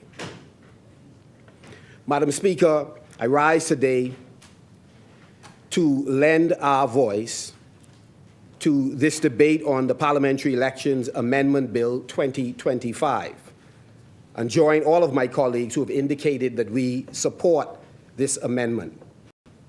Madam Speaker, the side opposite is committed to shadow boxing. They create a phantom enemy, and then they start fighting that enemy by trying to convince the public that we are that enemy. The truth is we support this bill, but all of the presentations have sought to tell an untruth to the public, that the Free National Movement does not support the very thing that we played a pivotal role in giving birth to.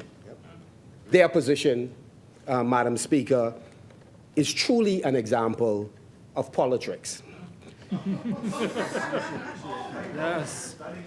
So there is no confusion, Madam Speaker. Let me say here, we support the modernization of our electoral system. And so, Madam Speaker, today, we simply wish to make the point which has been effectively made by my colleagues, that our role is to evaluate not only what the government is presenting, but how they are seeking to implement it. And we have had enough experience in the Parliament to recognize that even when they are building on a good idea, they have found ways to squander opportunities. And so we are not only within our right, we are discharging our responsibility to offer an evaluation of the work that they claim to be doing. But more important than what we perceive we're doing, we are sent here by members of the public who ask questions about policies, pieces of legislation that come forth. And the questions my colleagues have asked, Madam Speaker, are many of the same questions members of the public are asking. And so we've reduced it to writing, in writing the Prime Minister. We've come here today to further raise those questions as we lend support to this piece of legislation. We in the FNM have always believed in forward progress.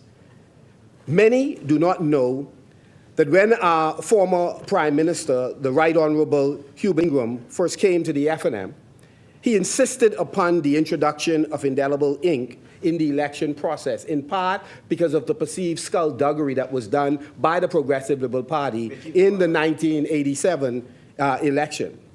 As early as 2011, during a debate in this very House, it was an FNM government that first called for biometric and voter identification. The then FNM chairman, Carl Bethel, urged this Parliament to retire the flimsy voter cards and replace them with secure, tamper-proof biometric ID cards. He made it plain. You can't fake fingerprints. He also argued for a permanent voter registration, a bold departure from the outdated system of rebuilding the voter roll every 5 years. Though the 2011 legislative changes focused on overseas voting and constituency clarifications, the FNM used the moment to introduce biometric reform as the way forward. We planted the seed. Fast forward to 2020, when the FNM returned to government, and we didn't just talk about biometric voting, we passed the law to make it happen. The government would give you the impression that all of the critical steps to operationalizing this particular innovation was done by them. That year, we introduced and passed the Parliamentary Elections Amendment Act of 2020. That law did two major things. It established a permanent register, voter register, allowing for continuous registration, removing the need for mass re-registration drives every 5 years. And it paved the way for biometric voter ID cards to replace the traditional voter paper. This was not a theoretical policy. It became law. And the changes meant that for the first time, voter information could carry forward from election to election, modernizing how we register, how we vote, and how we secure the ballot. These reforms, Madam Speaker, were not rushed, contrary to what the other side is contending. They were carefully considered, especially in the context of COVID-19 pandemic.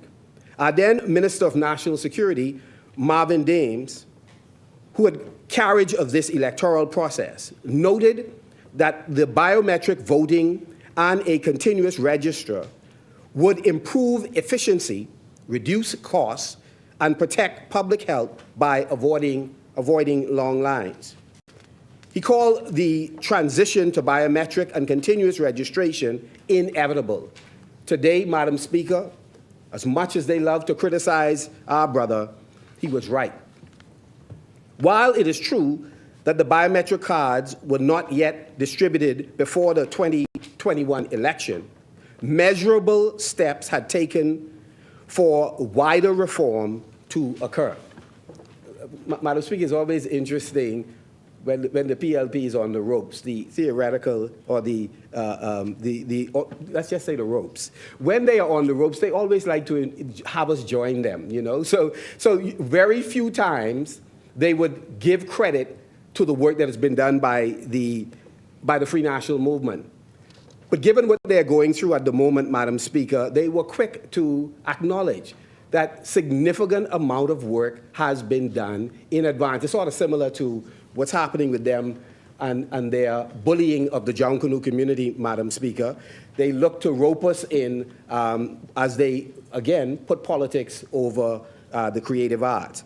Madam Speaker, while it is true that biometric cards keep politics out of Junkanoo, while it is true, Madam Speaker, that the biometric cards were not yet distributed before the 2021 election, it is undeniable that we made substantial progress, and it is untrue that the work we did, Madam Speaker, was at best just preliminary. We made progress, and they had a file to work with when they came to office, Madam Speaker.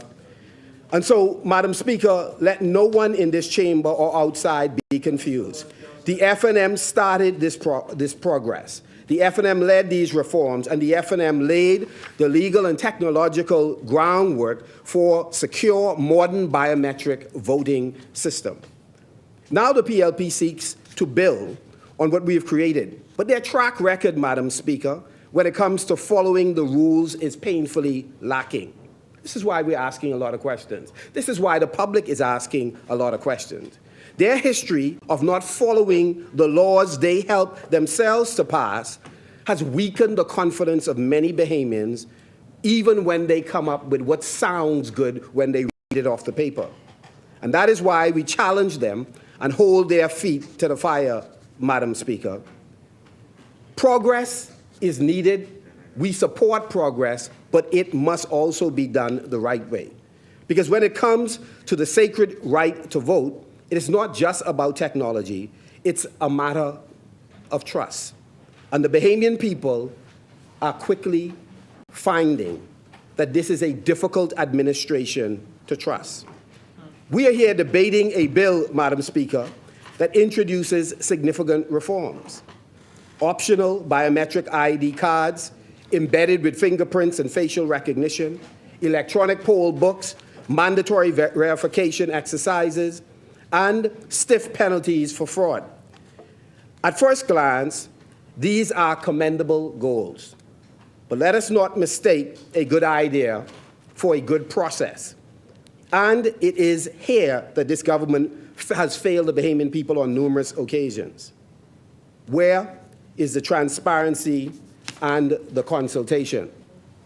We hear these constant comparisons between what happened a few years ago and what they are seeking to do now. We keep saying, you say it's a new day over there, it's a new day over here. So at the end of the day, we reserve the right to critique anything that you are doing or have done over these last 3.5 years. And we do so because it's our job to do so on behalf of the Bahamian people. This administration is attempting to make sweeping changes to how Bahamians register and vote without first explaining to the public how their most personal data is being handled. Madam Speaker, we've participated in at least 2 of the processes that have taken place with the Parliamentary Registration Department. There are tens and tens of thousands of Bahamians who've not been afforded that opportunity. So even now, as this government touts its commitment to consultation, the reality is many Bahamians still are unclear on the process. And we wish to join the government in removing any suspicion on an innovation that can provide a way forward for us in terms of the voting process. So no detailed privacy safeguards have been published. No clear protocols for protecting digital fingerprints or facial scans have been laid out. No explanation of how this data will be stored, accessed, or audited. In fact, one of the questions we've asked, how will the government go about gaining consent from the hundreds of thousands of Bahamians who have already provided their personal data through the passport office? Madam Speaker, this is not a small administrative tweak. This is substantial. This is a transformation of how we exercise one of the most fundamental rights we enjoy as a people. And that transformation cannot happen behind closed doors or the government attempting to bully others into silence. In other words, just shut up and accept what we say, because we have your best interests at heart. And there are too many examples where we know that is not true. The process, in that sense, Madam Speaker, is flawed. The government should certainly be open to broader consultation on something so fundamental. We can do better, and we must do better. Madam Speaker, no amount of commenting about your experience with past administration lets you off the hook this go around. No amount of talking about all of the work you have done traditionally, again, will bully us or lull us into complacency. Your job is to educate and to consult with the people you work for. In the FNM, we understand we work for the Bahamian people. Madam Speaker, to be clear, we just have problems trusting the PLP. Their approach is once again top-down, rushed, and dangerously vague in some respects, Madam Speaker. This government is asking Bahamians to hand over their most personal data, fingerprints, facial scans, digital signatures, and yet they offer no detailed plan, no clear safeguards, no honest conversation with the public. Now, Madam Speaker, we have done this before in terms of providing this data. We are simply saying to the government, just talk to the people. You say they love you, you say they support you, just talk to them, explain and answer the questions that are being asked. They want us to trust when the truth is they have squandered opportunities to genuinely earn the Bahamian people trust. Madam Speaker, let me support this assertion that I'm making about they have behaved so often in an untrustworthy manner that the last thing we need is a series of conspiracy theories about what they are up to in the Parliament. Madam Speaker, there's a clear pattern of behavior by this administration that has led to why so many do not trust what they do and often what they say. Madam Speaker, we don't trust them because we saw their attempts to silence the press on more than one occasion. Even though, Madam Speaker, they've hired the vast majority of the press, Madam Speaker, to distribute in various ministries, to create a unit in the office of the Prime Minister, and yet they disrespect the remaining members of the fourth estate whose job it is to hold them accountable. Madam Speaker, they want it all, Madam Speaker. And they want all of us to be silent in the face of all that they do and say. We don't trust them because they still haven't come clean on a number of the contracts that they have signed, multi-million-dollar deals, multi-year deals, Madam Speaker, some of which we still don't know what the terms are. We still don't know what the interest rates are, Madam Speaker. We don't trust them, Madam Speaker, because it has now been 83 days since, actually probably a little bit more, but let's say 83 days, Madam Speaker, give or take, since the sale of the Grand Lucayan was announced in that PLP rally. And we still don't know, Madam Speaker, if the money is in the bank. The government's silence on this matter is deafening. You remember the Deputy Prime Minister? He was apoplectic as he talked about $120 million in the bank. He was enthusiastic. In fact, we have warned him historically, stop over-promising and under-delivering. But, Madam Speaker, he said $120 million was in the bank, and the Prime Minister to date have been able to confirm it. Madam Speaker, it is not an abuse of one's privilege to say that he is either grossly overstating or overselling, or he is patently wrong, or he is spitting out untruths. We do not believe the 120 is in the bank. The 120 million, we hope it is in the interest of the people we love and serve in Grand Bahama, but we know as much as they like to brag, if the 120 was in the bank, the Prime Minister would have already confirmed it. And so we want to know, why are they so silent? Madam Speaker, we don't trust them Because we won't forget the SpaceX debacle, a major technological opportunity squandered because the government failed to properly coordinate or communicate locally and in many cases on the world stage what the plan of action was in terms of solidifying that relationship. Madam Speaker, we don't trust them because the Carmichael Village Project Development Company, you know that company that none of them seek to answer, the member for Carmichael and the member for Elizabeth should be jumping up to explain to the public, Madam Speaker, how it is possible for the government to make available $10 million to this company, how this company apparently seemed not to have been on the register and why the Bank of the Bahamas should have canceled them if they were not a going concern, etc. We want to understand. We don't understand it. The Bahamian people who need that $10 million to do a wide range of things do not understand what that is all about. We don't understand why $20 million loan, Madam Speaker, was borrowed by the minister with responsibility for housing at the time, now the Minister for Energy. And the KCs on that side, you remember, Madam Speaker, they huddled together to convince the public that the member was a corporate soul with borrowing power when we know it was untrue in law. So did the member then borrow the $20 million? And if they did, we want to know why less than $10 million of houses are in the ground. We are hearing it's much less than 10, maybe as low as 5. We really don't know. We just know it's low. We just know, Madam Speaker, that they are unable to produce the results. Now, we won't say that entirely. Let me amend that, Madam Speaker.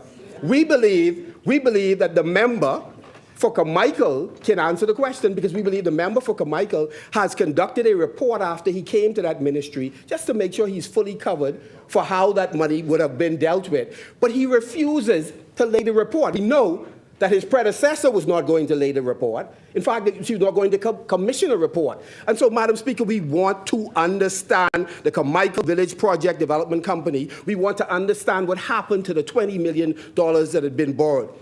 It is our understanding, Madam Speaker, that just maybe, the government may have loaned $10 million to some company in order to cover the fact, Madam Speaker, that the houses that were supposed to have been built, that those houses, regular citizens like those in Marco City and St. Barnabas and East Grand Bahama and elsewhere, that they would have been able, Carmichael, that they would have been able to get loans, Madam Speaker, and they would have been able to finance those homes. And then the $20 million that was borrowed, we understand, from overseas, may have been able to be repaid.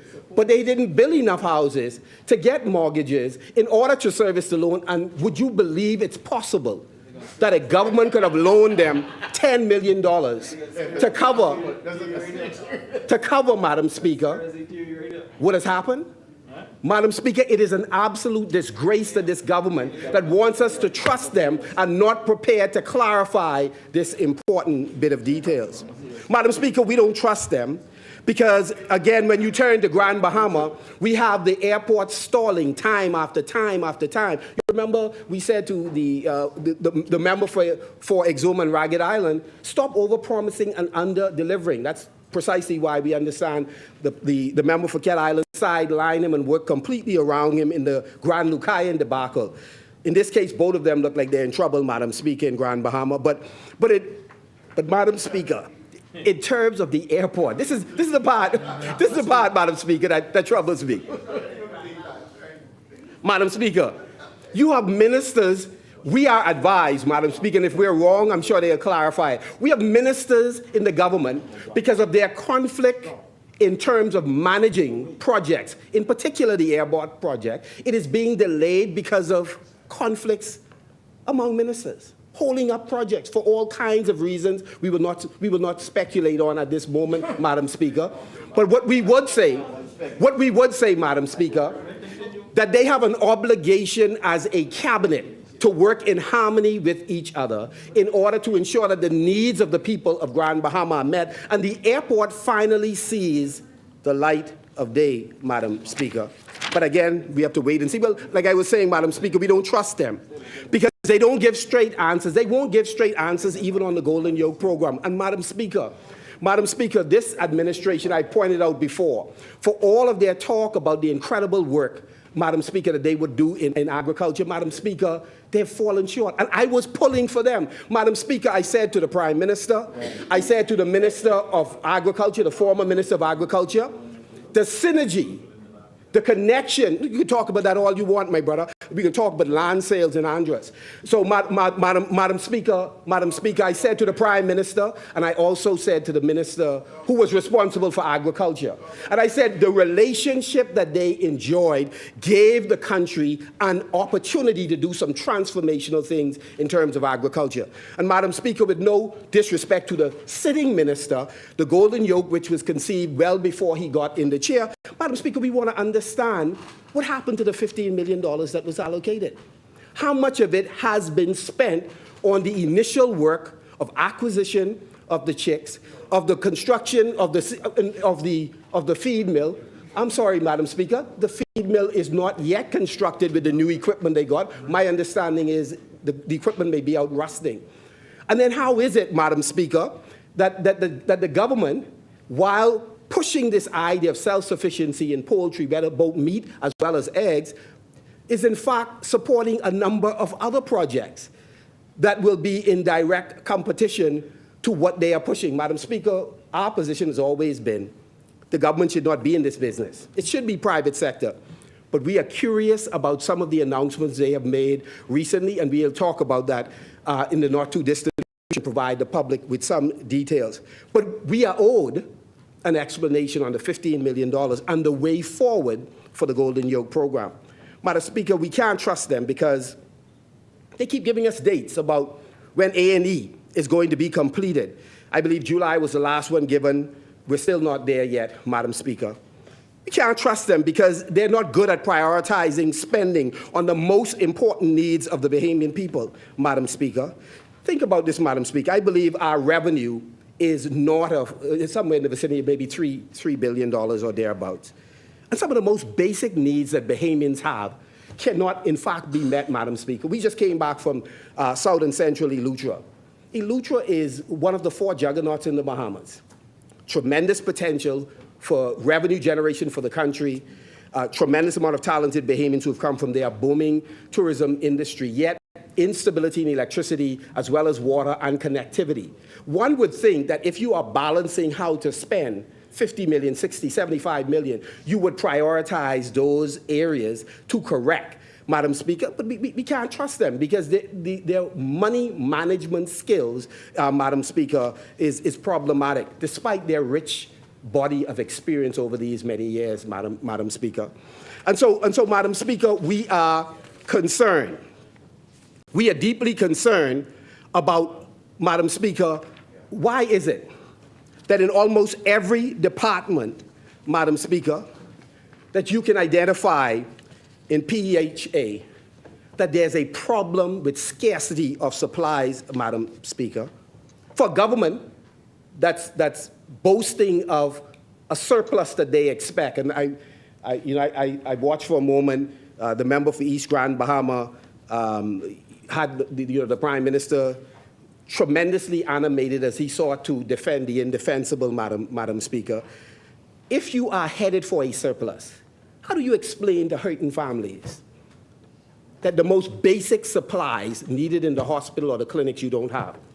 How do you explain to families that the equipment required are not working?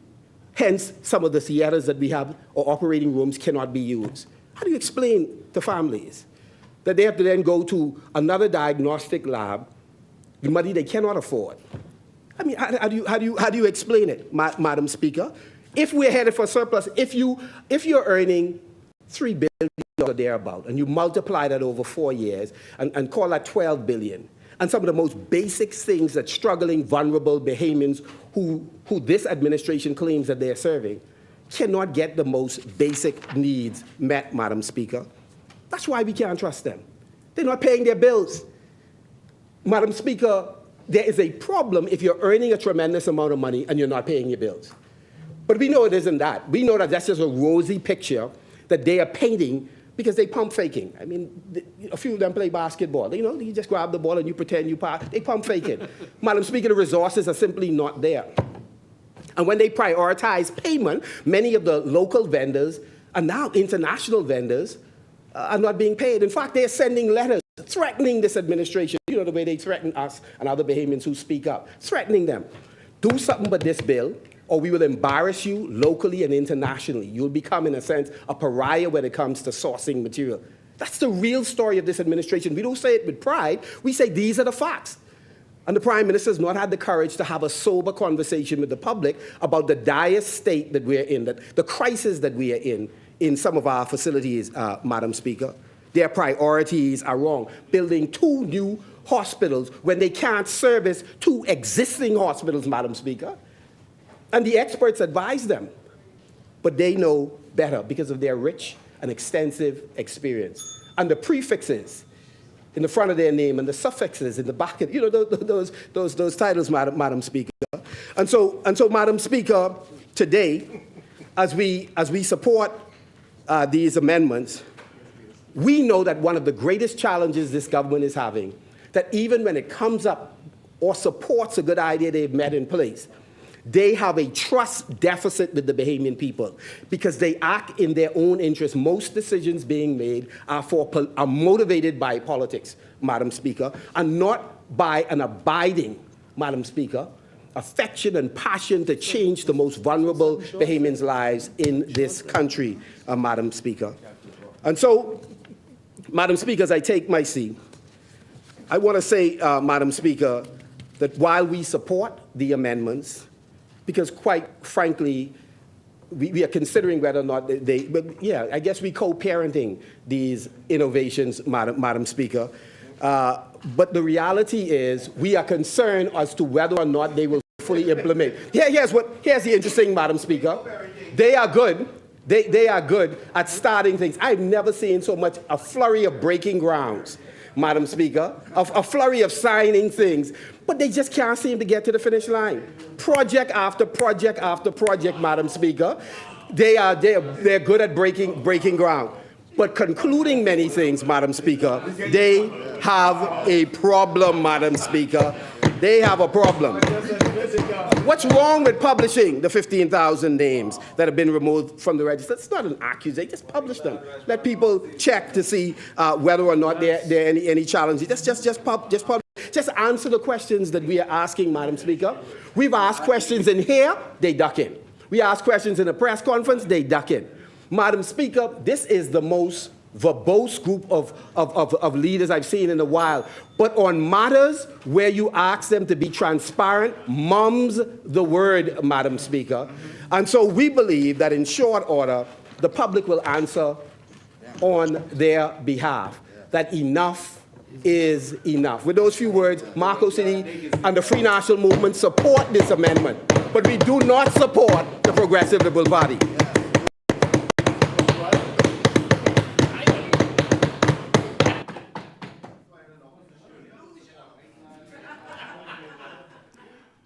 Thank you, Honourable Member. Asmini?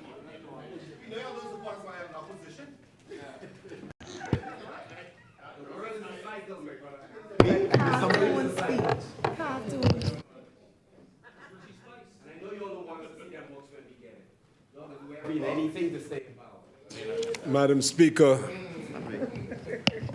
Pay attention. before I begin, I am constrained to make an observation. Yes. Shadow boxing. Shadow boxing.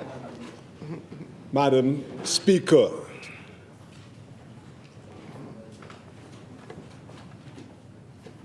Grand Lucayan, SpaceX, Carmichael, Golden Yoke, PHA. Madam Speaker. All over the place. Madam Speaker, shadow boxing is deflection. Shadow boxing is evasion.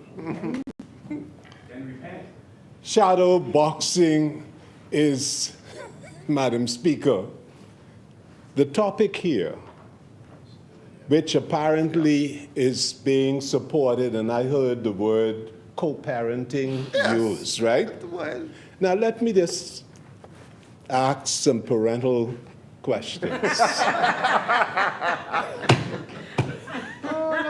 If I claim, Madam Speaker, if I claim a child, the law says that along with parent having the right of access and to claim the child as he has done on international TV, there comes the obligation of maintenance. And I would have thought, yes. if this is my child, I would have used my 30 minutes to provide some constructive recommendation for the maintenance and health of the child. Yes. But what we see is you claiming the child, but you know what an opposition is? I've been in opposition for 5 years. You know what an opposition is? Is you use every opportunity to show the alternative, to give constructive, to say, if you have, in this case, it's not if, but having drafted, having done the research, and to go through the arduous task of passing a bill, I would have thought this would have been a perfect opportunity to give a rational explanation as to why I fail to implement the child. Yes. Why did I fail? Yes, that's right. I mean, at least some reasonable explanation. That's right. Because that is what the Bahamian public wants to hear. That's right. That's right. Take him to court for me. Take him to court for me. And then after having failed to support the child by implementing the law that you passed, you now talking, but I am a co-parent. That's what I call neglect. That's what I call abuse. Abandonment. And abandonment. But you know, Madam Speaker, I will not engage this matter any further because the Bahamian public has seen and will judge for themselves. Madam Speaker, I want to thank the people of Fort Charlotte for giving me this opportunity to speak on their behalf.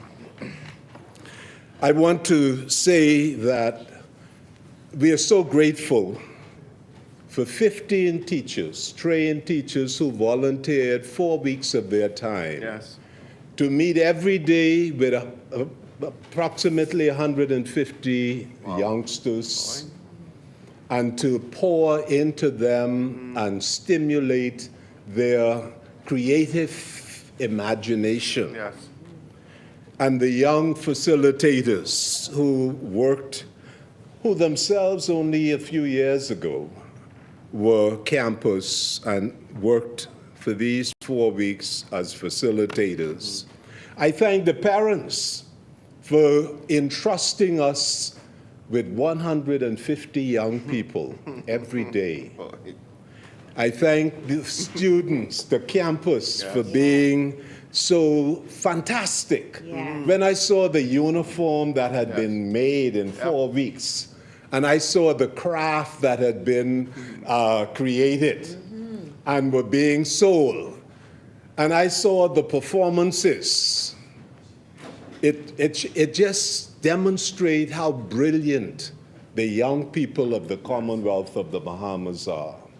And when we come here, our job, Madam Speaker, is for them to see that we are creating, crafting laws and opportunities for them because they deserve the best that we can give in this House. Absolutely. I also want to thank the spouse of our country, Mrs. Anne Marie Davis, graced us, but she did not only come to give her presence, she gave an inspiring presentation, inspiring the young campus, inspiring the teachers and thanking them on behalf of the country. And also, I must say it is one of the best public thanks that I have received in my public life. So I want to say on behalf of Fort Charlotte, thank you for the gracious and generous contribution that she made to the closing ceremony of our summer camp. Yes, it's always important. Madam Speaker, today on behalf of Fort Charlotte, I support the Parliamentary Election Amendment Bill 2025. I stand as part of a government that believes in action, not just ambition. A government that sees reforms through to the finish line. This bill before us tonight is here because the Progressive Liberal Party is determined to move the Bahamas forward, not only in theory, but also in reality. Let me be clear, Madam Speaker. While the Free National Movement began the process, it is the Progressive Liberal Party that is delivering on it. Yes. Once again, we are the party that takes bold ideas and brings them to life, that transform policy proposals into practical, tangible change for the Bahamian people. This bill is proof of that. Securing the right, security, and efficacy of the right to vote has been and remains at the core of the Progressive Liberal Party. Now, what do I mean by that?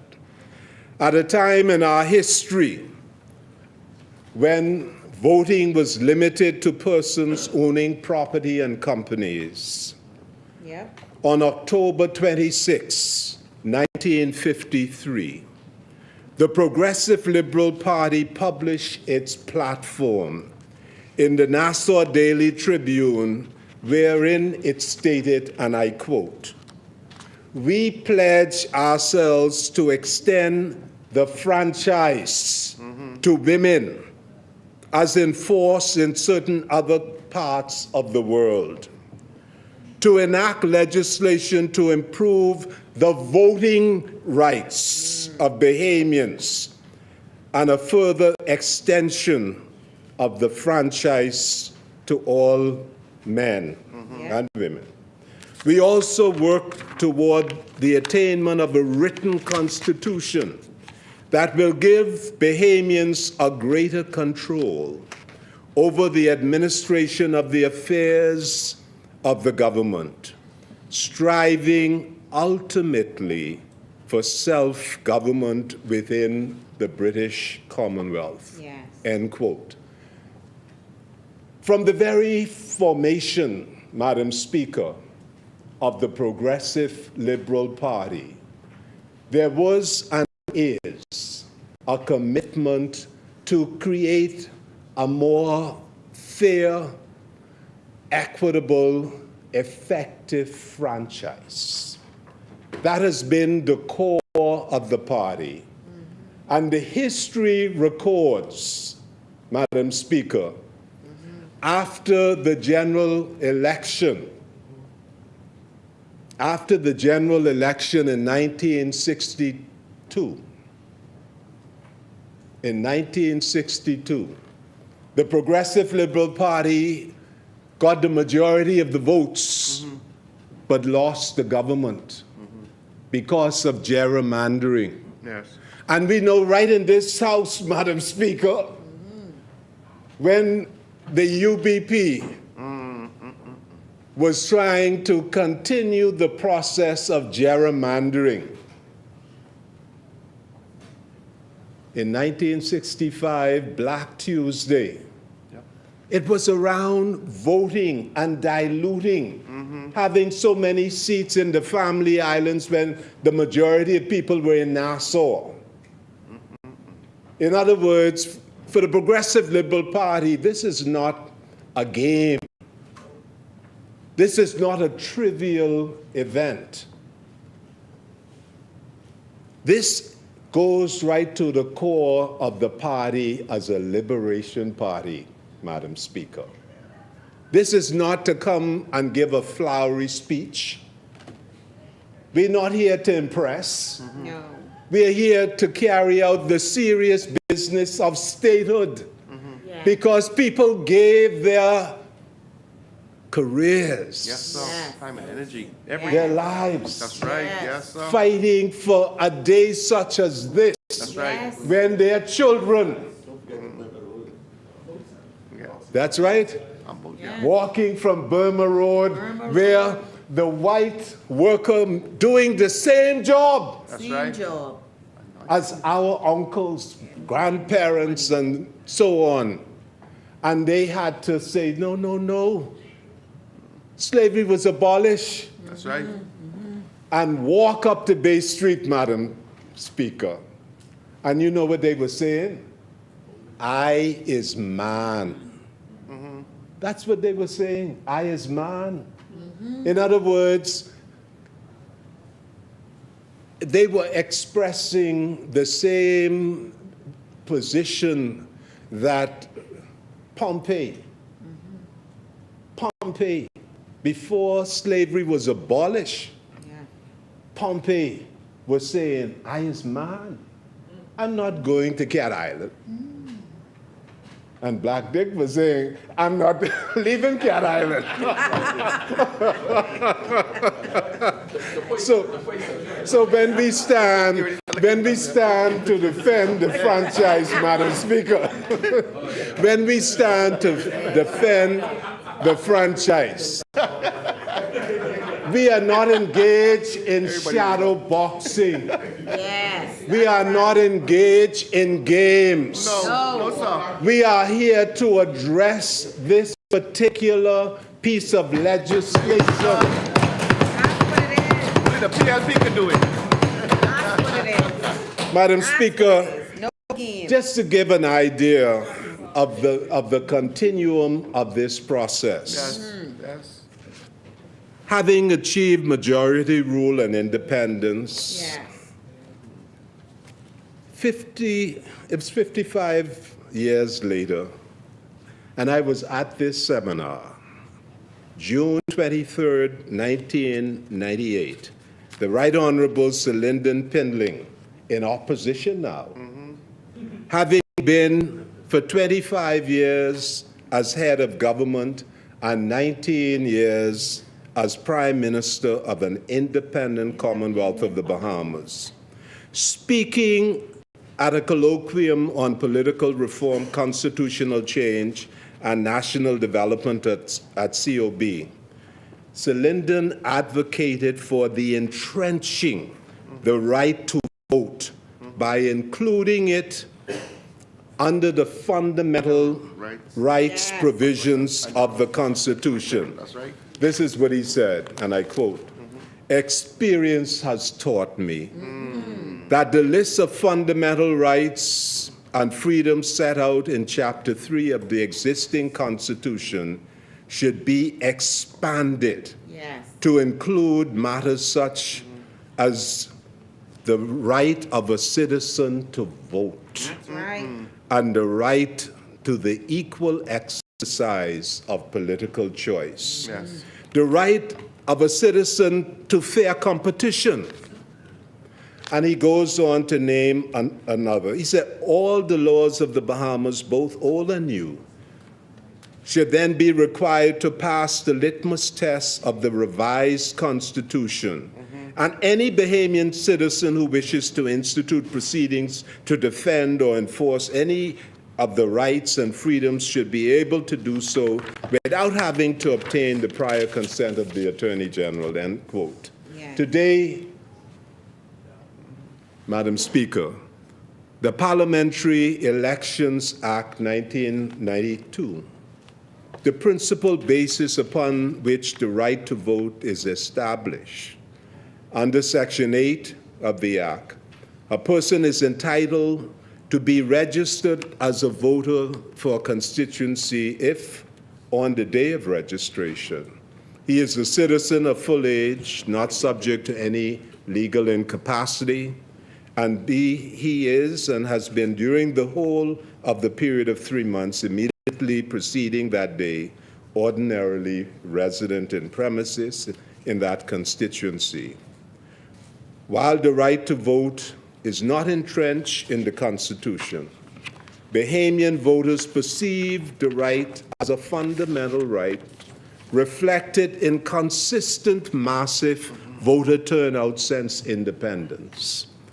For example, the voter turnout in 2021, the lowest, which was approximately 65%. But that is after the entire world was closed down.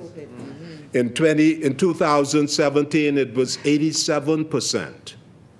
In 2012, it was 98%. And what we see, Madam Speaker, is that Bahamians, this ain't no joke, Bahamians take the right to vote as serious business. Yes, they do. We have the highest, one of the highest voter turnout in the world. Yep. That's right. So when we come in here and we dealing with the serious business of voting, Yes. this ain't no time for shadow boxing. No, sir. In fact, Speech was shot. you know why it is so urgent? And you will understand why. In the case Allison Maynard Gibson versus Brian Woodside, the issue the court had to decide was the lawfulness of the votes cast by 183 voters in Pinewood.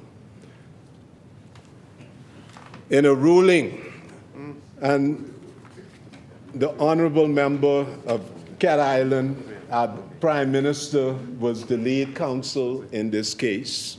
And the two cases I will mention, he was the lead counsel. And I just want to remind colleagues what our own justice of our Supreme Court had to say about registration Yeah. that currently exists in our country. Madam Justice Anita Allen and Mr. Justice John Isaacs observe, and I quote, "This case exposed the most egregious failures in the parliamentary registration system. The parliamentary commissioner failed, for whatever reason, to ensure the integrity of the registration process in Pinewood. It was indeed startling to the court that counsel for the petitioner and the first respondent were forced to concede that 85 of 183 votes challenged were unlawful ones. Wow. Perhaps the time is appropriate for the parliamentary commissioner to comprehensively examine the practices and procedures of parliamentary registration department with a view to ensuring that what we saw in Pinewood does not reoccur because it threatens, undermine the fundamental basis of our parliamentary democracy, end quote. But look at this, Madam Speaker. Watch this. That 2 years later, another case comes before the same two justices in the Supreme Court of the Commonwealth of the Bahamas, arising out of a by-election in Elizabeth. There you go. The case of Ryan Pinder versus Jack Thompson. Yes. The issue, the lawfulness of 6 protest ballots. And again, these learned justices had to observe, and I quote, again. This is the judge's writing. Again. This process has exposed failures, omissions, and errors on the part of the parliamentary commissioner and his staff, which may, if not corrected, threaten the fairness of the electoral process and ultimately our democracy. It is not an answer to say that the parliamentary commissioner did not have the resources to do what he is mandated by the law to do. No court can accept that as an explanation for the disenfranchising of voters. We say emphatically that the parliamentary commissioner must be provided with sufficient resources, both financial and human, to ensure he is able to properly discharge the duties imposed on him by law. You see, Madam Speaker, this is why this is no time for shadow boxing. No. There should have been an explanation given to the Commonwealth of the Bahamas. Why did you not implement the law? There you go. Can't believe no COVID. Again. This bill Yes. introduces the biometric voters card, long overdue as requested by our court. Upgrade to the voter registration system that places the Bahamas in line with democratic best practices around the world, from the Caribbean, Latin America, to Europe, Asia, Africa. We are not reinventing the wheel. No. We are simply making sure the Bahamas is no longer left behind. The biometric voters card will incorporate fingerprinting, facial recognition, and digital signatures to prevent duplicate voting, eliminate impersonation, and secure the electoral process with tamper-resistant technology. This is not only about security, Madam Speaker. It is about ensuring public trust and confidence in the electoral process. I'm not here to make any brownie points. No. This is about the Bahamian electorate who are watching us. That's right. This is what this is about. These cards will contain robust and secure personal data, including the voter's registration details, national insurance number, biometric identifiers, all digitally embedded. The verification process will be faster and more accurate, reducing wait times at the polls, ensuring each eligible Bahamian's right to vote is protected.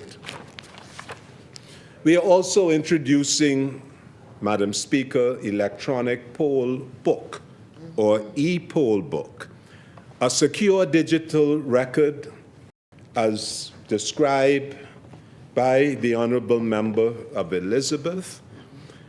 We are also building in layers of accountability and security, fines and prison terms for those who misuse voter data or attempt fraud, periodic voter verification exercises, procedures for secure card issuance and replacement, and protection of voters' rights in the event biometric data fails to register.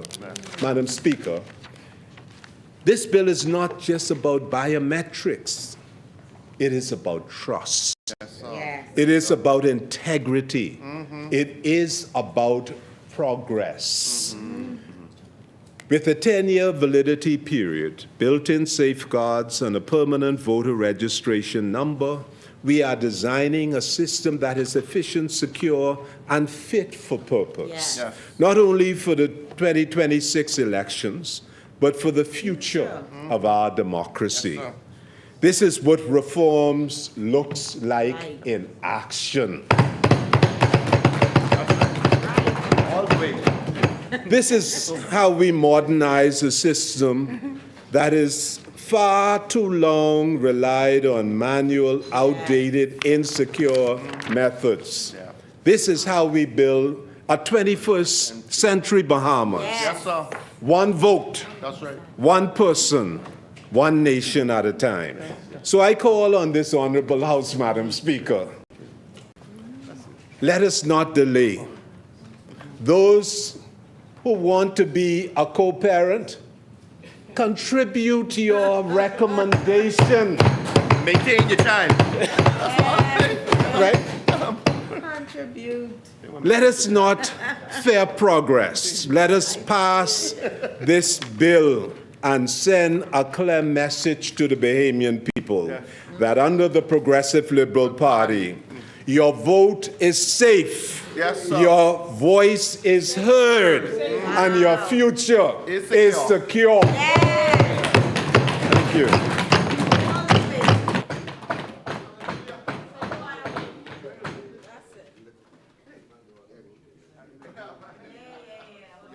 Thank you, honorable member. As many, the chair recognizes the honorable member for Southern Shores. Thank you very much, Madam Speaker. Before I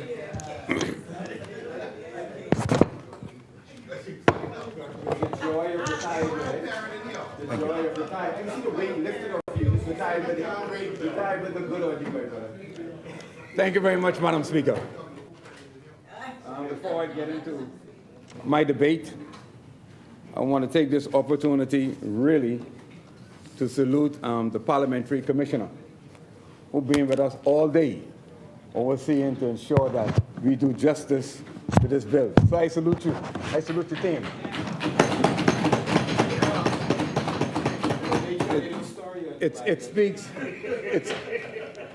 It speaks well of your leadership and also your commitment to this transformative bill. Again, thank you, sir. Madam Speaker, I rise today just to lend my support to this transformative bill. And I rise as the Member of Parliament for the great constituency of Southern Shores. I rise not only, Madam Speaker, as a representative, but I rise as a firm believer in the power of progress to protect the sanity of our democracy. I stand today not to provoke, but to clarify, not to divide, but to align. I rise in full support of a bill that marks a pivotal step in the evolution of our democratic processes. This bill, Madam Speaker, which seeks to amend the Parliamentary Election Act, Chapter 7, is not merely an administrative upgrade.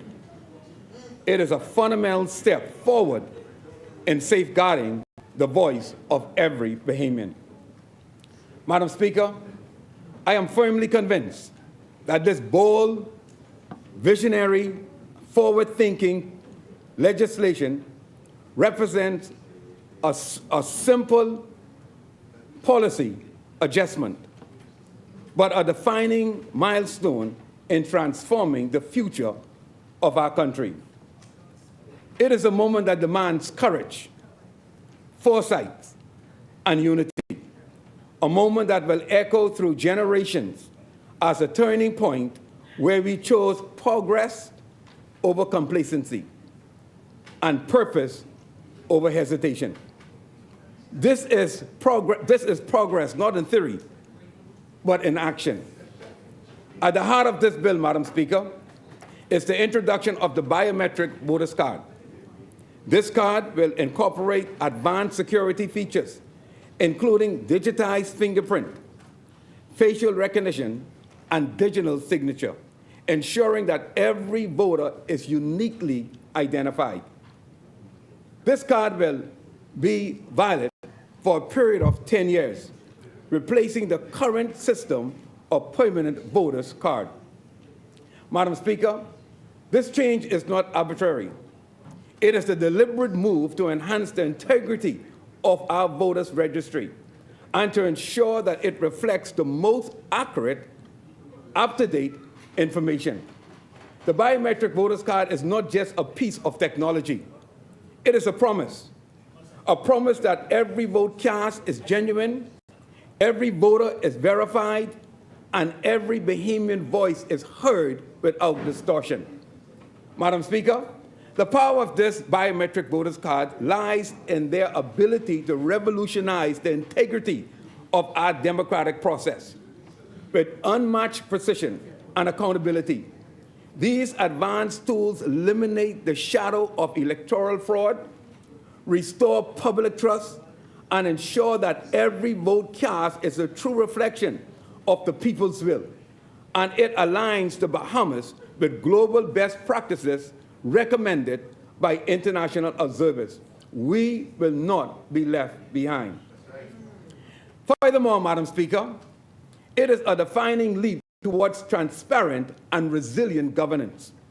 Madam Speaker, for far too long, our electoral system has relied on outdated method that, while functioning, leaves room for error, impersonation, and inefficiency. In an era of remarkable technological advancement, we must seize the moment to ensure that our electoral system is not only modernized, but resilient, transparent, and trustworthy. Madam Speaker, to support this transition, the bill provides for a voters' verification exercise to be done every 10 years. This exercise will require voters to submit up-to-date biometric data to confirm or amend their registration details. And it is a measured and responsible approach, one that balances security with convenience and accuracy with accessibility. Furthermore, Madam Speaker, this bill introduces an e-poll book, a secure electronic device containing voters registered at the polling station. This innovation will streamline the voters' process on election day. And Madam Speaker, we know what election day could be like. It could either be a civic celebration or it could be a logistical nightmare. Not only so, Madam Speaker, this e-poll book reduces administrative burden and significantly minimize the potential for human error or manipulation. These measures are not just technical upgrades, they are safeguards. They are designed to protect the sanity of the vote, uphold public confidence in our electoral system, and to ensure that every Bahamian voice is heard and counted for. Madam Speaker, this bill reflects our commitment to good governance. It reflects our duty to protect the democratic rights of our citizens, and it reflects our belief that the integrity of our election is not negotiable. It is foundational. Madam Speaker, I understand that changes brings questions. Some worry about privacy, others about accessibility. Our dear friend from Marco City, he mentioned that they don't trust us. I don't know why. I don't know why they don't trust us. As a matter of fact, he urged the Bahamian people, don't trust us. Because they want us to give, listen man, they want us to give them our most sensitive data. Man, listen, you're going to get shooting here. But listen, they want us to give them their most sensitive data, facial images or fingerprint. But Madam Speaker, I want to say this here, and I want to encourage the Bahamian people. Do not become a victim of fear-mongering. Do not become a victim of fear-mongering. And I will say it again. Do not become a victim of fear-mongering. This is not new to you. Our member for Golden Gates, she talked about the fingerprint on the phone. We see it in the workplace, Madam Speaker. Not only the workplace, Madam Speaker, whenever you go to the USA, and even here in the Bahamas, when you pass through customs, American customs, they ask for your fingerprint. They ask for your facial images.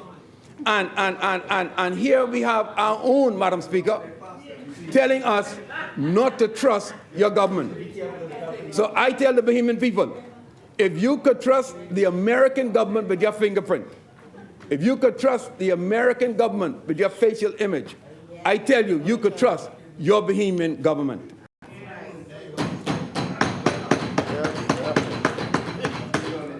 Let me make this crystal clear, Madam Speaker. This system is optional, encrypted backed by a contingency plan, including paper backups, so that no Bahamian is disenfranchised, even if the lights go off or the internet go down. We are not rushing this process, Madam Speaker, like the side opposite is saying. We are building on a legislation introduced by them in 2020. They enacted this legislation, but abandoned the responsibility. They promised transformation, yet failed to construct the very system that would deliver it. What they left behind, Madam Speaker, was not progress. It was a blueprint without foundation. So today, we are not merely finishing what they started. We are correcting what they neglected. Furthermore, Madam Speaker, we are launching a public education campaign to ensure every citizen understands their rights and options. Let us not allow fear to stall this progress. Let us embrace innovation that strengthens our democracy. These transforms are not about exclusion. They are about inclusion with integrity. They are about ensuring that every eligible Bahamian can exercise their right to vote in a system that is secure, fair, and resilient. Madam Speaker, this bill is not about replacing the old ways.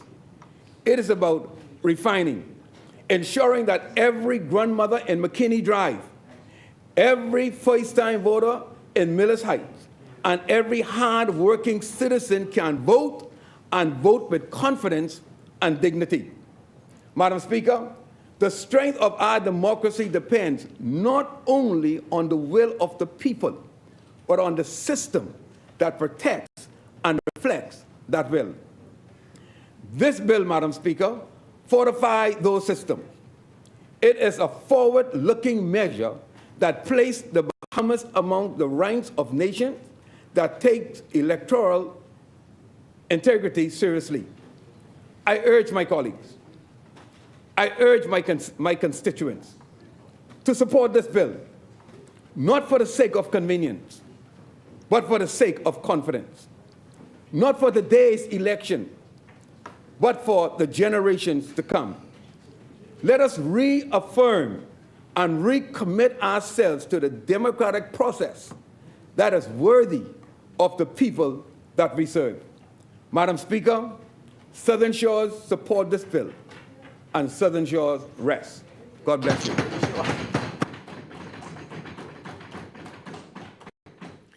Thank you, Honourable Member. As many?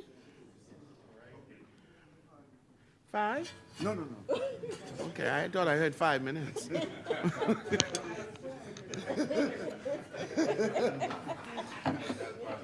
in the spirit, Golden Gates. Golden Gates, stay in the spirit, Golden Gates. Stay in the spirit. Stay in the spirit.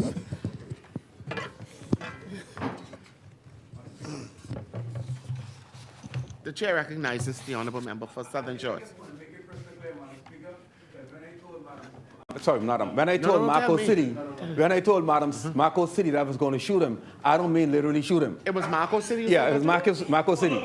But I'm not going to shoot him. So I just want to. I don't want the paper go there and say Southern Shores is going to shoot Marco City. So I just want to make that crystal clear, ma'am. All right. Thank you, Marco. That's fine, right? Yes, of course. Okay. I just was signing on to have you checked.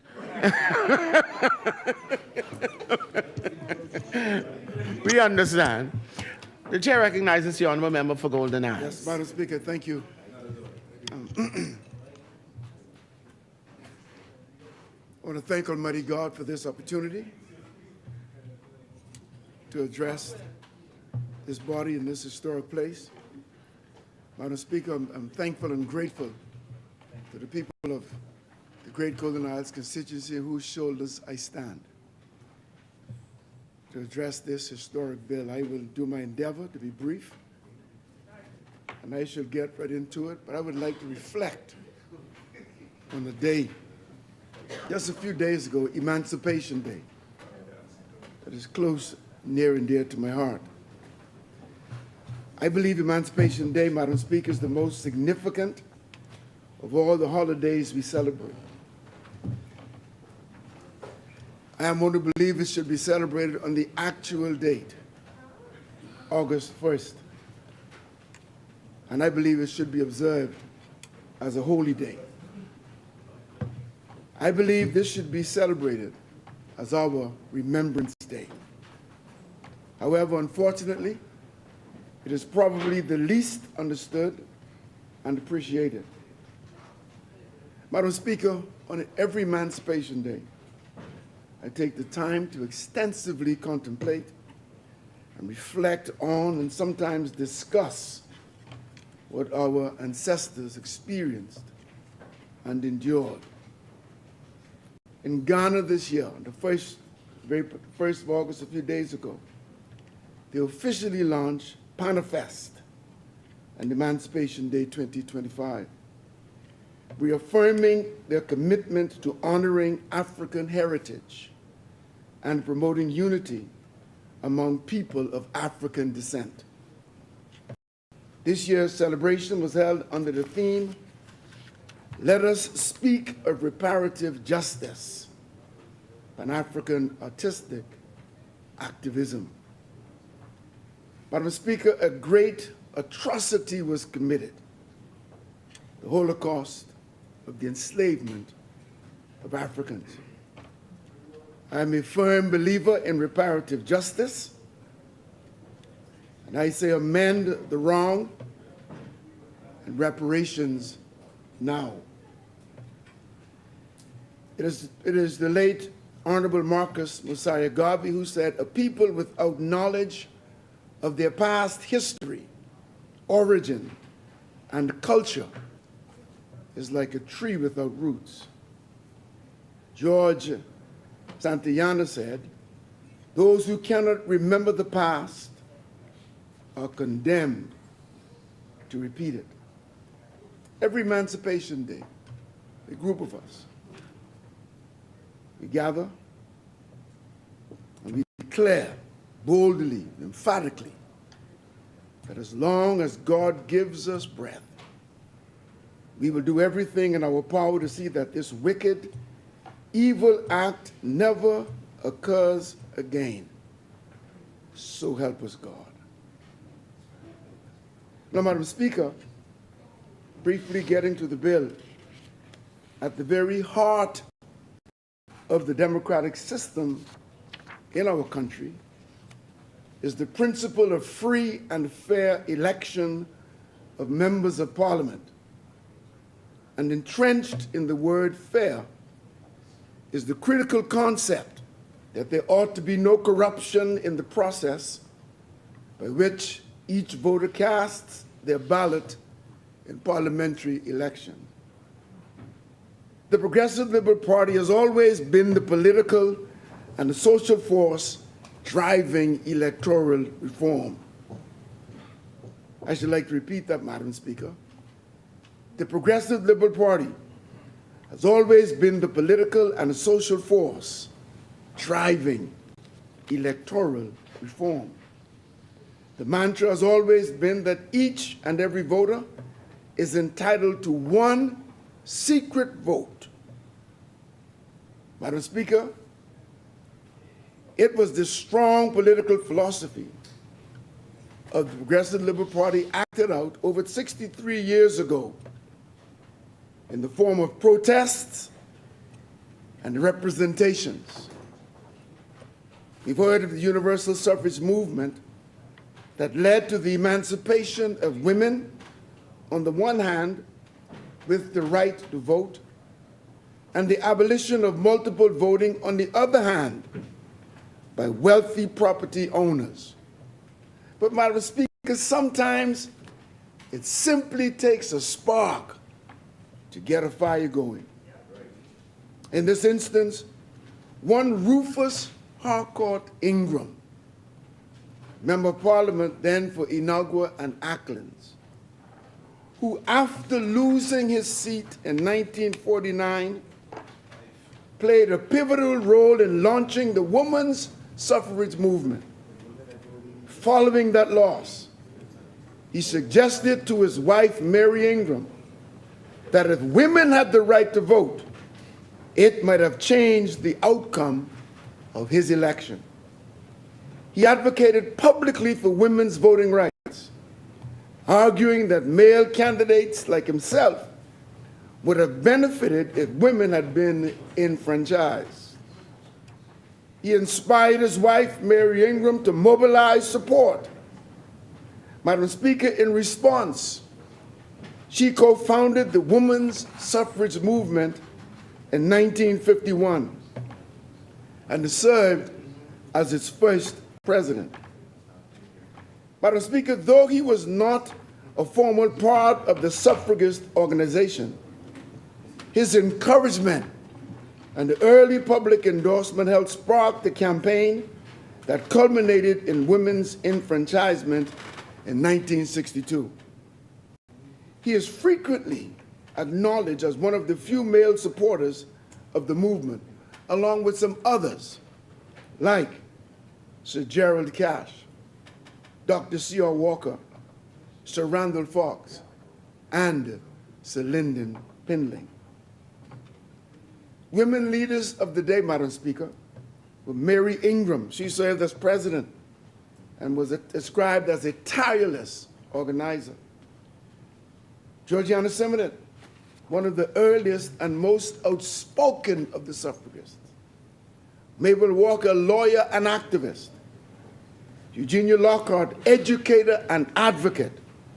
And who can forget Dame Dr. Doris Johnson, who delivered the famous 1959 address to the House entitled A Woman's Plea, which turned out to be the turning point for the movement. And Madam Speaker, just an excerpt of a speech referencing taxation and representation.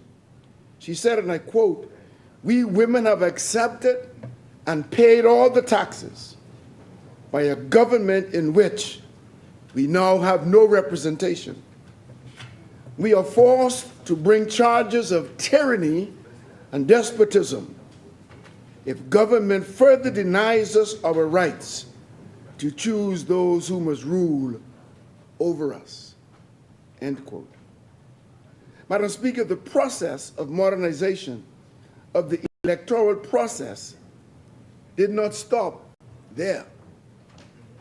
For history once again demonstrates that shortly after the historic victory in 1967, approaching the 1972 general elections, the Bahamas voting age was officially lowered from 21 to 18 in 1972 through a constitutional amendment to expand democratic participation, especially leading up to our independence in 1973.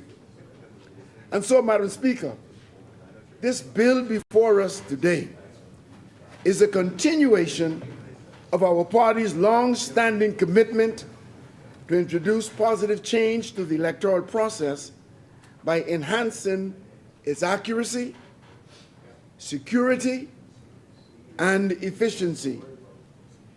Every eligible voter must satisfy certain criteria according to Section 8 of the Parliamentary Elections Act 1992, which states, a person shall be entitled to be registered as a voter for a constituency where on the day in which he applied for registration, A, he is a citizen of the Bahamas of full age and not subject to any legal incapacity, and B, he is and has been during the entire period of 3 months preceding that day ordinarily resident in premises in that constituency. And in Part 1 of the Act, full age, Madam Speaker, means 18 or older. In addition to these two criteria, there's the question of identity. Simply, is the voter who he says he is? Section 57 of the Parliamentary Elections Act further states, 1, no person shall be permitted to vote in any polling division at any election unless A, he produces his voter's card or other sufficient means of identification, and it is apparent that he is not already voted at the same election in the same constituency or in any other constituency, and B, his name is on the part of the register for that polling division, and the presiding officer has scrutinized the voter's card or other means of identification produced by him and is satisfied as to his identity and his right to vote. Madam Speaker, traditionally, we have used the paper voter's card with relevant information and a photograph affixed. And many of us, Madam Speaker, can recall the era when the voter's card on the Family of Islands did not have a photograph affixed. So you can imagine leading up what kind of irregularities and compromises and abuses occurred. This bill, which seeks to amend the Parliamentary Elections Act, introduces measures aimed at improving and significantly reduces the risk of fraud or tampering and ensures the integrity of the electoral process. The introduction of a biometric voter's card with digitized fingerprints, facial images, and signatures, and valid for 10 years, is most certainly a groundbreaking innovation that is worthy of high praise. Madam Speaker, we note that the technology is not yet being employed to show that a voter has voted only once in a particular election. As you are well aware, Madam Speaker, this has been an area with great potential for abuse, given that the indelible ink may be compromised by certain solvents. In the not too distant future, however, it will be possible to capture on the card that the voter has in fact voted only once. Efforts to modernize the electoral framework in the Bahamas clearly must continue to be an ongoing process, ensuring that it remains robust, secure, and accessible for all citizens. Madam Speaker, as I promised to be brief, in my conclusion, it is indeed an honorable privilege for me to have the opportunity to throw my full support behind this bill for an act to amend the Parliamentary Elections Act. Know your past and honor it. Engage your present and improve it. That's what we're doing. And imagine a new future and forge it in the most ethical, effective, and efficient ways. So says Dr. Malana Karenga. May Almighty God, Yahweh Elohim, continue to bless the Commonwealth of the Bahamas and make the wealth common. Golden Isles supports this legislation. Thank you, Honorable Member Asmini.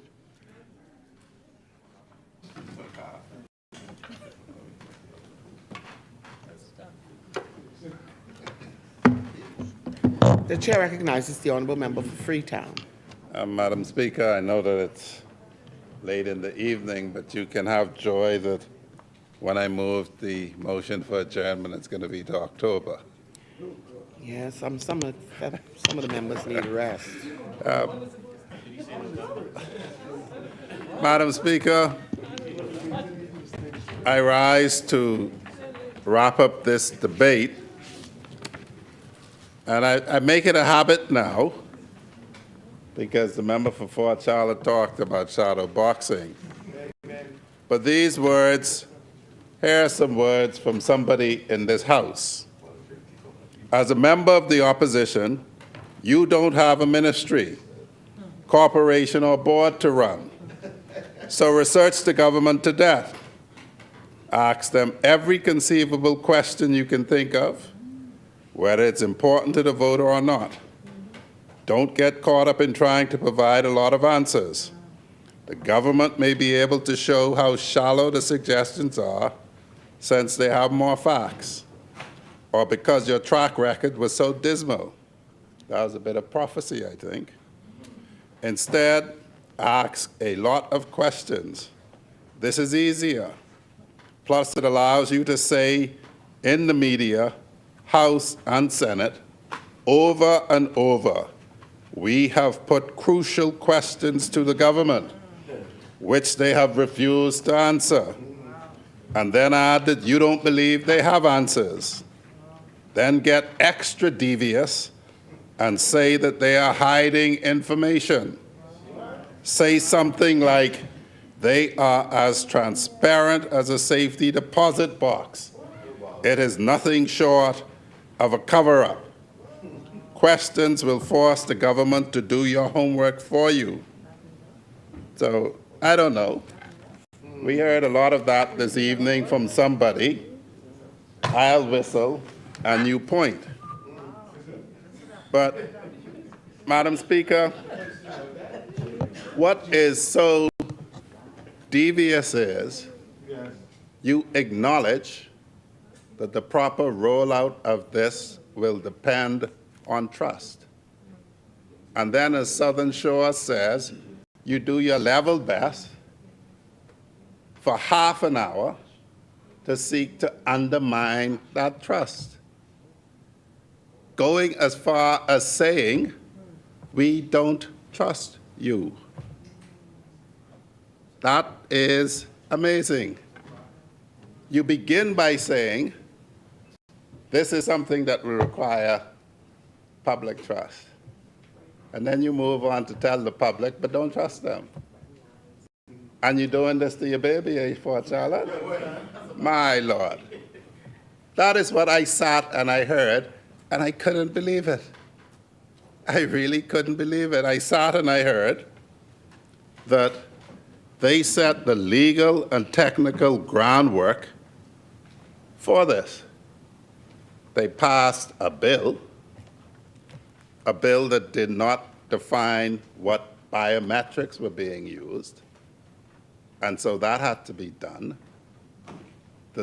A lot of the content of this bill should have been in the 2020 bill, because the 2020 bill in section 113 just envisaged that the minister would make regulations to define what the card is, as we have to make regulations. So they did the legal work. They didn't do it correctly. Sometimes what's after your name is important, although some people in here made it seem irrelevant. Sometimes, if you pay attention, when you're passing landmark legislation that introduce biometrics, it might occur to you that you have to define what the biometrics are. It's just simple. And then, Madam Speaker, by all accounts, they did a lot of technical groundwork.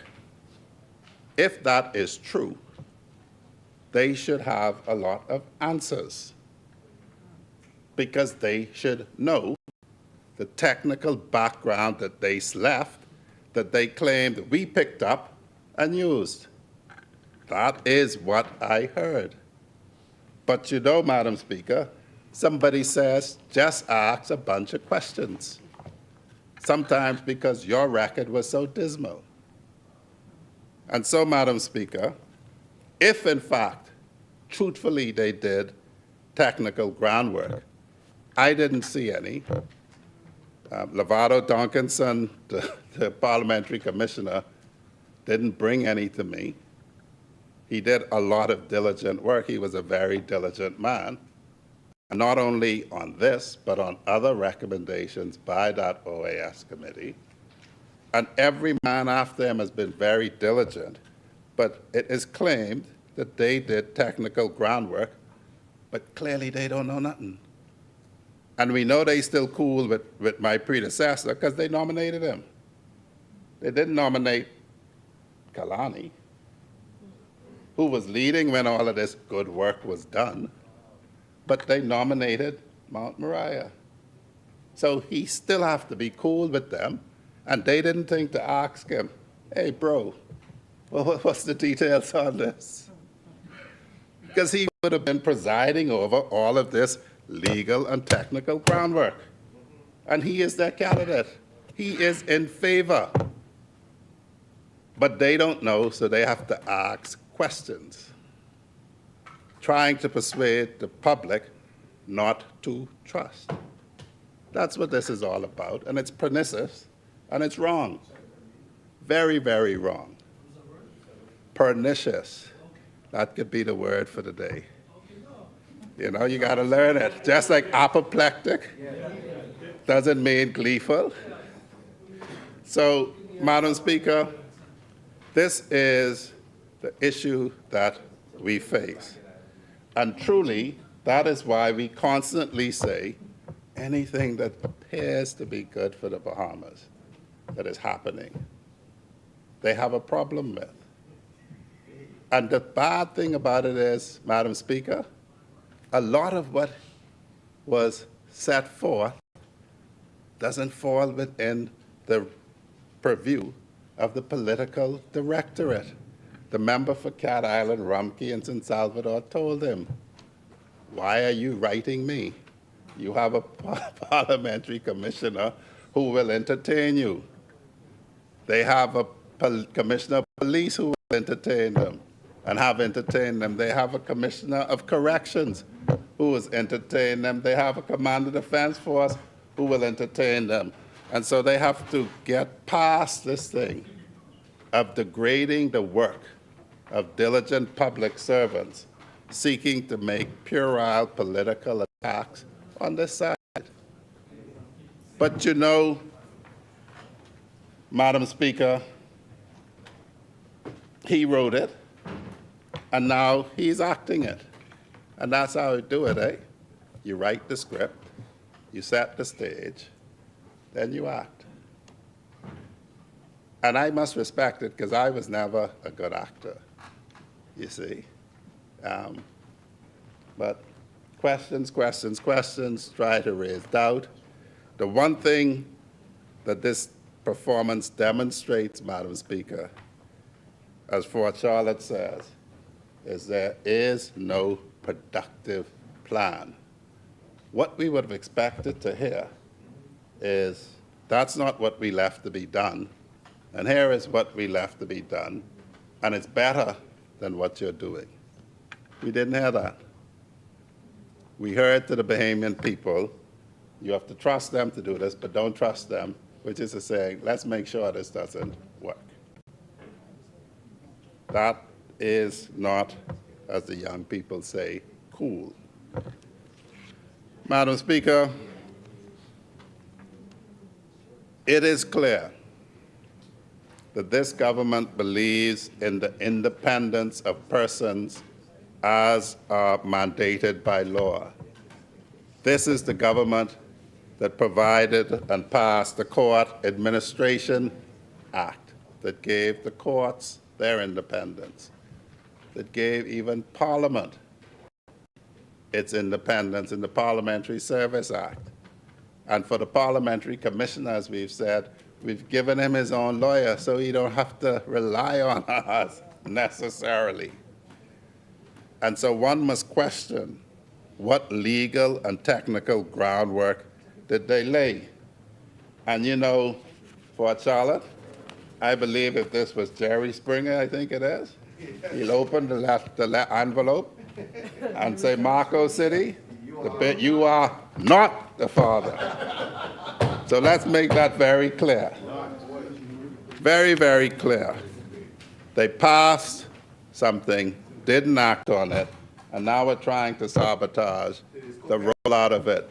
I make that bold accusation that from all that we've heard in this House today, they passed, well, Kalani is the baby daddy now. Yeah. But they don't want him now. They cast him out. Yes. But clearly, Madam Speaker, very demonstrated by everyone following politics, and plainly, it is a matter of trust, and they cannot be trusted, and they demonstrate it time after time. And so, Madam Speaker, it's as simple as that. The public knows, the public can tell, and what is more, Madam Speaker, the public can choose not to get the card. And I suppose, Madam Speaker, that they will try to grade themselves by how many people do not get the card. And if I were a prophet, Madam Speaker, I would prophesy that over the next weeks and months, we will see a concerted campaign in social media and other media to seek to push that agenda. If I were a prophet, Madam Speaker, I would say that. But, Madam Speaker, it will be available to all who wish to have it. And again, Madam Speaker, I would reiterate that my function, the government's function, as the courts have said in the cases in which the member for Cat Island, Rumkey, and San Salvador was involved, our job is to provide the parliamentary commissioner with the resources that he needs to do his work. And we've committed to do that, Madam Speaker. And so with that, I would ask that the question be put.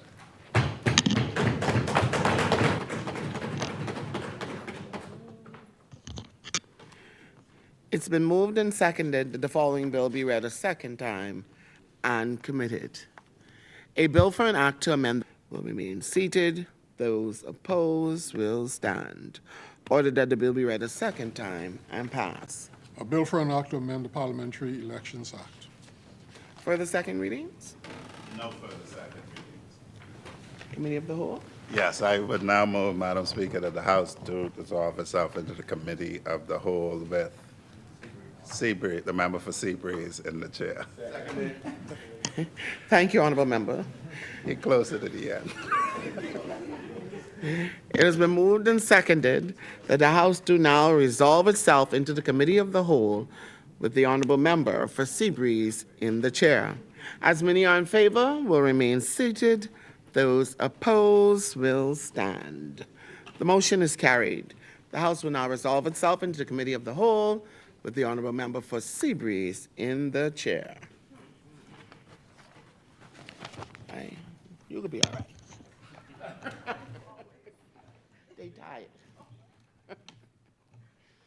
And then you could ask certain shorts for help.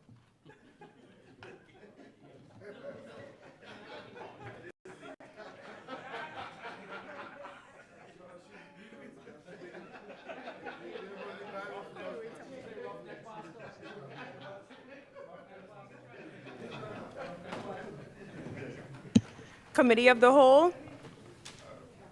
Madam Chairman, the Parliamentary Elections Amendment Bill, I move that the long title of the bill be agreed.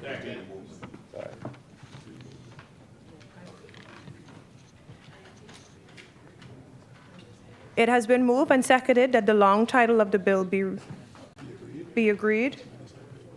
As many as in favor remain seated. Those who oppose will stand.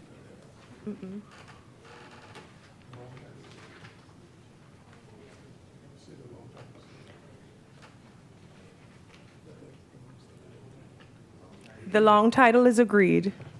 I now move, Madam Chairman, that clauses 1 to 16 of the bill be agreed. Second. Second.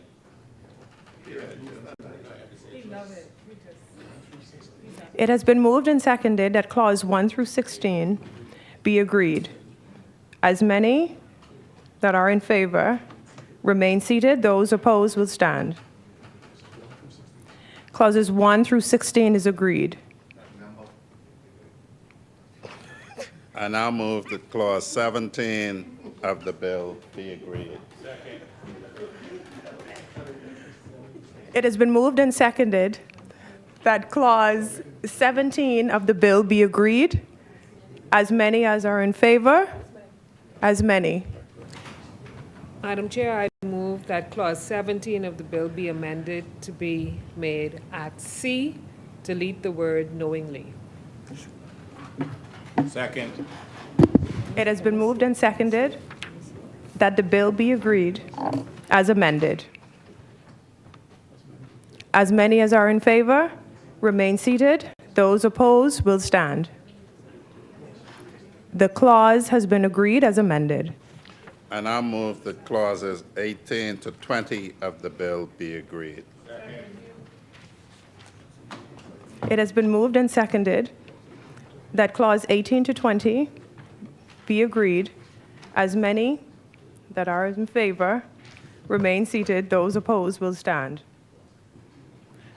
Clause 18 to 20 is agreed. Member?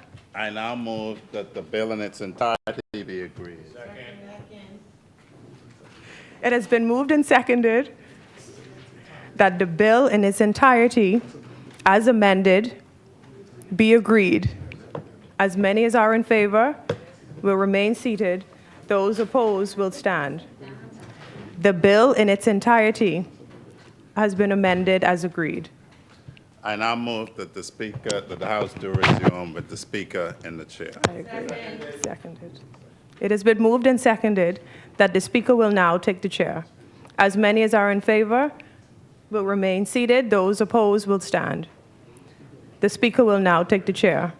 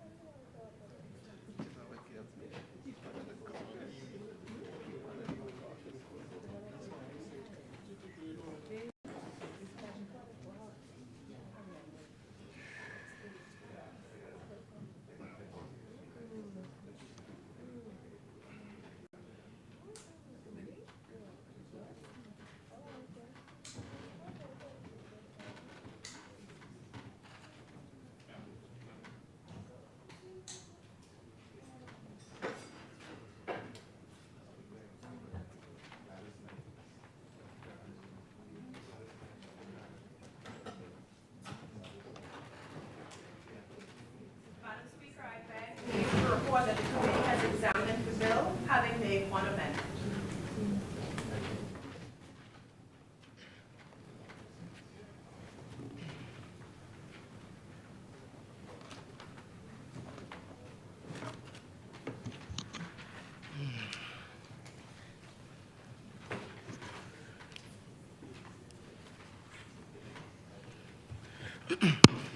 Honorable members, the Honorable Member for Seabreeze and Chairman of the Committee of the Whole has reported that the bill has been examined, having made one amendment thereto.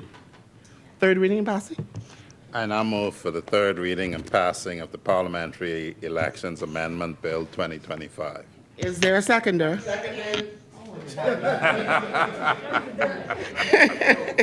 It has been moved and seconded that the following bill be read a third time and passed. A bill for an act to amend the Parliamentary Elections Act. As many are in favor will remain seated. Those opposed will stand. The motion is carried. Ordered that the bill be read for a third time and passed. A bill for an act to amend the Parliamentary Elections Act.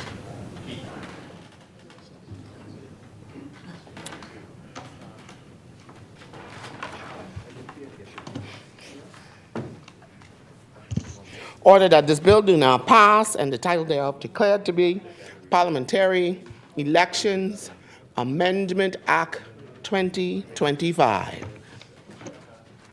Further third readings? No further third readings. Thank you, Honorable Member.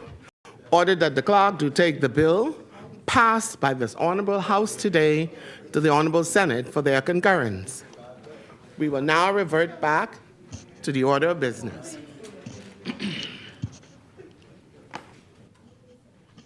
Consideration of Senate's amendments, resolutions,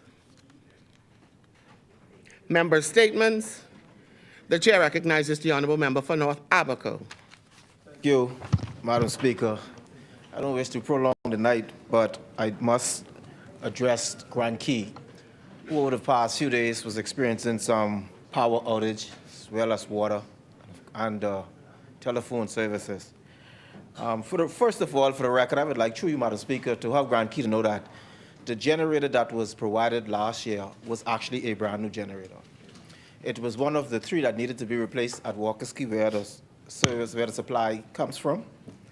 I was told by the manager that the second unit has been purchased, and we are just working on the logistic and cost in order to ship the second unit into Grand Key.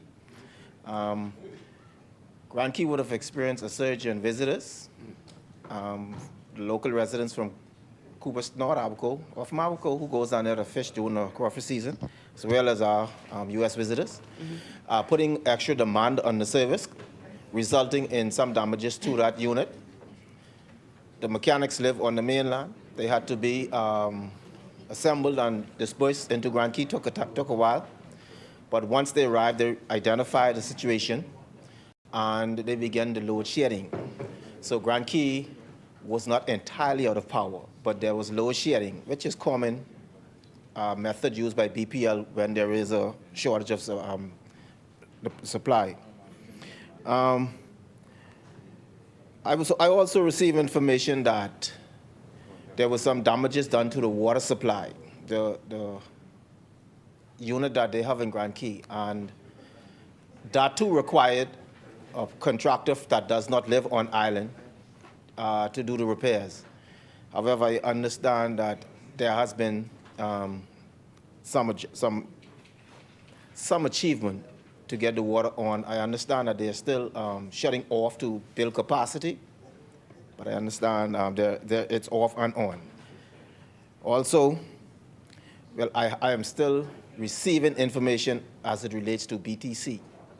I was under the impression that there was a need for a transfer switch, required a generator didn't automatically comes on, but I received other information by a gentleman who's on Facebook, which I'm trying to confirm. I just want to go on record, Madam Speaker, to say to Grand Key, I read a communication stating that the Progressive Liberal Party has forsaken or forgotten Grand Key.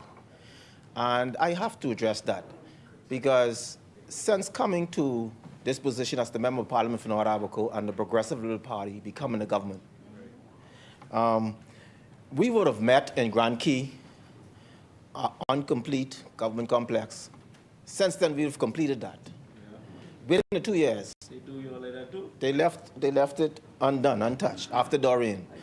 That government complex, Madam Speaker, that hosts local government, customs, and for the first time, we have immigration presence on Grand Key, stationed in Grand Key. thanks to the minister, the honourable member for Fort Charlotte.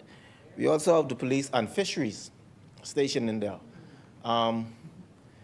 Recently, we would have engaged a private space for fishery who will be moving out to make space for immigration. And I saw in the communication that was released that they mentioned how important fishery is to Grand Key. But for the very first time in the history of Grand Key, there was a vessel commissioned to the fishery department in Grand Key by this administration. You see, Madam Speaker, for you to have a freezer full of crawfish or fish, somebody has to be protecting the catch for you to get there to catch it. That's what fishery does. They now are able to go out and to patrol the waters and secure the catch for when the season opens. Grand Key, who tries on fishing, will be able to have a successful catch.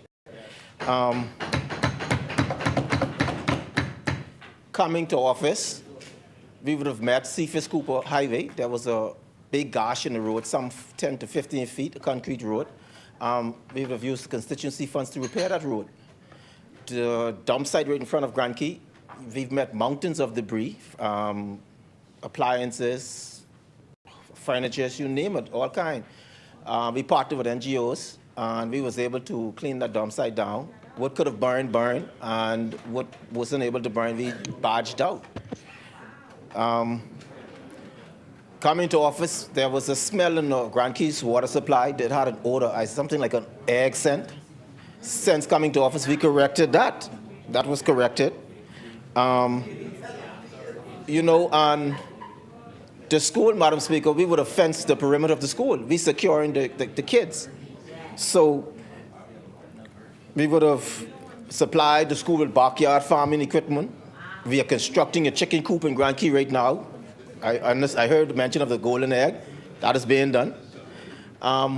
So when persons go on record saying that this administration doesn't care for a place like Grand Key, for me, it's disingenuous for an administration who, when had the opportunity to express their care 2 years after Dorian, would have left it in the state it did.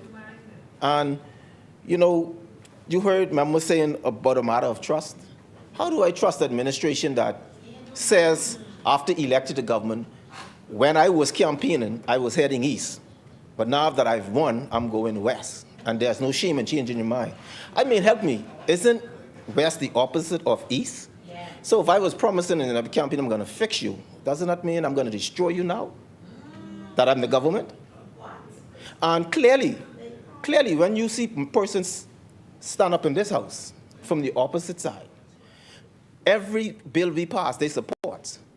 But they find all kinds of excuse what's wrong with the bill. Doesn't that demonstrate conflicting? Something is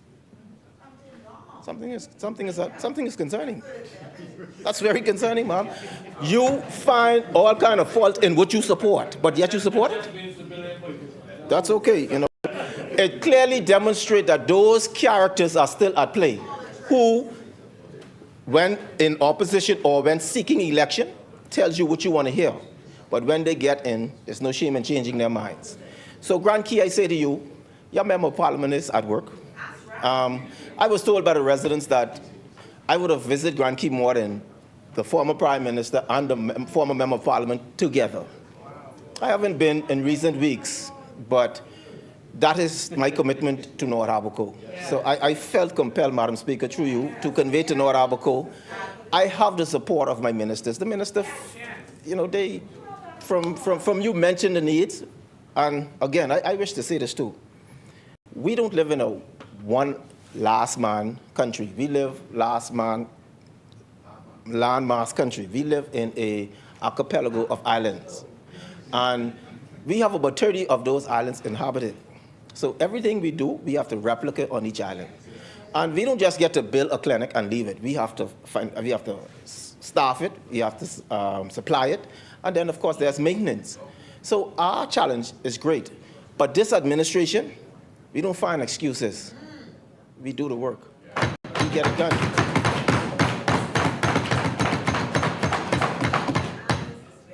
So I just want to say thank you to my colleagues. Thank you for answering your phone. Thank you for responding. There's a lot more to come, and I'm sure as we head towards the election, they're going to bring out the rest. Thank you very much, Madam Speaker.